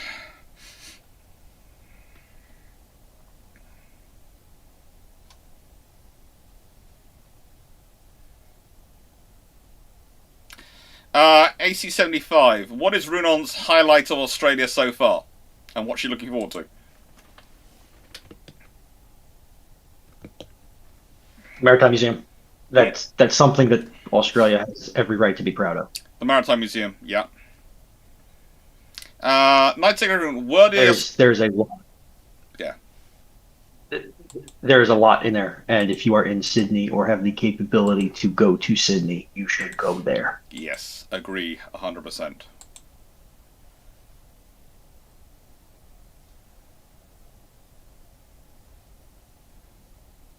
Thank you, Severed. Night Secretary, were the Australians at any point considering buying Sprint-class destroyers? Don't think they ever were seriously. I'm fairly sure there was a paper written about that time, but I don't think they ever really considered it. I think it was more a abstract discussion at certain points. But yeah, most nations consider procuring most things at certain times when they do foreign procurement. Tripoli, in the limits of liner conversion, what would the Regia Marina need to learn from the Japanese carriers before converging Aquila? Apart from catapults, they need them for the types of aircraft. Lift design. Catapults and lift design. That's what they need.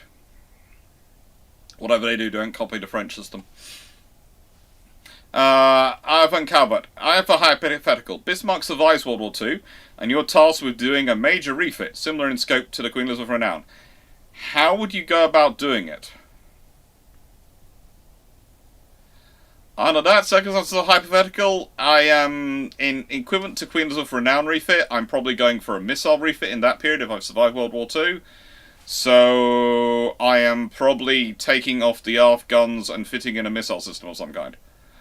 And generally working at probably standardizing its secondary armament down to something which can be radar guided and useful. And how do I put this politely? I am probably ripping out the boilers and turning them from the works of art they were into something which was which was maintainable and workable with. It's the fact that their boilers are basically individual works of art, that more than science and engineering, is always a thing which worries me. Her gameplay.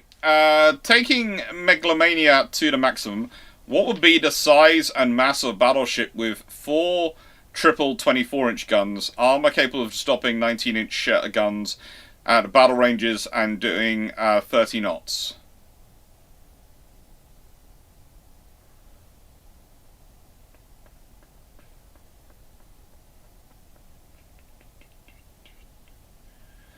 Okay, this is very much back of my brain calculations, not anything worked through over a few hours with some textbooks, and there are a few textbooks you could use to help you with this.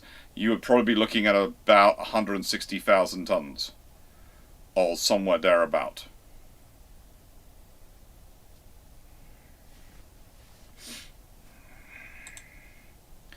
So, Catherine, how would the German economy be affected by keeping up with 42 420mm, 422cm armed Queen Elizabeths? Honestly, it would be expensive, and it would probably have the similar effect as it did historically, which is basically the Queen Elizabeths and then the R's basically knocked them out of the naval race, because they are now at a point at which they are costing enough money that they are fighting the army for budget, and the army always wins that political battle.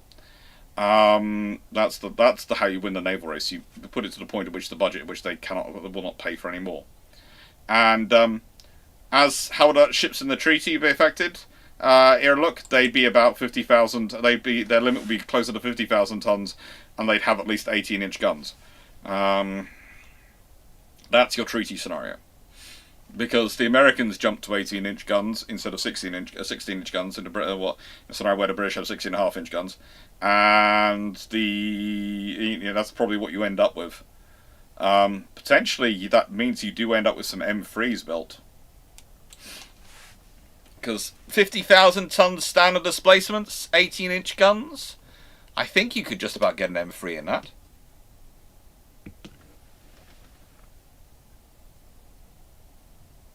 Dragon, are you there? You're a resident M3 obsessive. M3 or N3? M3. To defend it, I more normally enjoy making people look at the horror of M2, but... So, sorry, say it again. I was just coordinating with someone who was asking questions about a response you had previously. Mm-hmm. So, what was it again? Sorry, if you don't mind. Just quickly. So, if you got 50,000 tons and a standard displacement and 18-inch guns, you could build roughly an M3 in that, couldn't you? M3, N3, you can do basically 50,000 tons. You could do pretty much any of them. Yeah. So the British that would be the rough treaty limits in this scenario, is what I'm saying. So yeah. Basically, it's a very happy world for many people. Kingdom of Vinland, would it make sense for the US to make a modern turbo-electric fleet carrier to accommodate the modern electric needs and be conventionally powered so non-nuclear shipyards can build carriers?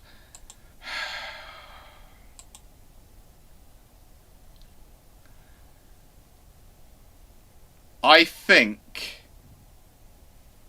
if the Anglo-French program had turned out a Catabar carrier, which again, the French were involved in the Queen Elizabeths, and that's one of the reasons why the Queen Elizabeths are the shape they are, is because of the French involvement, and the French needed to produce it at their yards as well, and then the French decided, no, we don't want a conventional carrier, we want to build our own nuclear carrier and go on. I think you might have had an interesting question going through US procurement. Because there might have been a case of, hang on, this is a design which is a 75-80% solution to our needs. We've got yards which could churn out something like this. Let's build 2 or 3 of them and up our carrier force to somewhere closer to 15 units. Because basically at that point you're then using those carriers as backstops to the nuclear carriers.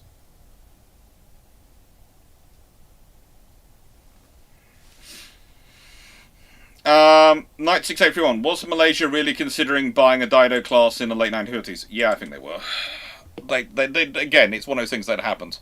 Water Bros, rename CVN 81. Why and who made this decision? This bad idea. Oh, there's a whole debate going on, and basically, in the nicest way, there are always politics going on around naming, and it's just something which is coming up with the naming debates. We'll see what happens. Yeah, until it actually happens, I'm not going either way. Myself, I think it's very poor optics to do it. I think once you've given the name to the ship, it's going to make a political backlash that you really don't want to get into if you do change the name. I'm not sure I would have picked the name in the first place, on the grounds that traditionally it's destroyers which are named after heroes, and carriers are usually named after presidents these days, or they have the traditional names.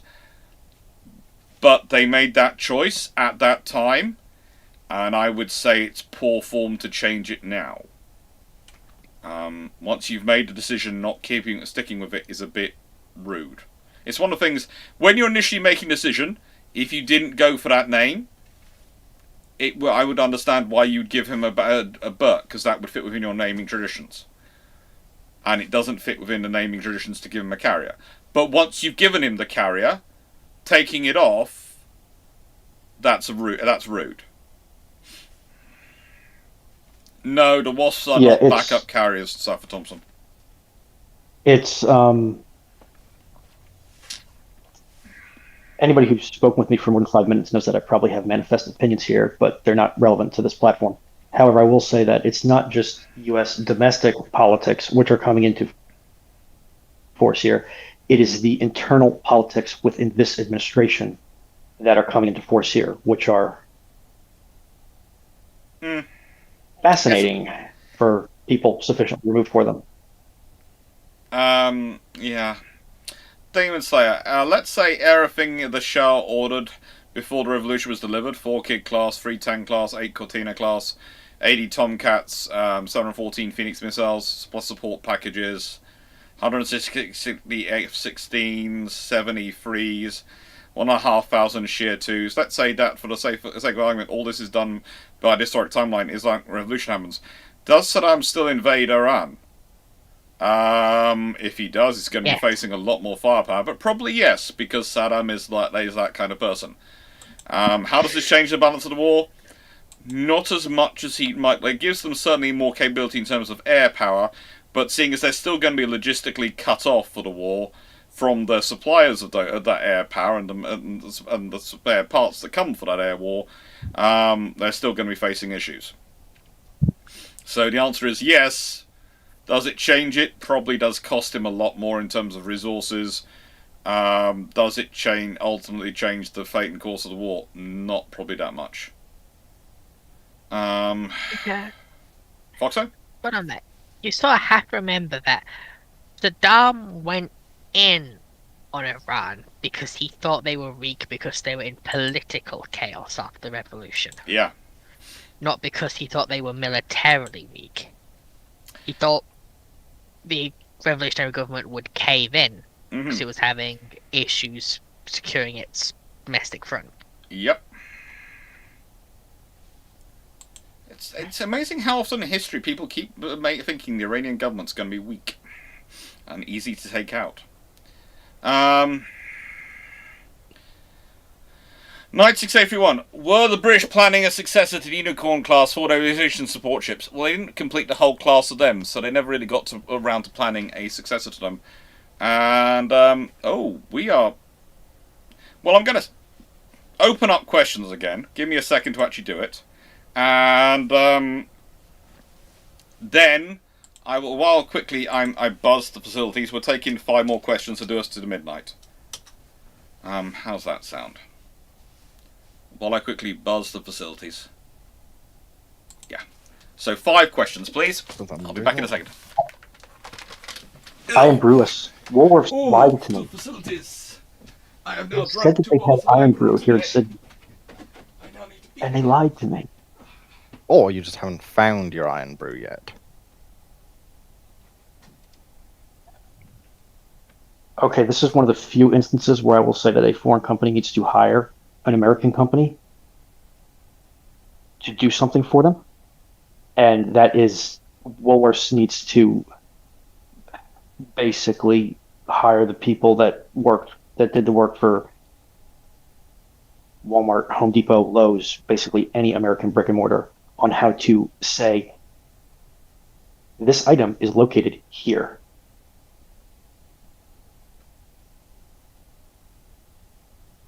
Because there's a lot of stuff in the Town Hall Woolworths, and they say that there's iron brew in there.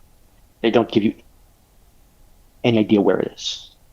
What I think they mean is iron brew is available for pickup at the store if you order ahead, which means they will transfer it in from another store. Which is fine, but you need to say that. Not say, this is available at this location.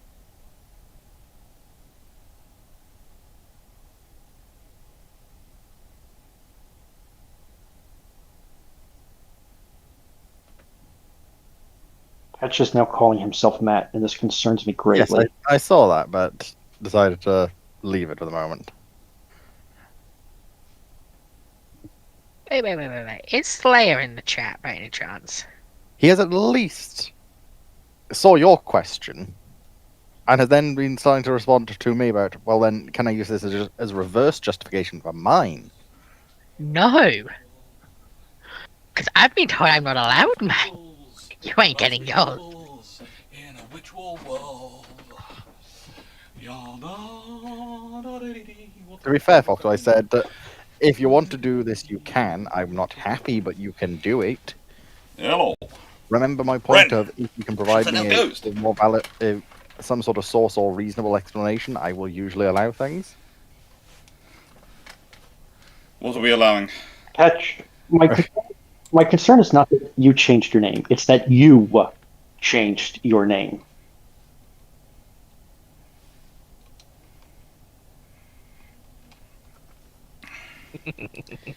Okay. Right then. Steve, there is a time to pause and a time not to pause production. Make case for a less well-known situation where a nation navy made a big mistake in this respect, i.e., ignoring any plans but created by Winston in either World War One or Two, or France and the Junocole.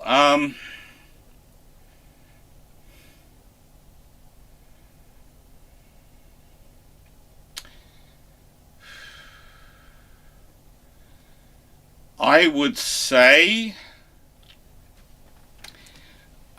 U.S. Navy and frigate production.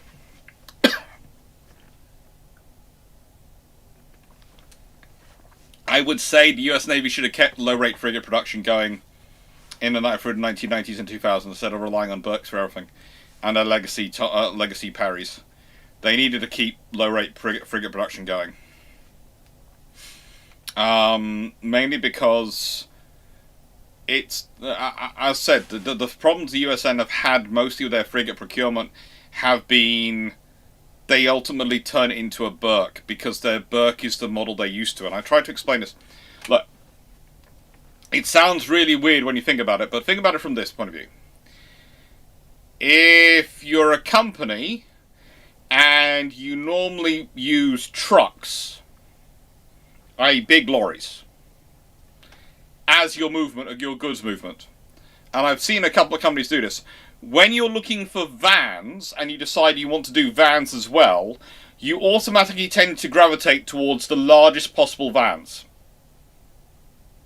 And you're basically then disappointed that they're not doing the things that your lorries.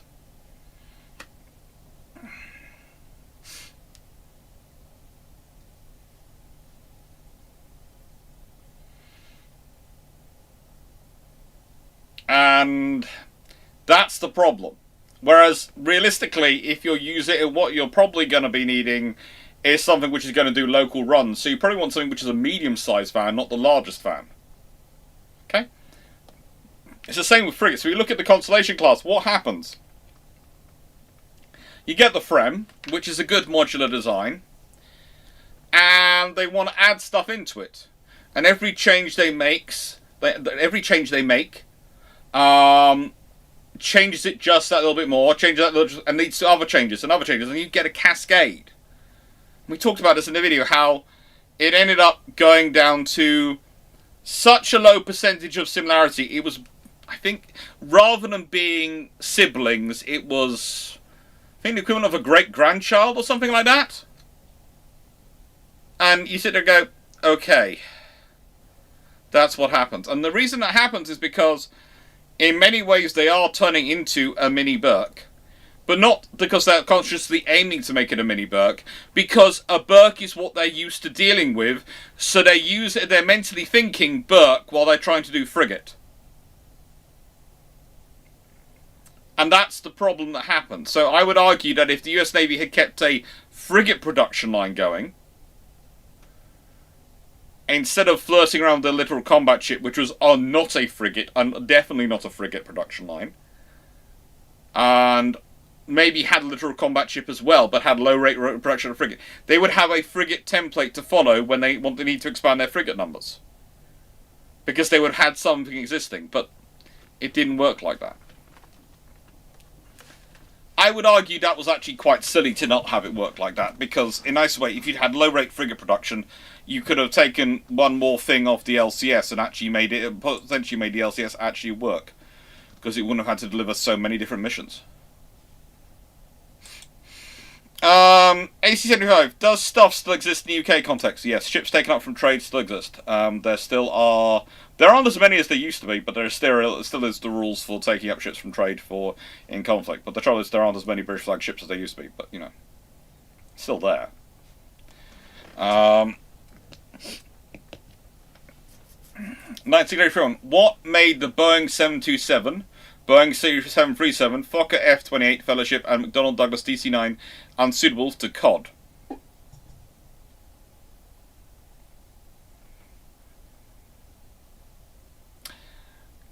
Foxo, can you put this nicer than I can? Everything.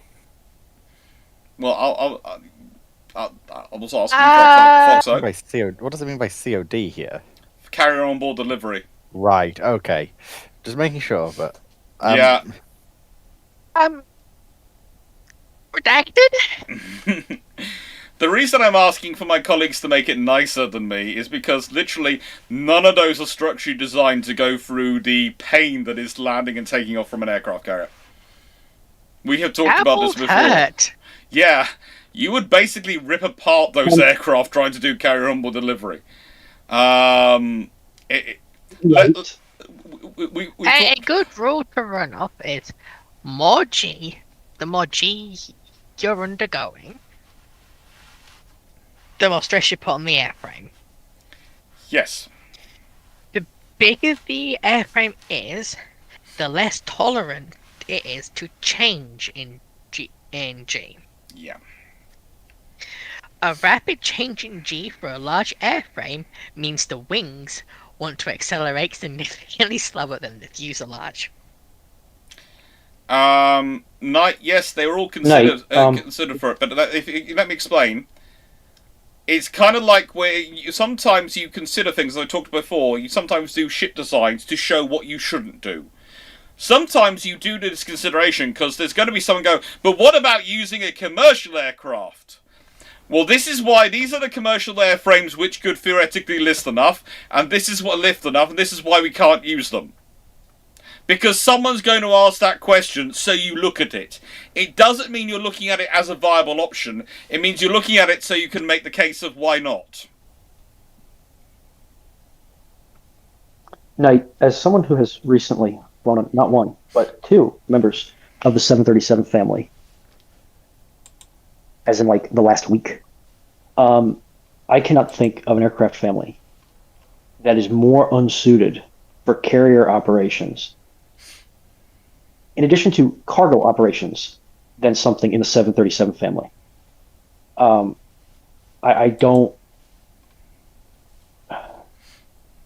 They're great passenger aircraft. They're great terrestrial light-duty aircraft, puddle jumper aircraft. Now, they're a little bigger than puddle jumpers, but they're not anything I would want to use for a midline to frontline logistics chain at all, ever. If I need something that's that big, I want a C-130. Or a, what is it? It's the Globemaster is the 4-engine turbine, I think. Mm-hmm.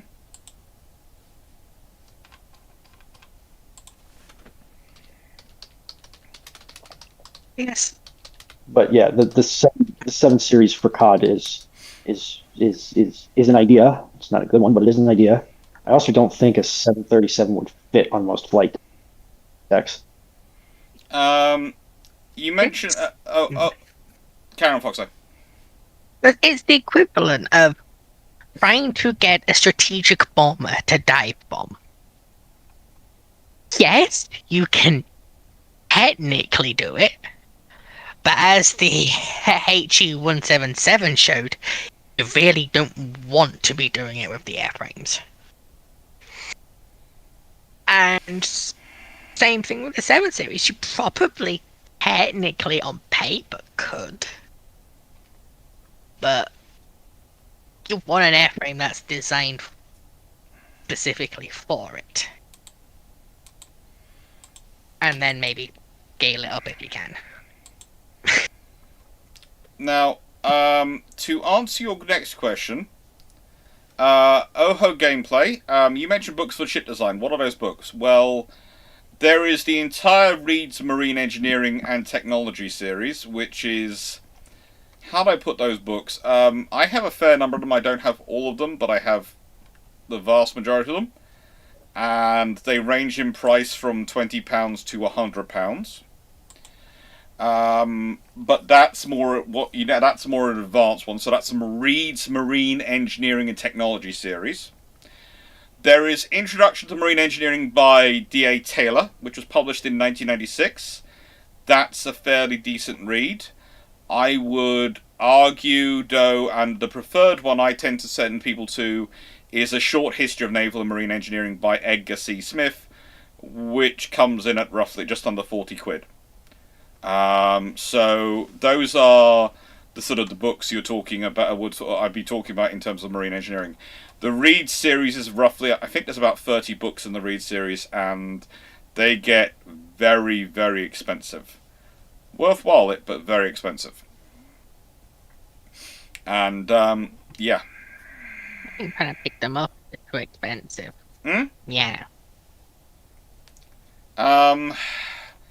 It's kind of a case of the Reed's Engineering one is a really good series, but as said, there are like they have titles like Applied Thermodynamics for Marine Engineers, and that's not really a cheap one. Motor Engineering Knowledge for Marine Engineers is 25 quid though. Naval Architecture for Marine Engineers, and that's about balancing loads, is 26 quid. So the ones which are more common are more acceptable in terms of pricing, but the which is the one which is roughly £100. Yeah, the some of the advanced the ship construction for marine engineering students, I think, is roughly £100, which is all about different construction types. But those books are lovely. I would, as said, the recommendation I've given this one to Fox. I've given this one is Edgar C. Smith's one, because the Short History of Naval Marine Engineering is a really good place to start. And confirm. Yeah, and if you start off with that one, then you can decide if you're interested in the other books. But if you have that one, you've got a good starting point, and it's a good one to read through. It's well written. I'd say still probably William. I think he has the reach over Harry. For that one. And right, Shaq, what would the Royal Navy look like if they went for maximal designs after Falklands War? The Type 23s come in at about 1,000 tons heavier and have twice the missile fit. The Type 45s come in at about 3,000 tons heavier, if not slightly more, and again have about twice the missile fit. Potentially twice the missile fit, more engine, more power generation, and probably a lot more gun. And the maximum Queen Elizabeths, there are yards which could have built bigger vessels, and so we could have gone something which would have been the same size, if not would have actually been bigger than the Kuznetsov, and would have been able to accommodate more aircraft, and probably would have been at that point would have been Katapar, and it would have been F-35Cs, Super Hornets, and Hawkeyes flying off it. Right. With that being said, it is now midnight, and we usually finish at midnight and then pop along to Discord. So I will say thank you very much to my panel for being here. Thank you to all the admins for doing their stuff. Steve, thank you for organising the questions, as you always do so well. Just thank you everyone for being here watching. I hope you've enjoyed. And, well, take care. I will see you again on Thursday. There is going to be another live. I'm going to at some point this week. I'm going to upload all the lives that are scheduled up and to make sure they're all uploaded until October, so everyone knows the live schedule until October. And then going to put in the October and November Bruships ones, so they're all scheduled in. And then, as said, this week at the moment on the Patreon server, on the Patreon system, there is the live for the discussion for the topics. The page is the page thing is up for people to actually put on topics which they would like for December's lives. So thank you very much, everyone. Take care and see you later. Take care. Toodles.